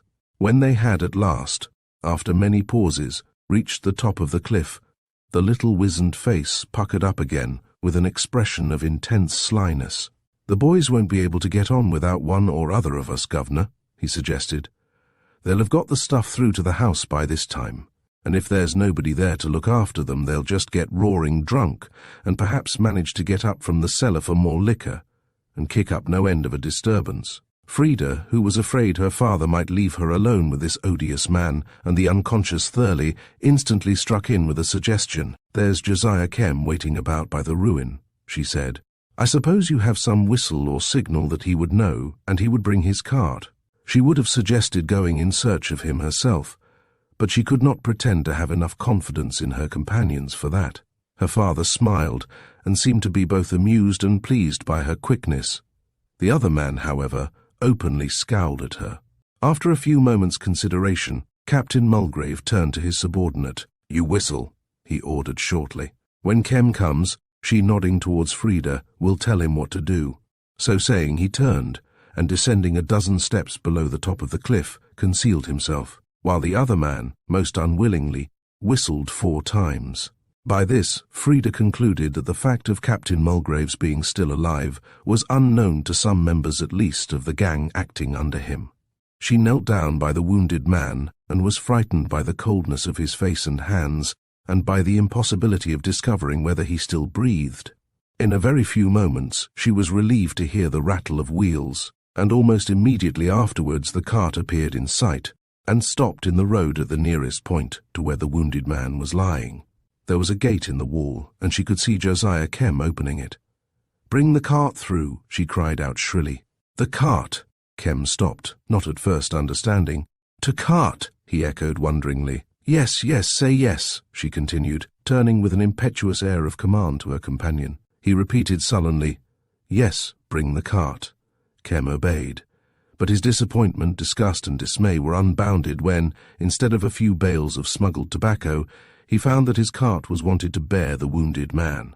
His superstitious fears were aroused, and he drew back hastily. "He's dead," he muttered. "Yon chap's dead. It's unlucky to carry a dead mon." But Frida besought him, coaxed, persuaded, promised until the stubborn Yorkshireman, impressed by her imperious manner, began to think that, in obeying her, he was currying favour with the higher powers, so that at last he stooped, hoisted up the unfortunate man, placed him in his cart, lifted Frida herself into the front seat without waiting to be asked, and turned his horse's head by her direction towards the Abbey. Frida was trembling with triumph, but also with some apprehension. The Abbey was the only place to which she could take the wounded man, and yet she could not but fear that it might prove a very unsafe refuge. The little grinning man, whom they had left behind on the edge of the cliff, was a trusted person in her father's mysterious house, and could go and come by secret ways whenever he pleased. Her only hope lay with Mrs. Bean. Frida believed in the little woman's real kindness of heart, and then too she would get at her first, before the housekeeper could be influenced by less honest counsels. The cart with its occupants reached the Abbey lodge in very few minutes. At the inner gate there was a little longer delay, and then Mrs. Bean appeared and let them in without question. "I didn't expect you tonight, Mr. Kem," was all she said, but she started back in astonishment and dismay when he said, "I've browt you back a friend and a stranger, Mrs. Bean. One's a leddy and t'other's a gentleman." At the same moment Frida, who had got down with Kem's help, ran up and put her arm round Nell's neck. "Mrs. Bean, dear Mrs. Bean," she whispered, "it's a friend of mine, the gentleman you saw me with at the churchyard, and he's very, very ill. You'll be kind to him, won't you?" But Nell was not at all sure about that. She even began by resolutely refusing to allow him to be brought into the house. Kem, however, as resolutely refused to take him away again. At last, Frida thought of a way of overcoming the housekeeper's objections. "It was my father himself who brought him up from the score," she whispered, in a voice too low for Kem to hear. And as the housekeeper looked at her incredulously, she added, "My father, the man I have always called Crispin. He told me to bring him home." Mrs. Bean turned abruptly to Kem. "Where did you find this gentleman?" she asked. "Who was with him?" "This little leady and your husband." Frida started. The wizened and grinning man who had threatened her and stabbed John Thurley was, then, Nell's husband, the veritable Crispin Bean. Kem's answer, while it disturbed her, reassured the housekeeper, who reluctantly gave Kem permission to bring the unconscious man indoors. "I'm sure I don't know where to put him," she said discontentedly, though Frida was happy in discovering a gleam of pity in her round face. "Put him in my father's room." said Frida with unexpected authority, and she led the way upstairs, beckoning to Kem to follow her with his burden. She had rapidly decided that this room would be the safest in the house. As soon as John Thurley had been placed upon the bed and Kem had gone, Frida was delighted to find that her trust in Nell's goodness of heart had not been misplaced. The young girl wanted to go for a doctor, but this the housekeeper would not allow, saying that she could do what had to be done as well as any man. She proceeded to prove this by binding up his wound with skillful hands. Presently, John Thurley opened his eyes, as he had done several times during the journey from the beach. This time, however, he was not allowed to relapse into unconsciousness. Applying a restorative to his lips, Mrs. Bean spoke to him cheerfully and got some sort of feebly muttered answer. He caught sight of Frida, who was helping Mrs. Bean, and gave her a smile of recognition, but Nell sent her away lest he should want to talk to her. Frida left the room obediently, but went no further away than the great window seat on the landing outside. Here she curled herself up, trying to keep warm, and looked out on the moonlit stretch of country. She was full of disquieting thoughts. This man, who had been kind to her, whose life she was trying to save, had seen the murderer of the man's servant Blewett, and could recognize him. The fact of his having kept this knowledge to himself for so long could only be explained by his belief that the murderer was dead, and could not be brought to justice. If he were to learn that the murderer was not dead after all, Frida felt that she knew the man well enough to be sure that no consideration would deter him from bringing punishment upon the criminal, and that criminal she could no longer doubt was her father. If she could only see her father again, and warn him to keep away, as she had meant but had missed the opportunity to do, it would be all right. It never occurred to her that her influence with John Thurley would be strong enough to induce him to keep silence. On the other hand, there was danger to be feared from the real Crispin, perhaps also from his wife, who, when she learnt who struck the blow, might be too dutiful to her husband to continue her care of his victim. But in this she did Nell an injustice. While the girl was still sitting in the window seat, crouching in an attitude of deep depression, the door of her father's room softly opened, and Nell came up to her. She looked worried, but spoke very gently. "This is a bad business," she began. "It's one of my lord and master's tricks, no doubt. And the worst of it is that when Crispin takes a job like this on hand, he doesn't generally stop till he's finished it. But can't you prevent him? Can't you persuade him that he's hurt this poor man enough?" asked Frida anxiously. Nell shook her head. "My dear," said she, "since you've found out so much, you may as well know the rest. Crispin's a bad man, but a moderately good husband. If I were to interfere with him in any way, he would not be at all a better man, and he'd be a much worse husband. Those are the terms we live upon. I hold my tongue to him, and he holds his to me." "Then you won't take care of this poor man any longer?" "Yes, I will as long as I can. What he will most want is watching, you understand?" "Yes," said Frida, trembling. "The wound isn't dangerous, I think, if he's kept quiet. And I'm used to nursing. Who is he?" Frida hesitated. But the truth could not be concealed from Nell much longer, so at last she faltered. "He is sent down by the government to look after the smuggling." The housekeeper's face changed, as if a warrant of death had been contained in those words. "The Lord help him, then," was all she said. But Frida was so horror-struck at her tone that she sprang up and ran like a hare to the door of the sick man's room. "What are you going to do?" asked Nell. "I don't know," sobbed Frida. But I think I ought to put him on his guard." "No," said Nell peremptorily. "Don't disturb him now. Come here with me. I have something to tell you." Fancying from the housekeeper's manner that an idea for helping John Thurley had occurred to her, Frida allowed herself to be led away to the disused room opposite. Chapter 26. Before the two women had entered the musty, damp-smelling apartment, which had once been one of the best bedrooms of the house, the younger began to feel that her companion was unnerved and unstrung. Indeed, they were no sooner inside than Mrs. Bean, sinking down on a chair, burst into tears. This was such an unusual sign of weakness in the self-contained housekeeper that Frida, in alarm, stood for a few moments quite helpless, not knowing what to do. But the kindly womanliness of her nature soon prompted the right action, and putting her arms round Nell's neck, she clung to her and soothed her with few words but with genuine tenderness. Recovering herself, Nell suddenly pushed her away. "It is not fit that I should sit here and be comforted by you, child," she said, abruptly but not harshly, "when it's you have brought it all upon us, and it's ruin. That's what it is, ruin." "Mrs. Bean, what do you mean?"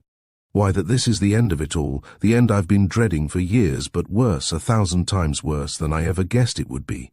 I thought it would only be the smuggling and a break-up of the old gang. I never thought it would be murder." "Murder?"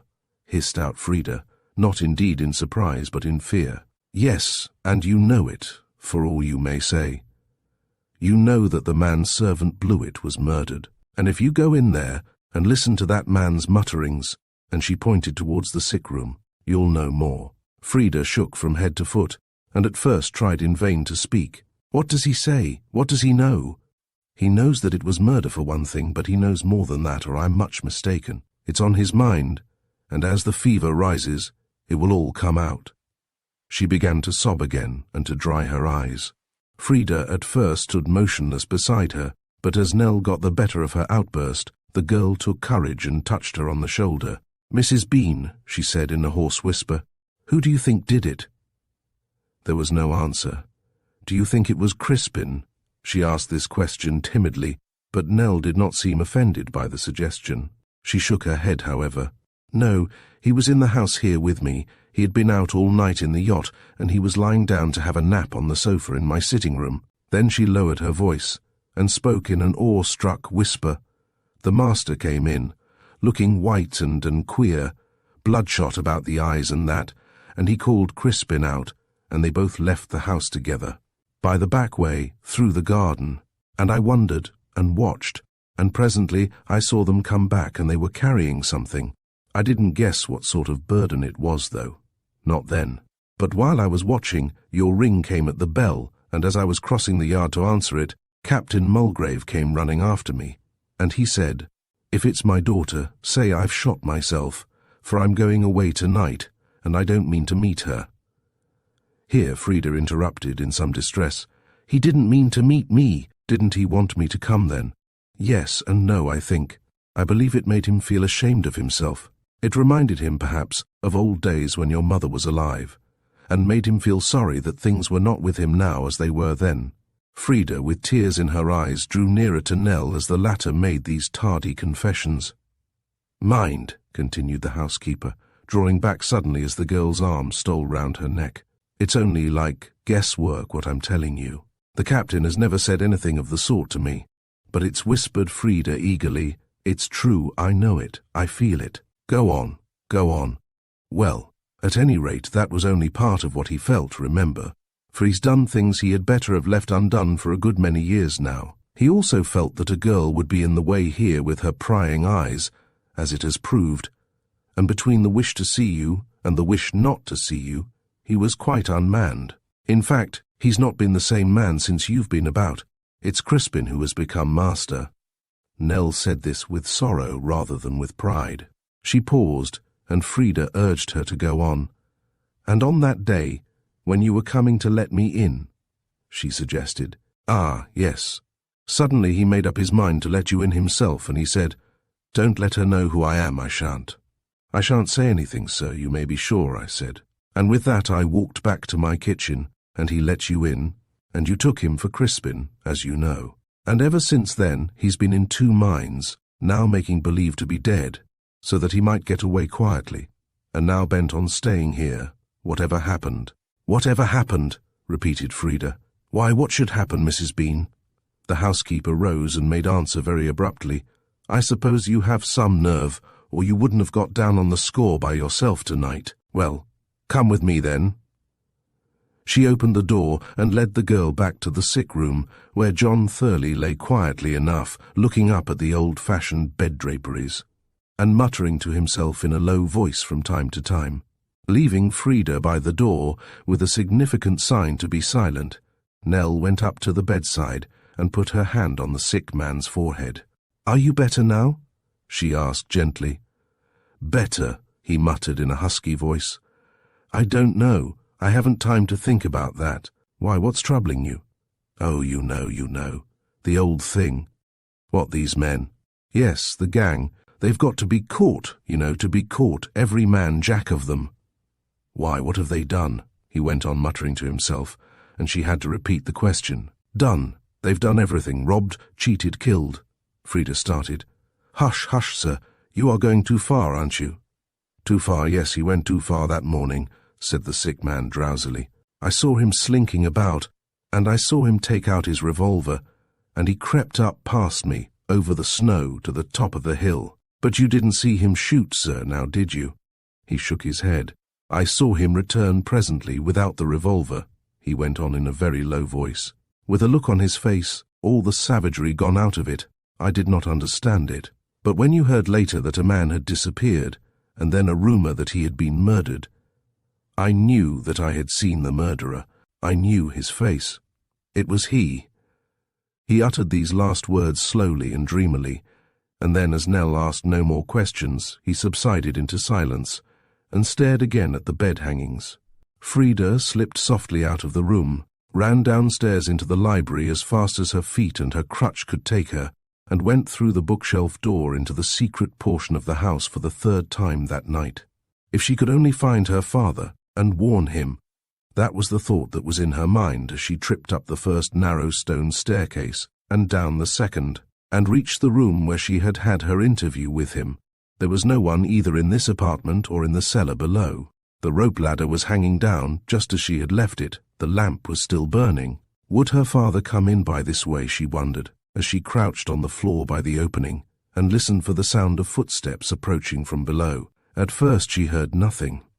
She dared not go down into the cellar again for fear of meeting Crispin, who bore no goodwill either to her or to the patient she had introduced into the house. Presently a distant rumbling down in the earth below riveted her attention. It grew louder and nearer until there was no mistaking the fact that someone was coming up the underground passage. It was not until that moment that Frida realized the danger of her situation. She had been reckoning on meeting her father. But what foundation had she for this hope? She had scarcely acknowledged to herself that she had very little, when she perceived that her worst fears were fulfilled, and that the man who, lantern in hand, had just reached the floor of the cellar was the real Crispin Bean. The faint cry which escaped her lips attracted his attention, and with an oath on his lips and a scowl on his face, he made a rush for the ladder. Frida was too quick for him. She pulled it up out of his reach with a jerk, flung to the trap-door which closed the opening, and with some difficulty drew the heavy iron bolt which made it fast. Then, frightened both by what she had done and by the storm of oaths and blasphemies to which Crispin gave free vent, she crept out of the room like a mouse and gained the library as fast as she could. Chapter 27. Danger had roused Frida from a little frightened girl into a ready-witted and daring woman. No sooner had she fastened down the trap-door and made it impossible for Crispin to get into the house from below than another idea for securing the safety of her sick guest flashed into her mind. As soon as the thought suggested itself, she set about carrying it out. Flying out of the house, across the courtyard, unlocking the first gate and taking care to keep it from closing by a stone at its base. She was out of breath by the time she reached the lodge gates and pulled lustily at the bell. Of course the old woman was asleep, and it was some moments before the gates opened. In the meantime, Frida had had another inspiration. As soon as one of the gates opened, she slipped through and placed a stone at the foot, as she had done with the inner gate, and watched for the effect. As she had hoped, when the spring was pulled again by the lodgekeeper from within, the gate swung to, but remained open a couple of inches. Satisfied, the young girl went on her way. She crossed the churchyard, not without certain nervous and superstitious terrors, for some of which her convent training was perhaps responsible, and passing by the shapeless church with its squat stone tower, and the seat underneath where the old fishermen would sit and smoke their pipes and tell their yarns, with one eye on the listener and one on their old love, the sea. She came to the steep flight of worn stone steps that led down into the town. The moon was in her second quarter, and the light she gave was bright enough for Frida to see the silver river below, for the tide was high. Here and there the weak little town lights twinkled, but they were so far between that they did not save Frida from a feeling that she was plunging into an abyss of blackness and horror as she found herself in the steep, stone-paved street at the bottom of the steps. She had been told where the vicarage was, knew that she must turn to the left and go down Church Street until she came to it. But the sound of her footsteps and her crutch on the rough stones of the narrow street frightened her.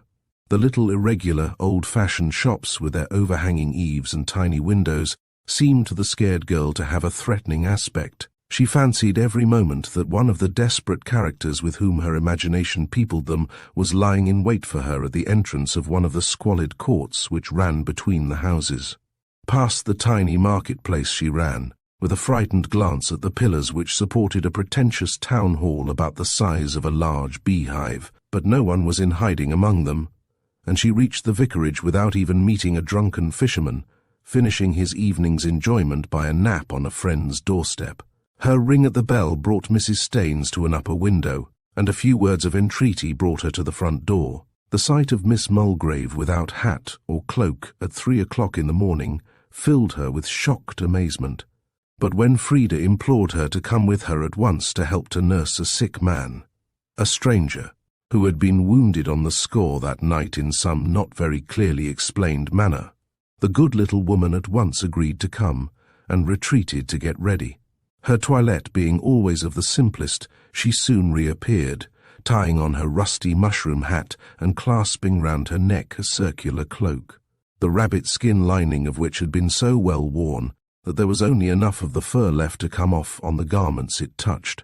But to Frida's eyes, who saw in her coming safety for John Thurley, no princess's court dress ever looked more pleasing than the ragged garments of the vicar's old wife, as she stepped cheerfully out in the raw April morning, first insisting on tying up the young girl's head and shoulders in her garden shawl. "You have sent for a doctor, my dear, of course," she said. "No," said Frida. "Mrs. Bean says it's nursing and watching he wants. So I thought of you.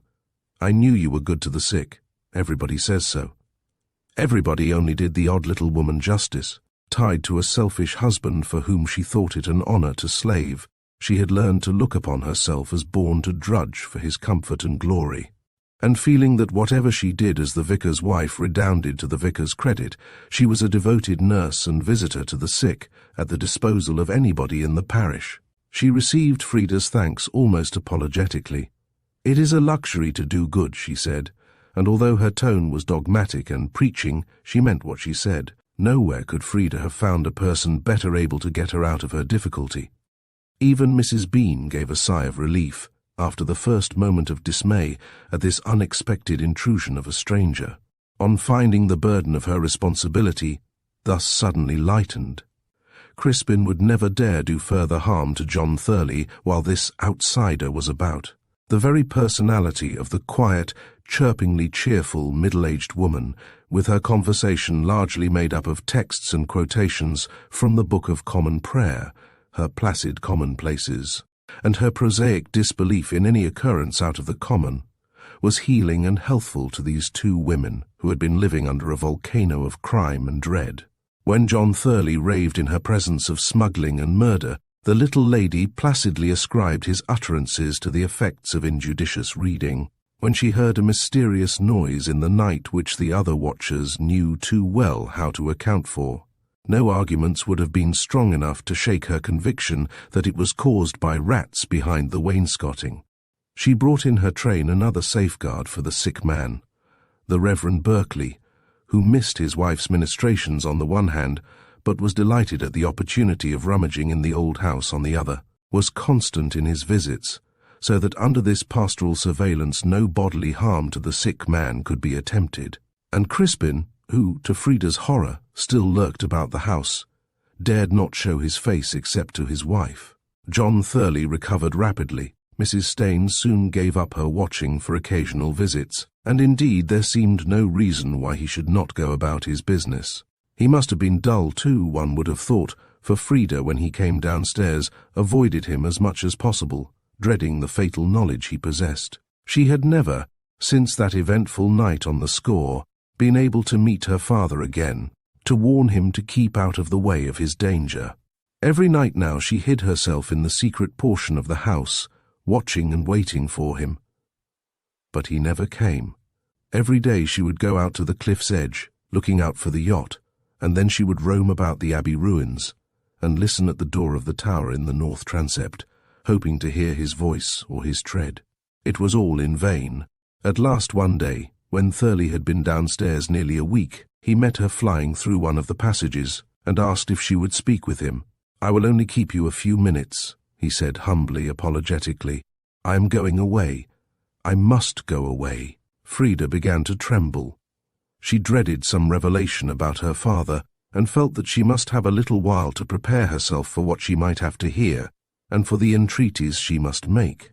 I have got to go and help Mrs. Bean now," she said in a frightened voice. "Won't it do this afternoon? She blushed and stammered, afraid that she seemed rude, but John Thurley answered at once eagerly, "This afternoon will do perfectly." Frida spent the intervening hours partly in prayer, partly in trying to devise entreaties which would move him to spare her father. In order to put off the evil hour of the interview, she roamed about the ruined church, supposing that Thurley was where he usually spent his time, in the library. Habit took her to the transept tower. She had not, this time, her usual thought of trying to meet her father. It was through custom, rather than by intention, that she leaned against the wooden door. To her surprise, it gave way, and she only just missed falling on her back. She forgot all about John Thurley in her excitement. This was only the second time she had found the door open, and she was convinced that there must be someone about. She listened at the opening, first of the one underground passage, and then of the other, but could hear no sound in either. Should she dare to go down into the one which led to the cliff? While she was hesitating, she was startled by a faint noise from outside the tower. It was like the falling of stones. At the same moment there was a sound of footsteps in the passage beneath her feet. She had to make up her mind quickly what she should do, and deciding that it would be less dangerous to meet an enemy outside the tower than in, if the newcomer should prove an enemy, she passed quickly into the church, and came face to face with John Thurley. Her cheeks blanched, and she stood before him without a word to say. He, on his side, struck by the terror on her face, muttered an apology, and was turning to retreat, when a footstep in the tower caused him to stop. Frida recognized the tread, and a low cry escaped her. "Go, go," she entreated in a hoarse voice. "Why do you stay when I beg you, implore you to go?" John Thurley hesitated, but that moment's delay was too long. For the door of the tower was pulled roughly open, and Captain Mulgrave, who had heard his daughter's pleading, appeared, bristling with anger, as her champion. "Who is this annoying you?" he asked fiercely. But Frida drew a long breath and said nothing, for the men had caught sight of each other, had exchanged a long, steady look. It was impossible to doubt that it was a recognition. Captain Mulgrave did not repeat his question, asked for no further explanation. With a stare of quiet defiance, he took a great key from his pocket, locked the door in the tower, and whistling to himself with a splendid affectation of unconcern, walked past his daughter and Thurley, and made his way over the fields towards the side gate of Mew Abbey. Chapter 28. Frida watched her father's retreating figure for some moments without daring to look at John Thurley's face.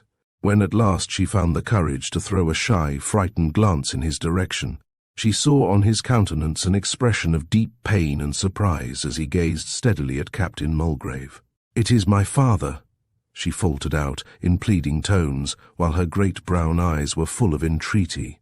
I know," he answered hastily without looking at her, and he began to pace up and down the choir, with his eyes on the long, rough grass at his feet, and his hands behind his back. Frida felt the very faint hope she had entertained of moving him by her entreaties melt utterly away as she watched him. The whole face of the man, the steadfast eyes, square jaw, resolute mouth, all indicated strength of purpose and a will difficult to turn. The trouble and anxiety which now clouded his face gave it no gentler character, but rather added sternness. After considering him in silence for a few minutes, during which he seemed intent on his own thoughts even to forgetfulness of her presence, she stole away down the nave, and getting through the window to the north side of the church, crossed the meadow towards the road. As she approached the wall which separated the meadow from the road, Frida was startled by a man who sprang up suddenly on the other side. Already unstrung by the events of the preceding 20 minutes, she could scarcely repress a cry of alarm. The man, who had evidently expected someone else, touched his hat and said, "Beg pardon, miss. Sorry if I frightened you. I was expecting to meet a friend here by appointment. I am afraid I startled you." Frida wondered who he was. Already she knew enough of the Yorkshire types and the Yorkshire accent to be sure that he was not a native of this part of the country, and there was a sort of trimness and smartness about him in spite of the rough suit of clothes he wore, and a precision in his manner, which made her think he was some sort of official. She wondered whether it was John Thurley he was waiting for, and if so, what his business with him was. Going back to the ruins, she had got into the shadow of the East End when she again came face to face with Thurley. The expression of his countenance had changed. Instead of the frown of anxiety he had worn a few minutes before, care of another kind, far less stern, but scarcely less disquieting to the young girl, was stamped upon his somewhat rough features. Yet she could not have explained the feeling which caused her to start and blush, and to hope that he would let her pass without speaking. But that was far from being his intention. He started forward at sight of her, and his face flushed. "Ah, I was looking for you. I have something to say to you." He turned to walk beside her, but went a few paces without saying anything further. When they reached the angle of the ruin, he stopped, and looking down upon her rather shyly, said abruptly, "Give me your arm. We are friends enough for that, aren't we?" Frida shyly complied, and they turned and walked back under the shadow of the eastern wall of the ancient church. "You are not afraid of me, are you?" "No-o. No-o. Why no-o? You are not afraid of me, you know you are not. Then why lately have you always avoided me?" There was a long silence. Then Frida said, in a weak little voice, "I expect you know. You think I know too much about certain very disagreeable occurrences." The girl answered by a long sob of terror. He patted her arm kindly. "Come, come, my knowledge shall never hurt you, little one. That is what I wanted to tell you. At least, it's part of it." Another pause. "Don't you want to hear the rest?" "No, I don't think I do, but you must.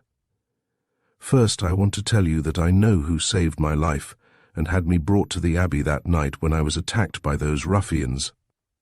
"Ruffians?" Frida turned upon him quickly. "There was only one. My father wasn't—" She stopped and drew a deep breath. I know," said Thurley. "It was he who ordered that you were to be brought here to the house." "I know all about that," said he quietly. By his tone, Frida knew that he must have heard more than at the time had seemed possible. "And I know who nursed me, Mrs. Staines, and who watched over me, Mrs. Bean, and took care that I should come to no harm, although she knew all the time that it would be better for those she cared about if I did come to harm." Frida tried to protest, but he silenced her peremptorily. "And the little girl does care for those who belong to her, no matter how she has been treated by them. But now," he continued in a different tone, "I want you to forget all that for the present, though I never can. I want you to think of the day when I first met you, a poor, tired, cold, hungry little girl, and to remember how you gave me your confidence, and chattered to me, and told me I was very kind." "And so you were," cried Frida eagerly. "Ah, but I had a motive. I had fallen in love with you." Frida wriggled her arm out of his, and looked up at him in astonishment. Indeed, John Thurley's tone was so robust, matter-of-fact, and dogmatic that this statement was the last she had expected. "In love with me? Oh!" And she began to laugh timidly. "But this is no laughing matter to me, at least," said John Thurley, in a tone more earnest still and less matter-of-fact. "I tell you I fell in love with you. I suppose you know what that means." "Not very well," Frida admitted. This answer seemed rather to take him aback. "Why?" said he, looking out to sea and frowning with perplexity. "I thought all girls knew that." "I don't," said Frida, shaking her head. "I don't understand it at all. It seems ridiculous to like a person very much, fall in love as you call it, when you have only seen that person once, and can't be sure at all what that person is really like. Perhaps one can be surer than you think. At any rate, I felt sure enough about you to make up my mind at once that you were the girl I should like to make my wife." "Wife?" echoed Frida in astonishment and even horror. "Me, a cripple?" "Yes, you, just as you are, little crutch and all. Now, child, will you have me? You don't love me yet, but you will very soon, for I love you deeply, and you are loving. You trust me, I know, although you have avoided me lately. There is trouble coming upon this part of the world, and I will take you away from it, and keep you safe for all your life. Won't you let me?" But Frida grew white and began to tremble. Before she could attempt any answer, however, he broke in again. "I tell you, you are not safe here. This place is infested with desperate characters who have access to the house by all sorts of secret ways. Only this morning, as I was sitting in the library, a man suddenly appeared before me, who seemed to spring out of the wall itself." In an instant, Frida became flushed and full of passionate interest. "What was he like?" she asked breathlessly. "He was a young man, with a thin, wolfish face, with light eyes, I think, dressed in an old brown shooting jacket. He looked half-starved." The girl's face quivered with distress, and the tears sprang to her eyes and rolled down her cheeks. "Half-starved," she repeated in a heartbroken voice. "Oh, Dick!" John Thurley stared at her in attentive silence for a few moments. Then he said dryly, "You are sure you don't know what falling in love is?" Frida blushed and began to dry her eyes. "I know what it is," she answered meekly, "to be sorry for a starving man. And you haven't a word for the man who is starving for the love of you." There was some passion in his voice now. Frida's breath came quickly. She bent her head in deep thought, and presently raised it to show a face full of excitement, doubt, and entreaty. "Do you love me enough to do something for my sake? Something great, something difficult?"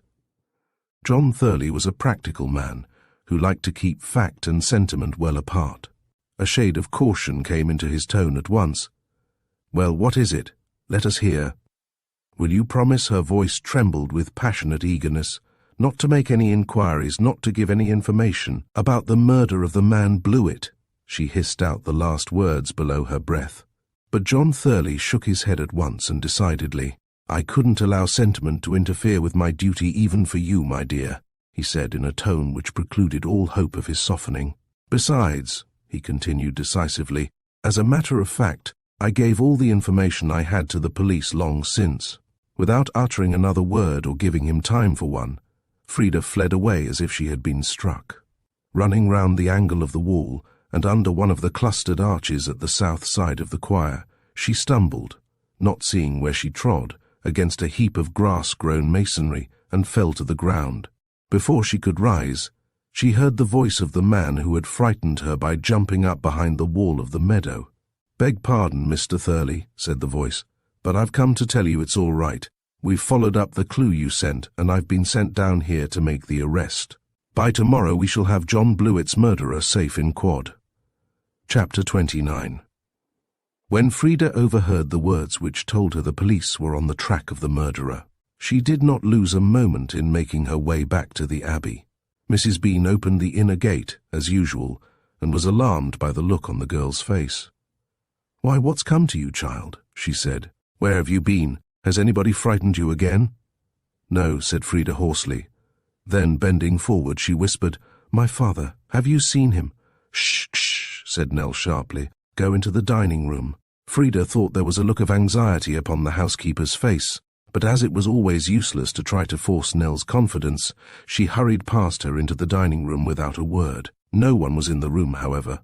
She was on the point of going back to Mrs. Bean when the corner of a note, which had been thrust under the clock, caught her eye. She pulled it out and found that it was directed, in her father's handwriting, to Frida. She opened it eagerly, but not without fear. The note was very short. "My dearest child, I am away for a little while. You can perhaps guess why. As long as I am out of reach, this Thurley, who is, I believe, an honourable man, can do nothing. You need not be anxious on my account, little one. When I can, I shall come back and carry you straight back to the convent. I ought never to have brought you away. It is the right place for a little saint. I wish I could have been a better father to you, but it is too late. The tree has turned the bend. Goodbye, child. Your affectionate father."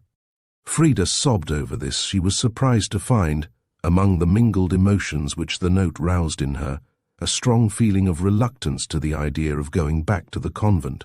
The excitement of the strange life she had led since leaving it had spoilt her for the old, calm, passionless existence.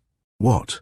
Never again to leave the shade of those quiet walls, never to wander, as she now loved to do, about the ruined church of St. Hilda, whose roofless walls, with their choir of wailing seabirds, had grown to her 10 times more sacred than the little convent chapel. Never to see her father, never to see Dick. At this thought she broke down, and resting her head upon her hands let the tears come. And poor Dick had looked half-starved, so John Thurley said. There began to steal into her heart a consciousness that, if things had been different, as it were, and if she had not been brought up in, and for, a convent, as one might say, she too might perhaps, to use John Thurley's words, have known what falling in love was. She was startled, in the midst of her tears, by the sound of John Thurley's voice in the hall, outside. He was talking to Nell, asking the way to Oldcastle Farm. Frida sprang up in alarm. What if the farm were her father's hiding place? It was the probable, the most horrible explanation. The man who had spoken to Thurley that morning was certainly a member of the London police force, and he had said that he was on the murderer's track. It might be, then, that he had got wind of the fact that the farm was to be Captain Mulgrave's hiding place. If not, what did Mr. Thurley want there? It took Frida only a few minutes, when these thoughts had occurred to her, to make up her mind what she should do. She waited until, by the more distant sound of their voices, she knew that Thurley and Mrs. Bean had retreated into the passage leading to the precincts of the latter, and then ran upstairs to her own room, dressed hastily for walking, and crept out of the house without being seen by anyone. It was Saturday, and market day at Prestaby. Barnabas Ugthorpe would be at market, and Frida, in her short acquaintance with him, had gained enough insight into that gentleman's tastes and habits to be sure that, instead of making the best of his way home as soon as the business of the day was done, he would at this moment be enjoying himself at the Blue Cow, or the Green Man, or one or other of the small hostelries which abutted on the marketplace. So it was in this direction that she turned her steps, flitting among the old gravestones and hopping down the 198 worn steps until she reached Church Street. It was 6 o'clock, and the street swarmed with a noisy rabble. Crowds of children, as usual, played about the steps. Riotous fisher lads, in parties of half a dozen or so, streamed into the streets from the Agolith, a row of tumble-down houses, much out of the perpendicular, that nestled right under the cliff, and some of which fell down. From time to time, into the sea. Knots of women stood gossiping at the doors. Girls, in preposterous best hats, flaunted down the street in 2s and 3s. Poor Frida, with her crutch and her quaint dress, was laughed at as she sped along, her progress from time to time impeded by the crowd. At last she reached the little marketplace, where business was long since over, but where women were still busy packing up their baskets, and groups of men stood about, discussing the news of the day. At the lower end, a line of primitive-looking carts and gigs stretched from one side of the marketplace to the other, and straggled into the narrow side street. From a nest of little beetle-browed and dingy taverns came a noise of mingled merriment, wrangling and loud talking. It was in these unprepossessing quarters she must look for her friend, Frida knew. The hunt was not a pleasant task. She had to stand some rude chaff from the sailor lads, as she stood about the doors peeping in when she could. She was, however, so very simple-minded and unsophisticated that she bore this ordeal better than an ordinary girl could have done. And then, too, her mind was so steadfastly fixed on its object that many remarks intended for her failed to reach her understanding. She had convinced herself that Barnabas was not in either of the 3 taverns on the right-hand side, and was beginning to despond when she recognized, among the horseless carts, the one in which the farmer had brought her to the Abbey. Her spirits went up again, and with brisker steps she continued her search. Down into the little side street she went boldly, and at last, with a heart-leap of triumph, she ran the farmer to earth. It was in a narrow slip of an inn that Frida, peeping in at the door, spied the burly Barnabas laying down the law at the bar in a way that he never dared do at home. Indeed, the girl had recognized his voice some yards away. Without the least hesitation, she lifted up her voice without entering, causing all the guests to look round. "Barnabas," was all she said. The farmer turned as if he had been shot. "The Lord bless my soul," he ejaculated. "It's to little missy. Come," she cried peremptorily. "Come at once." He obeyed as unhesitatingly as if he had received a mandate from the Queen. Leaving his glass of ale untasted on the counter, he followed the girl down the street, for without waiting, she led the way straight to where his cart stood. "Get your horse, Barnabas," she said as soon as he came up. "You must drive me to Oldcastle Farm." "But," began the bewildered farmer. She would not let him speak, but stamped her crutch impatiently on the stones. Barnabas was as weak as water with anyone who had a will. Whistling to himself, as if to prove that he was carrying out his own intentions instead of somebody else's, he went straight to the place where his horse was put up. Within 10 minutes the cart was jogging down slowly through the crowded street, with Barnabas and Frida side by side on the seat, the farmer shouting to the crowd to keep out of the way. For a long way they did not exchange a word. As they proceeded down the stone-paved street, the throng grew less and less, until, when they got to that point where the houses on the one side give place to the river, they passed only an occasional foot-farer. They were now on the outskirts of Prestaby. The lights from the other side twinkled on the water. The distant sounds of the town, and the voices of men calling to each other from the barges, came faintly to their ears. Then, for the first time, Barnabas, drawing a deep breath, looked down at his companion. "Eh, but ye're a high-honded lass. What's taking ye to farm?" "Never mind what's taking me. I have something to say," said Frida with decision. "Barnabas, you know you didn't keep that secret." "What secret?" said he uneasily. Frida lowered her voice. "About the dead man, and the person you found beside him." Barnabas shuffled his feet. Don't gnaw as I've said a word." "Oh, yes, you have. You haven't meant to, perhaps, but you've let out a word here, and a hint there, until—" Frida stopped. Her voice was breaking. "Weel, I'm downright sorry if I have. Maybe I have let out a word that somebody's picked oop, and weel, I hope no harm's come of it." "There's only this harm come of it," answered the girl bitterly, "that you have perhaps put the police on the track of a dead mon. Weel, and where's the harm of that?" Frida was silent. She had forgotten her father's pretended death. "Mind ye, missy, there's no good of being too sentimental, and asking your pardon, to Captain's reputation was none so good, setting aside that little business. So, as I said, there's small harm done. And now maybe you'll tell me what's taking you to Oldcastle Farm. There's ne'er a police who wouldn't sooner be driving ye to." "Why?" "Because there's bad tales towed of it, and there's bad characters that goes there." "Oh, Barnabas, I'm getting used to bad characters. I mean—" She stopped. The farmer scratched his ear. "Weel, but it's to bad characters that are fond art that's to worst. T'other sort, that keeps dark, aren't near so degrading, and, by what I've been told, I reckon there's some that's fond art at Oldcastle Farm." Not a word of explanation of this dark hint could Frida get from him. With Yorkshire obstinacy he shut up his mouth on that one subject, and, although she plied him with entreaties, all that he would add on the subject was, "Weel now, ye're warned. Folks that take oop wi' dangerous characters must be prepared to take to consequences." After this speech, Frida fell into frightened silence, and for the rest of the journey there was little conversation between them. Chapter 30. From time to time, when they got into the open country, Frida was alarmed by the sight of another cart some distance behind them on the road. For long tracts the hedges, the winds in the road, the hills and vales, hid it from her sight. But again and again it would reappear, filling her with misgivings. "Barnabas," she said at last, when the farmer asked what it was she was turning round to look at so constantly, "there's another cart following us, I am sure of it. Who do you think it is?" "Fred Barlow, most like," answered he with a glance back. "He's generally home early, and he lives only 2 mile away from where I do." And there was silence again. But Frida was not satisfied, however long it might be before it reappeared.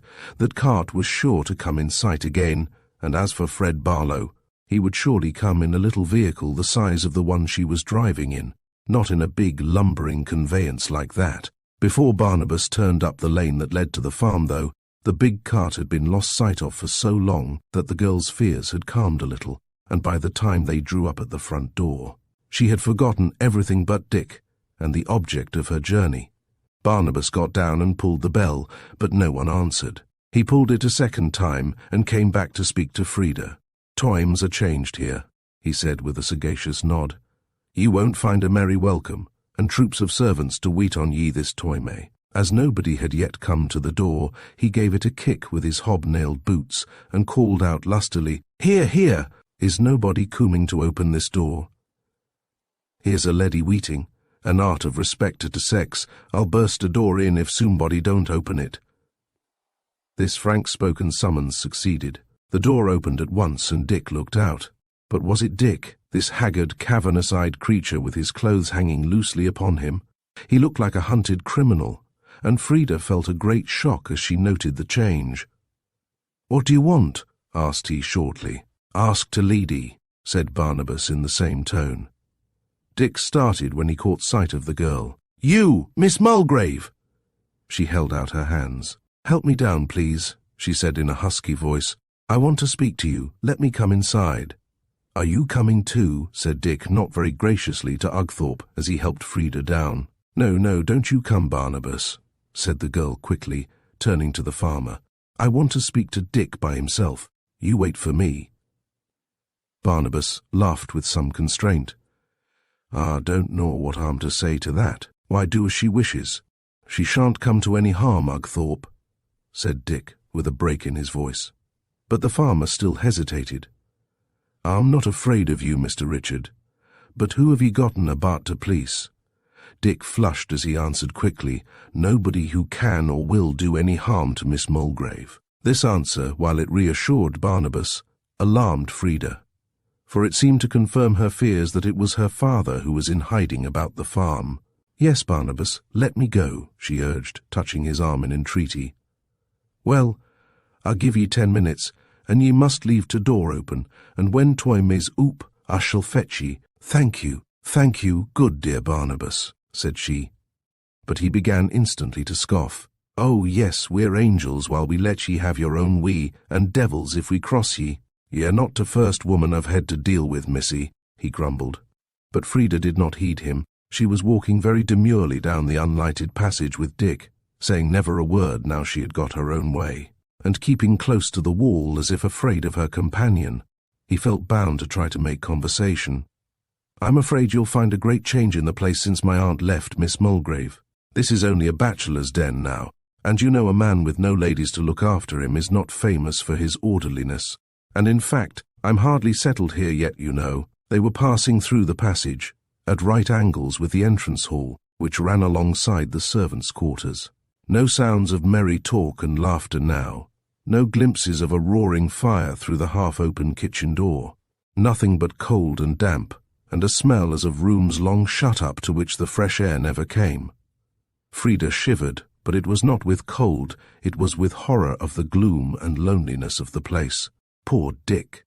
They passed into the huge anteroom. It was entirely unlighted, and Dick turned to offer her his hand. "You will hurt yourself against the walls. There is nothing else for you to hurt yourself against," he added rather bitterly. She gave him her hand. It was trembling. "You are not frightened, are you? If you knew what it is to me to touch a kind hand again, and yours—" He stopped short, putting such a strong constraint upon himself that Frida felt he was trembling from head to foot.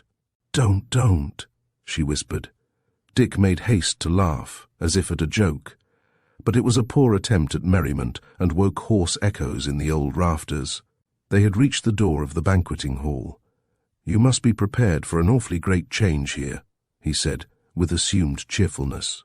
"My aunt wanted the furniture of this room. Of course she didn't think I should use such a big place all by myself. But I've got used to it, so I stick to it in its bareness. You won't mind my showing you in here. The fact is that the drawing room's locked up." "No, oh, quavered Frida, who knew that all the furniture of the farm had been seized and sold either before or immediately after Mrs. Heritage's departure. Not at all. In fact, I would rather. I don't know about that, rejoined Dick dubiously as he opened the door. All this had not prepared the girl for the desolate sight which met her eyes. The great hall, which had looked so handsome with its rugs, its old oak furniture and tapestry hangings, was barer than a prison ward. A vast expanse of floor, once brightly polished, now scratched and dirty, rough bare walls with nothing to hide their nakedness, formed a picture so dreary that she uttered a low cry. In the huge fireplace a small wood fire burned low. An old retriever, crippled with age and rheumatism, wagged his tail feebly without rising at his master's approach, and gave a feeble growl for the stranger. A kitchen chair, with some of the rails missing, a small deal table, an arrangement of boxes against the wall covered by a man's ulster, these formed all the furniture of the huge room. Frida stopped short when she had advanced a few steps, and burst into tears. Dick affected to laugh boisterously. "I didn't reckon on the effect these rough diggings would have on a lady," he said, in a tone of forced liveliness which did not deceive his guest. "Why, this is a palace to some of the places I've stayed in when in the Highlands. A man doesn't want many luxuries when he's alone. But I suppose it shocks you." "Yes, it does," sobbed Frida. "Come and take a chair. I'm sorry there isn't much choice. I've ordered a couple of those wicker ones with cushions, but they haven't come yet. I'll sit upon the sofa." But Frida knew that the pile of boxes on which he seated himself, carelessly nursing his knee, was his bed. She had regained command of herself, however, so she took his only chair and looked steadily into the fire. Dick sprang up again immediately and affected to look about him with much eagerness. "What an idiot I am!" he exclaimed. "I believe I've forgotten to bring in any candles. I know I was out of them last night." Frida said nothing but sat very still. The tears were silently rolling down her cheeks again. She waited while he rummaged in the table drawer and opened the door by the fireplace, as if in search. Then, quick as lightning, while his back was turned, she whipped out from under her long cloak a large, neat brown paper parcel, unrolled it, and took out 2 candles, which she proceeded to fix on the table by the primitive schoolgirl fashion of melting the ends at the fire. Then she took out of the parcel a box of matches and lit the candles. In the meantime, Dick had returned from his fruitless errand and was watching her helplessly from the other side of the table. When she had finished, Frida dared not look at him, but tried furtively to draw towards her the telltale parcel, out of which several small packages had rolled. But at last she made a bold dash, and with a shaking voice said, "I know better than you think what a man is, left to himself. I know you've forgotten to get in any supper." By the time she reached the last words, her voice had dropped to a guttural whisper, but she was so much excited that it was quite easy for her to laugh long and naturally as she opened, one after another, a series of little packages and spread them out before his eyes. "There's butter and bacon and a piece of cold beef and tea and sugar and even bread," she ended in a shrill scream, with her breath coming and going in quick sobs. For, glancing up, she had caught on Dick's face, which looked more haggard than ever in the candlelight, the terrible look of hunger, real, famishing hunger. She looked down again quickly at her provisions. "Aha!" she cried in a quavering voice. "I know how to take care of myself. I wasn't going to trust myself to the tender mercies of a man." Dick said nothing, but she talked on with scarcely a pause. "You've got some plates, I suppose, and 1 knife and fork at least. Go and fetch them. Make haste, make haste." And she rattled her crutch upon the floor. The old dog was hungry too. He came sniffing and barking about her, as if he knew that she had brought help to him and his master. Dick had some plates and knives and forks and a broken teapot. These Frida arranged upon the table with nimble, graceful fingers. For the moment, moved by the unguessed extremities to which her host was reduced, she had forgotten that the chief object of her visit was one of warning. She was recalled to the truth in a startling manner. A handful of earth and stones was flung up at one of the lofty windows by someone in the courtyard. Frida sprang forward with a cry, her worst fears confirmed. As Dick turned hastily from the table, she clung to his arm and tried to speak. But at first words refused to come. Chapter 31.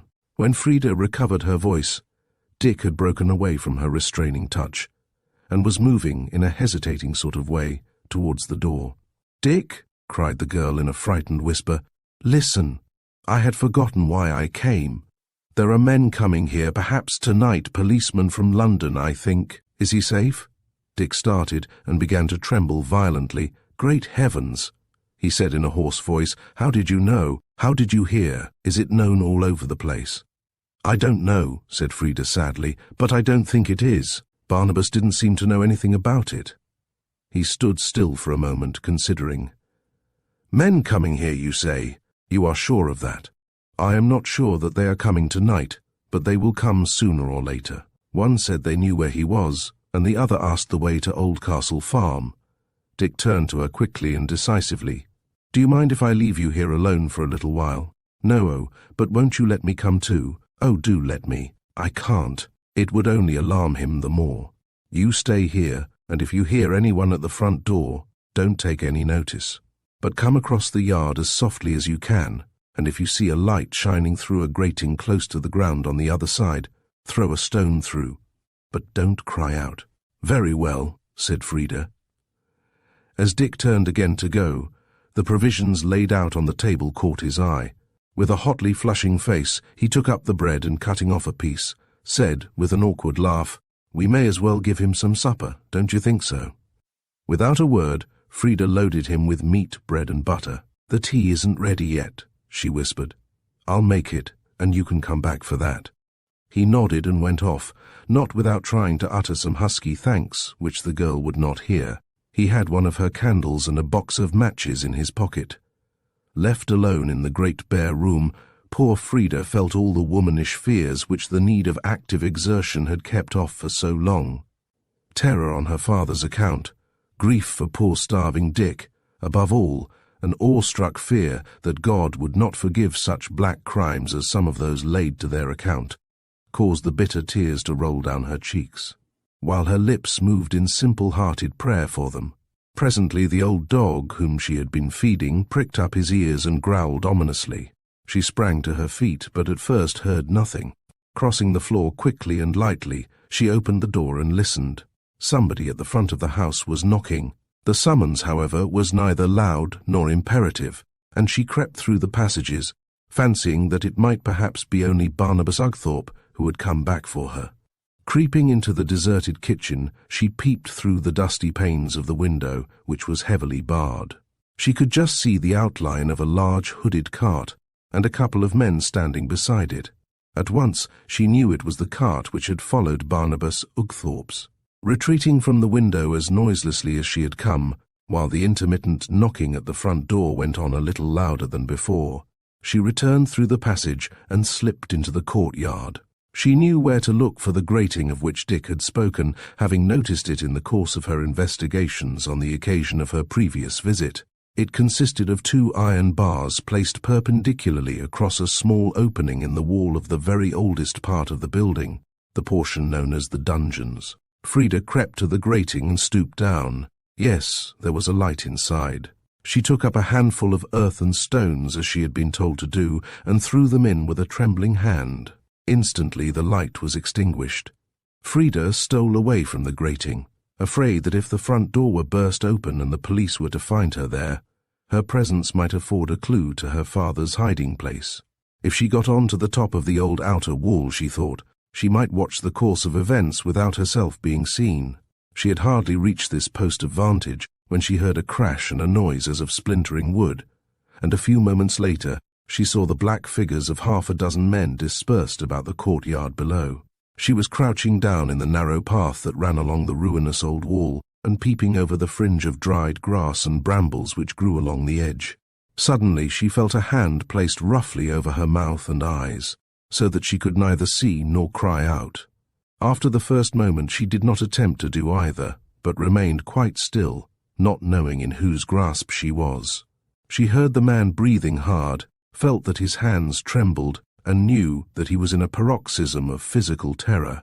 Was it her father himself? That thought would have kept her quiet, even if his rough clasp had been rougher still. As it was, The pressure of his hand caused her teeth to cut through her underlip. Crouching still in the same cramped attitude, and still gagged and blindfolded by the mysterious hand, she presently heard a stealthy footfall close behind, and then a whispered word or two. "Let her go," hissed Dick's voice peremptorily. The next moment Frida felt herself free, heard a soft thud on the earth below, and saw the figure of a man crouching close under the wall on the outer side. "Oh, Dick, will he get safe away?" she whispered, breathing the word close to his ear. "I don't know," answered Dick gloomily. "Shh, keep quiet." But they had already been seen. In a very short time the men in the yard below had found their way up, and Frida and her companion found themselves flanked on either side by a stalwart policeman. "Hallo!" cried a voice from the courtyard, which Frida recognized as Thurley's. "Have you got him?" Dick said nothing, but Frida, moved by a sudden, overpowering impulse, threw her arms round his neck and cried aloud. "No, no," Thurley spoke again, in a hard, altered voice. "Bring them both down here," he said sharply. But Dick would not suffer a strange man's hand to touch the girl. "I will take her down," he said quietly. And, escorted by a policeman in front and another behind, they made their way down into the courtyard, and were conducted to John Thurley, who, with a police officer in plain clothes, evidently took the lead in this expedition. "What are you doing with that young lady?" asked Thurley harshly. "That is no business of yours," answered Dick. "By what authority have you forced your way into my house?" Thurley was about to answer, but the police officer with him spoke instead, in a conciliatory tone. "You see, sir, we've got a search warrant," and he produced a document at which Dick glanced hastily. "Very well," he said shortly, "but you won't find anyone here." "I hope not, sir," said the man, touching his hat and stepping back. Meanwhile Thurley, a good deal agitated by the discovery of Frida's presence, was trying to persuade her to let him send her back to the Abbey at once. She refused simply but firmly, and turning her back upon him, went straight to Dick, who had withdrawn a little from the group. Thurley went up to him. "If you have any of the feelings of a man," he said, "which perhaps is not likely, you will persuade this young lady to go back to her friends." "I'm with one of them now," cried Frida, clinging to Dick's arm. "I think," said Dick, whose deep voice was trembling, "that you had better go back to your man-hunting and not insult people who have done you no harm. I have a right to interfere on behalf of this lady. I love her." "So do I," said Dick in a low voice. "And Dick has more right to say so than you," broke in Frida's clear voice, shaking with feeling, "for I love him." Dick pressed her arm against his side, but he did not speak. Neither did John Thurley, but he reeled back a step, as if he had received a blow. Then, with a shrug of the shoulders which was meant to be contemptuous, but which was only crestfallen and disgusted, he turned away and left the young fellow with Frida, while he rejoined the search party. Neither Dick nor his companion spoke for some minutes. In all the misery of this strange situation, with the messengers of the law hunting high and low around them for a man who had incurred the penalty of death, the new and strange delight each felt of touching a loving hand deadened the anxiety and the pain. Each felt the intoxication of the knowledge that each was loved. Dick spoke first. He looked down into the girl's face and said gently, "I'm afraid you are cold, dear." She shook her head. "No, no, no," she whispered. "If they hear you say that, they will take me away." He led her back into the house and wished to place her in the one chair by the fireplace in the banqueting hall, but she would not take it. "Eat," she whispered. "If they find you having your supper quietly, they will be more likely to believe that there is no one here." This was undeniably a good suggestion, and Dick took advantage of it. But hungry as he was, having indeed been half-starved of late, he would have eaten little but for Frida's insistence. She waited on him herself, cutting bread and butter, making the tea, hovering about like a good spirit. He, however, having hungered for more than bread during these solitary latter days, would have neglected the food before him to watch her tender eyes, to kiss her little hands. But whenever he turned from the table, he felt a peremptory touch on his shoulder, and heard a stamp of Frida's crutch and her commanding voice saying, "Eat, eat." So the minutes passed by, and their spirits began to rise. For, although they did not tell each other so in so many words, both felt that on this great happiness which was stealing upon them, the shadow of a great misfortune could not come. When he had finished his supper, Dick drew his one chair to the fireside, made Frida sit in it, and curled himself up on the ground at her feet. "Isn't it strange," said the girl, "that they leave us alone so long? You don't think they have gone away, do you?" "No such luck, I'm afraid. Hadn't we better go out and see what they are doing? Why should we leave off being happy any sooner than we need?" "What do you mean, Dick? You don't think they've caught him?" whispered she in alarm. "No, and I don't think they will catch him. But when we leave this room, we shall be just strangers for the rest of our lives." "But we shan't." "Oh, Dick, do you think I would ever treat you as a stranger?" "You won't be able to help yourself," said he, looking up at her with a dreary smile.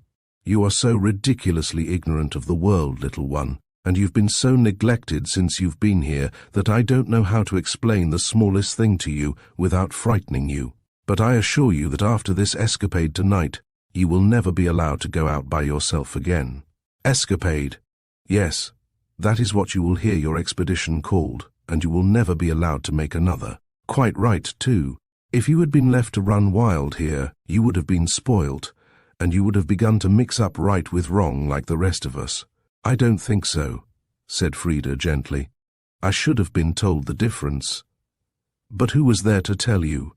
"God would have told me." There was a pause, and then Dick said, "You're a Roman Catholic, aren't you?" "No, I was not allowed to be one." "Well, what are you then?" Frida looked puzzled and rather grieved. "I don't know, I'm sure."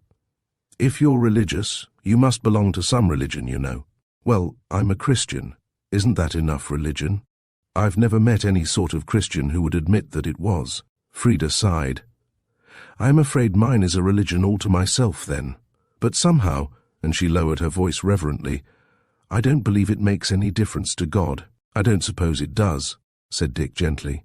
"I think," he went on presently, "judging by its effect on you, I would rather have your religion than any other." "I wish you would, then," she rejoined eagerly.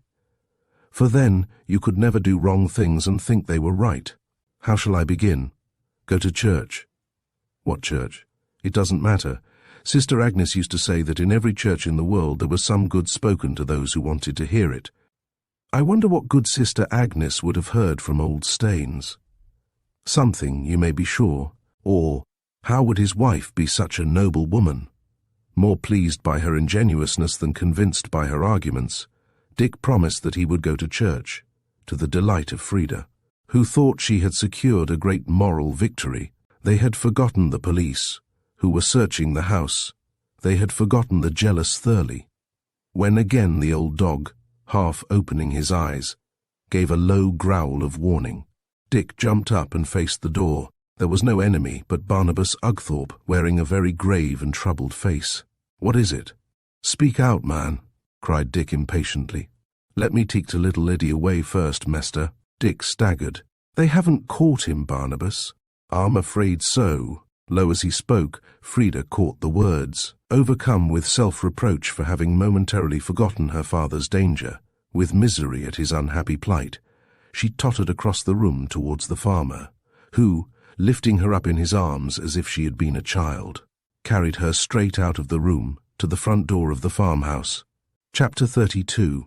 The covered cart in which the police had come had now disappeared. Beside Barnabas Ugthorpe's cart was a gig, with John Thurley standing at the horse's head.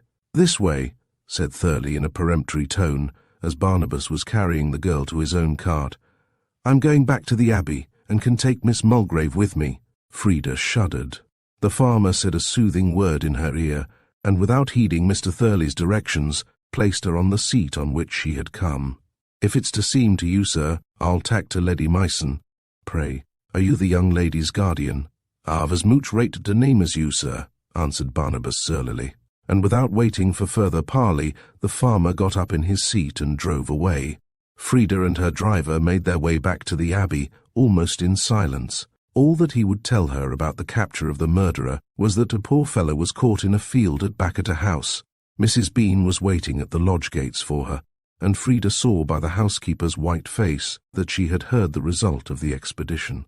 "Oh, Mrs. Bean, it is too horrible, I can't bear it," sobbed the girl, throwing her arms round Nell's neck. But the housekeeper pushed her off with a shh and a frightened look round, and Frida saw that John Thurley was standing in the deep shadow under the gateway. With a sudden cry, the girl stepped back and would have run away to Barnabas, whose cart was just moving off, if Thurley had not started forward, led her within the gates with a strong but gentle hand, and closed them behind her. He would not let her go until they had reached the dining room. Then he apologized rather brusquely and asked her to sit down. "I can hear what you have to say standing," she said in a low, breathless voice. "Why are you so changed to me? Why did you run away from me just now?" asked Thurley, distressed and irritated. "It is by your invitation I am here. You have only to say you are tired of my presence, and late as it is, I will go out and try to find some other lodging." The instincts of a gentlewoman were too strong in Frida for her not to be shocked at the idea of showing incivility to a guest, however ill he might have requited her hospitality. She overcame the abhorrence she felt at his conduct sufficiently to say, "You are very welcome to stay here as long as you please, Mr. Thurley. If my conduct towards you has changed, I hope you will own that it was not without reason." "But I think it is," said he stoutly. "It's all to your interest that this nest of smugglers should be cleared out. And as for a certain cowardly criminal whom we have had to take up for something worse, why, you have no reason, beyond your natural kindness of heart, to be sorry he has met his deserts." Without answering him, and with much dignity, Frida turned to leave the room, but the words he hastened to add arrested her attention. "Tomorrow I have to return to London. Now, as there may be scenes in this place not fit for a lady to witness, in the course of breaking up this gang, I intend to take you away with me, and to put you under proper care. Will you send me back to the convent?" asked Frida eagerly. John Thurley, who had a strong dislike to popery, frowned. "No," he said decidedly, "I can't do that, but I will undertake to have you well cared for." Frida paused one moment at the door, looking very thoughtful. "Thank you," she then said simply as, with her eyes on the floor, she turned the handle. "Good night." There was something in her manner which made John Thurley, inexperienced as he was in women's ways, suspect that she meant to trick him. Therefore, from the moment she left her room on the following morning, she felt that she was watched. Mrs. Bean had evidently gone over to the enemy, being indeed convinced that John Thurley's plan was a good and kind one. When Frida announced her intention of going to church, the housekeeper said she would go with her. Frida made no objection, though as Mrs. Bean never went to church, her intention was evident. Old Mrs. Staines was delighted to see the girl and thanked her for coming. "Why," said Frida in surprise, "I should have come long ago, only I didn't know you and I was afraid." "Two blessings in one day," whispered the little woman ingenuously, and she glanced towards one of the free pews, where Frida, with a throb of delight, saw Dick's curly head bending over his hat. Only once, throughout the entire service, did Frida dare to meet his eyes, although they were, as she knew, fixed upon her all the time. When she did so, she was so much shocked that the tears rushed into her eyes. Pale, haggard, deathly, he scarcely looked like a living man, while the great yearning that burned in his blue eyes seemed to pierce straight to her own heart. She had to bite her lips to keep back the cry that rose to them, "Dick, Dick!" When the service was over, he disappeared before the rest of the congregation had moved from their seats. Poor Frida tottered as she went out, and had to lean for support on Mrs. Bean. She had forgotten that the story of her father's crime and capture would be likely to be in everyone's mouth that morning. The whispering groups gathering in the churchyard suddenly woke her to this fact, and stung her to put forth all her strength to reach the Abbey quickly. John Thurley met her at the gates. "You will have to make haste with your packing," he said abruptly but not unkindly. "Our train goes at 4. "I will see to that," said Nell. Frida said nothing at all. She passed the other two and went into the house, and appeared in due time quiet and composed at the dinner table. When the meal was over, Thurley told her to go and put on her things. She rose obediently and left the room. But instead of going to her own apartment, she went to the library, and finding the secret door as she had left it, closed but not locked, had little difficulty in opening it and in securing it behind her. Now Thurley knew of this door, since he had seen Dick come through it. So to secure herself from pursuit in case he should guess where she had gone, Frida closed the trapdoor at the head of the narrow staircase and bolted it securely. Then, running down the second staircase, she locked herself into the room where her father had made himself known to her, and as a last precautionary measure, let herself down the rope ladder into the cellar beneath. He must go to London without her now. The triumphant thought had scarcely flashed through her mind when, with a start, she became aware that she was not alone. A man was creeping stealthily from the opposite side of the room towards her. Chapter 33. Frida was by this time getting too much accustomed to the shifts and surprises of the smuggler's haunt to be greatly alarmed by the discovery that she was not alone in the underground chamber. Besides, her indignation against Thurley gave her a fellow feeling with even the most lawless of the men he had been sent to spy upon. So she cried out in a clear voice, "It is I, Frida Mulgrave. I have come down here to escape being carried off to London by John Thurley. Who are you?" The man raised to the level of his face a dark lantern, turning its rays full upon himself. The girl, in spite of the fact that she was prepared to keep her feelings well under control, gave a cry of joy. It was her father. Frida stretched out her arms to him, trembling, frightened, crying with misery and with joy. "You have escaped," she whispered. "Escaped? Oh, what can I do to help you, to save you?" Captain Mulgrave laughed, but with a quiver in his voice as he smoothed her bright hair. "Calm down, child," he said kindly. I want to talk to you. Come with me to the ruins. I want to get out to the daylight where I can see your little face. But father, John Thurley may still be about. He wanted to take me away to London this afternoon, and I came down here to be safe. Perhaps— Never mind him. He shan't take you anywhere unless you want to go. Come with me." Surprised by the tone he took, which was not that of a hunted man, Frida followed her father in silence along the underground passage and up the steps into the ruined church. Captain Mulgrave then helped his daughter up the broken steps which led to the window in the west front, and they sat down on the old stones and looked out to the sea. A conviction which had been growing in Frida's mind as they came along, brightening her eyes and making her heart beat wildly, became stronger than ever when he deliberately chose this spot, in full view of anyone who might stroll through the ruins. It was a grey, cold day, with a drizzle of rain falling. The sea was all shades of murky green and brown. With little crests of foam appearing and disappearing, the seabirds flew in and out restlessly about the worn grey arches, screaming and flapping their wide wings. The wind blew keen and straight from the northwest, but Frida did not know that she was bitterly cold, and that her lips and fingers were blue, for her heart and her head were on fire. "Father," she whispered, crouching near him and looking into his face. "Forgive me for what I thought. Oh, I see it was not true, and I could die of joy." She was shaking from head to foot, panting with excitement. Captain Mulgrave looked affectionately into her glowing face. "Why, child," he said, "there wasn't a man or woman in England who wouldn't have condemned me. Why should you blame yourself? When Barnabas Ugthorpe caught me, as he thought, red-handed, I saw that nothing but a miracle could save my neck. If I lived, it was sure to leak out. So I died, and they buried the murdered man instead of me. But father, the jury, were they all in the secret? No, they viewed a live body instead of a dead one. I had a beautifully painted wound on my breast, and I lay in the coffin till I was as cold as the dead. And I took care that the jury shouldn't be warm enough to want to hang about long, or to have much sensitiveness of touch left if they were inclined to be curious. But father, wouldn't it have been less risk just to go away? No, for my disappearance would have told against me at the inevitable time when Barnabas should babble out his secret. I thought, too, that my supposed death would put the real murderer off his guard, and that I might be able to track him down in the end." "Did you know who it was?" she asked in a whisper, after a pause. "I guessed, and guessed correctly." "Who was it?" "Bob Heritage, and they have caught him. Last night, hiding about the old farmhouse.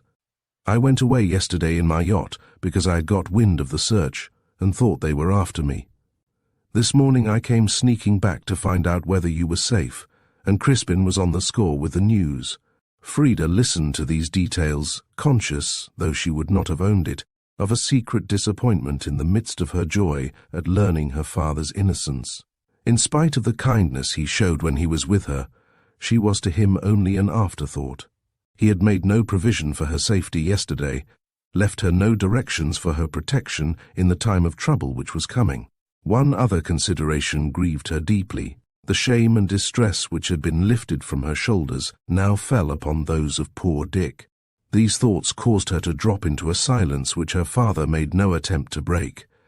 While they were still sitting side by side without exchanging a word, they heard the click of the gate behind, and a man's voice saying, "Thank you," to the lodge-keeper. It was John Thurley. Captain Mulgrave and he caught sight of each other at the same moment, and the former at once came down. The meeting between the two men was a strange one. Each held out his hand, but with diffidence. Thurley spoke first. "Captain Mulgrave," said he, "I am indeed sorry that I should have been the means of bringing justice down upon you. At the same time, I must say I should have thought that a man who had served his country so well would be the last to have any hand in defrauding her." Captain Mulgrave laughed harshly. "My country rated my services so highly that in return for them they turned me off like a dog. My country made me an outlaw by her treatment. Let my country take the blame of my reprisals. I should have expected more magnanimity from you. To every man his own virtues, none of the meeker ones are among mine," said the other grimly. "I have been disgraced and left to eat my heart out for 15 years. And I tell you, I think the debt between my country and me is still all on her side. Perhaps your country begins to think so too. At any rate, the government, I feel sure, would be reluctant to prosecute you, as it would have done anybody else in your case, for it would not be only smuggling against you, Captain Mulgrave, it would be conspiracy. The government knows as well as I do that prosecution of me would lead to unpleasant inquiries and reminiscences. The same party is in now that was in at the time of my disgrace, and as we are on the eve of a general election, my case would make a very good handle for the opposite side to use. Well, don't count on that too much. You can't deny it is a serious offence to form such an organization for illegal purposes as you have done. This place must be cleared out, the underground passages, which I know all about, blocked up, and if you don't find it convenient to leave England for a time, I'm afraid you'll find that your past services won't save you from arrest. The organization is better work than you think. My going away will not break it up. There's another good head in it. If you mean Crispin Beans, it is a good head indeed. On finding, this morning, that the game was up, he came to me and gave me full details of the band, its working, names, everything. Captain Mulgrave was not only astonished, he was incredulous.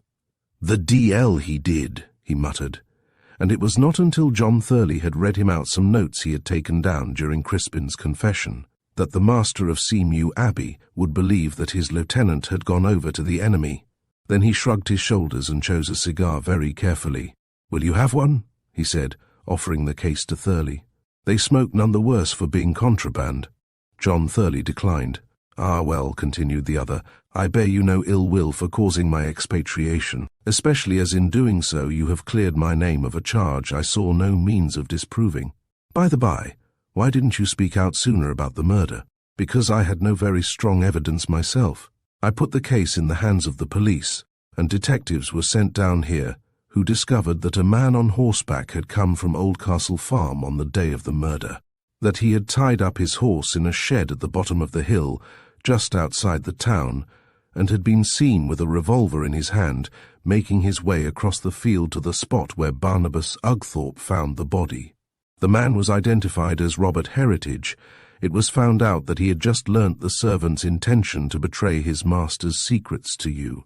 This is evidence enough to try the man on, if not to hang him. And the cousin, what becomes of him? This was the question Frida had been dying to ask, and she drew near, clasping her hands tightly in her anxiety to learn Dick's fate. "I don't quite know. He seems to have been used as a tool from a very early age by his good-for-nothing cousin. It's an exceedingly awkward business, especially for me, as I am distantly connected with the family, and I feel for the poor lady very much. I must look into their affairs and try to get the farm let for her benefit. As for this Dick, he had better emigrate. He won't do that. interrupted Frida quickly. He would rather starve than leave his old home. Both gentlemen turned in surprise, for the girl spoke with feeling and fire. John Thurley looked hurt and angry, her father only amused. "What do you know about the young rascal's sentiments?" asked the latter. "I only know what he told me," she answered simply, with a blush. There was a pause in the talk for a few minutes. Then Captain Mulgrave said, "We might go over to the farm this afternoon and see the fellow." The other assented without alacrity. There was another person to be provided for, whose welfare interested him more than that of 100 young men. "What about your daughter?" he asked in a constrained voice. "Oh, Frida's going back to the convent. You have always wanted to, haven't you, child?" "Yes, father," answered the girl, who had, however, suddenly fallen a-trembling at the suggestion. I could have provided for her better than that, if she had chosen," said John Thurley, blushing as shyly as a girl, and finding a difficulty in getting his words out. You!" cried Captain Mulgrave. "Do you mean that you thought of marrying my little lame girl? Here, Frida, what do you say to that?" Frida blushed and kept her eyes on the ground. "I say, father, that I am very much obliged to Mr. Thurley, but I would rather go back to the convent, if you please. You hear that, Mr. Thurley? I told you so. The child was born for a nun takes to the veil as a duck does to water." But John Thurley did not feel so sure of that, and he looked troubled. When, later in the day, the dog-cart stood at the door waiting for the two gentlemen, they found Frida standing beside it in her outdoor dress. "What, little one, are you going with us?" asked Captain Mulgrave. "Yes, if you will please take me, father." "Well, as you're going to see so little more of the world, I suppose you must be humoured. Jump up in front. Mr. Thurley, will you drive, or shall I?" "You drive one way, and I the other, if you will let me." "All right. You'll take the reins coming back then." And Frida saw by the expression of John Thurley's face that he was too much annoyed to wish to sit by her just then. Chapter 34. It was getting dark when the dog-cart drove up to Oldcastle Farm. The front door, which had been partly destroyed by the forcible entry of the police, was open, and both gentlemen were inclined to the conclusion that the lonely tenant of the house had left it. They were confirmed in this opinion when, on ringing the bell, they found no notice taken of their summons. "Poor lads turned it up," said Captain Mulgrave, turning to Thurley with a nod. "It looks like it. They tied the horse up to an iron ring in the farmhouse wall provided for such purposes, and went inside, leaving Frida, who now hung back a little, to come in or not, as she pleased. As soon as the two gentlemen had gone down the entrance hall, Frida slipped in after them, and waited to see which way they would turn. After a glance into the rooms to right and left, they went through into the courtyard, taking for granted that Dick had at last followed the only possible course of abandoning the old shell of what had been his boyhood's. Home. They were going, by Thurley's demand, to explore those recesses where the smuggled goods had formerly been stored. Frida knew better than they. Tripping quickly through the empty rooms and passages, she reached the door of the banqueting hall, but was suddenly seized with a fit of shyness when she heard the sound of a man coughing. However, she conquered this feeling sufficiently to open the door under cover of the noise Dick made in poking the fire, and then she stood just inside, shy again. Dick felt the draught from the open door, turned and saw her. He was sitting in his own chair by the fire, with the old dog still at his feet. The shadows were already black under the high windows on the side of the courtyard, but the light from the west was still strong enough for Frida to see a flash of pleasure come into his face as he caught sight of her. "You have a bad cold," she said in a constrained voice, coming shyly forward as he almost ran to meet her. "Yes, there's a broken window up there," said he, glancing upwards. And the curtains the spiders make are not very thick. Poor Dick!" She said it in such a heartfelt tone of commiseration that the tears came into his eyes, and when she saw them, a sympathetic mist came over her eyes too. "They think you have gone away," she said in a whisper, glancing up at the windows which overlooked the courtyard, "but I knew better." "Who are they, my father and Mr. Thurley?" "Your father. I didn't know that he was alive till yesterday. What will he do?" "There will be all sorts of difficulties about the trick he played. He will have to go away, but he seems rather glad. He is tired of living up here, he says." she spoke rather sadly. "And you?" said Dick. "Oh, I'm not tired of it. I think the old Abbey Church the most beautiful place in the world. I should like to spend my life here." "And will you go away with him?" "No, he is going to take me back to the convent." "What, forever, for altogether? Will you be a nun?" "Yes." "Do you like that?" asked Dick very earnestly, "to go and waste your youth and your prettiness, shut up with a lot of sour old women who are too ugly to get themselves husbands?" Frida laughed a little. "Oh, you don't know anything about it," she said, shaking her head. "They are not at all like that. But do you seriously like the thought of going back as much as you liked the thought of being a nun before you left the convent?" There was a long pause. At last, "No-o," said Frida very softly. "But it's better than what I should have had to do if I hadn't chosen that." "What was that?" "Marry Mr. Thurley." Dick started and grew very red. "Oh, yes, it is better than that, much better," he assented heartily. "Yes, I thought you'd think so." She said this because they were both getting rather flurried and excited, and she felt a little awkward. Both were leaning against the table and tapping their fingers on it. Something therefore had to be said, but in a moment she felt it was not the right thing, for Dick began to breathe hard and to grow restless as he said quickly, "You see, it's not as if some young fellow of a suitable age, whom you rather liked, could ever have a chance of asking you to be his wife. That would be a different thing altogether."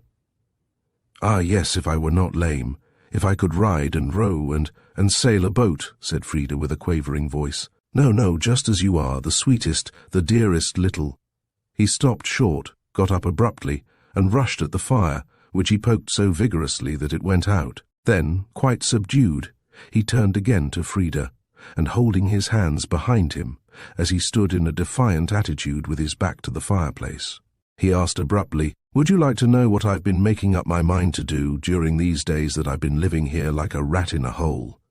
"Yes," said Frida without looking up. "Well, you'll be shocked. At least, perhaps you won't be, but anybody else would be. I'm going to turn farm labourer, and here, in the very neighbourhood where I was brought up a gentleman, as they call it." The girl raised her head quickly and looked him straight in the face, with shining, straightforward eyes. "I think it is very brave of you," she said in a high, clear voice. "Hundreds of well-educated young fellows," he went on, flushed by her encouragement, "go out to Manitoba and Texas and those places, and do that or anything to keep themselves, and nobody thinks the less of them. Why shouldn't I do the same here, in my own country, where I know something about the way of farming, which will all come in by and by? You see, I know my family's disgraced, through my unfortunate cousin's escapade, for even if it's brought in manslaughter in a quarrel, as some of them say, he'll get penal servitude. But, disgrace or no disgrace, I can't bring myself to leave the old haunts, and as I've no money to farm this place, I'll get work either here, if it lets, or somewhere near, if it doesn't. I've made up my mind." The obstinate look which Frida had seen on his face before came out more strongly than ever as he said these words. During the pause that followed, they heard voices and footsteps approaching, and then Captain Mulgrave opened the door. The breaking up of the organization he had worked so long seemed already to have had a good moral effect on him, for he spoke cheerfully as he turned to John Thurley, who followed him. "Here's the hermit. But oh, who's this in the anchorite's cell with him? Why, it's the nun." John Thurley looked deeply annoyed. He had an Englishman's natural feeling that he was very much the superior of a man who looked underfed, and it was this haggard-faced young fellow who, as he rightly guessed, had been the chief cause of the failure of his own suit. Captain Mulgrave's good-humoured amusement over the discovery of the young people together woke in him, therefore, no responsive feeling. Before they were well in the room, Frida had slipped out of it, through the door by the fireplace, and was making her way up to the outer wall. Dick was at first inclined to be annoyed at the interruption, but when Captain Mulgrave explained the object of his visit and that of his companion, the young man's joy at the project they came to suggest was unbounded. This was the setting up of himself to farm the land, for the benefit of his aunt, to whom it had been left for life. "Mr. Thurley is a connection of hers, and wishes to see some provision made for her. So, as I felt sure you would be glad to do your best for her too," continued Captain Mulgrave, and as you have some knowledge of farming, I suggested setting you up in a small way as farmer here, and extending operations if you proved successful. How would that meet your views?" Dick was overwhelmed. He could scarcely answer coherently. "I never expected such happiness, sir," he stammered in a low voice. "I would rather follow the plough on this farm than be a millionaire anywhere else. Why?" he went on after a moment's pause, in a tone of eager delight. "I might marry." He flushed crimson as Captain Mulgrave began to laugh. "Well," said the latter, "I don't know that you could do better. You were always a good lad at heart, and my quarrel was never with you, but with your cousin. He used your services for his own advantage, but I must do you the justice to say it was never for yours. So find a wife if you can. I think you're the sort to treat a woman well." Dick took the suggestion literally, and acted upon it at once. Leaving the two other men together in the darkening room, with some sort of excuse about seeing after the house, he went outside into the courtyard, and soon spied out Frida on the ruined outer wall. He was beside her in a few moments, looking down at her with a radiant face. "I'm going to stay here on the farm, to manage it myself, to be master here." "Oh, Dick," was all the girl could say in a breathless way. "It sounds too good for belief, doesn't it? But it's true. That old Thurley must be a good fellow, for he's going to help to start me. It's for my aunt's benefit he's doing it. He's a connection of hers." "Oh, Dick, if you had had a fairy's wish, you couldn't have chosen more, could you?" There was a pause before Dick answered, and during that pause he began to get nervous. At last he said, "There is one more thing. Your father said—" A pause. "Well, what did my father say?" "He said I might marry. Is it true?" And it took Dick very few minutes to find out that it was. Thank you for joining us at Storytime Haven for today's story, Mew Abbey. We hope you enjoyed the twists and turns of this haunting tale. If you like the story, be sure to subscribe for more thrilling stories and share your thoughts in the comments below. Until next time, keep your curiosity alive and your imagination soaring.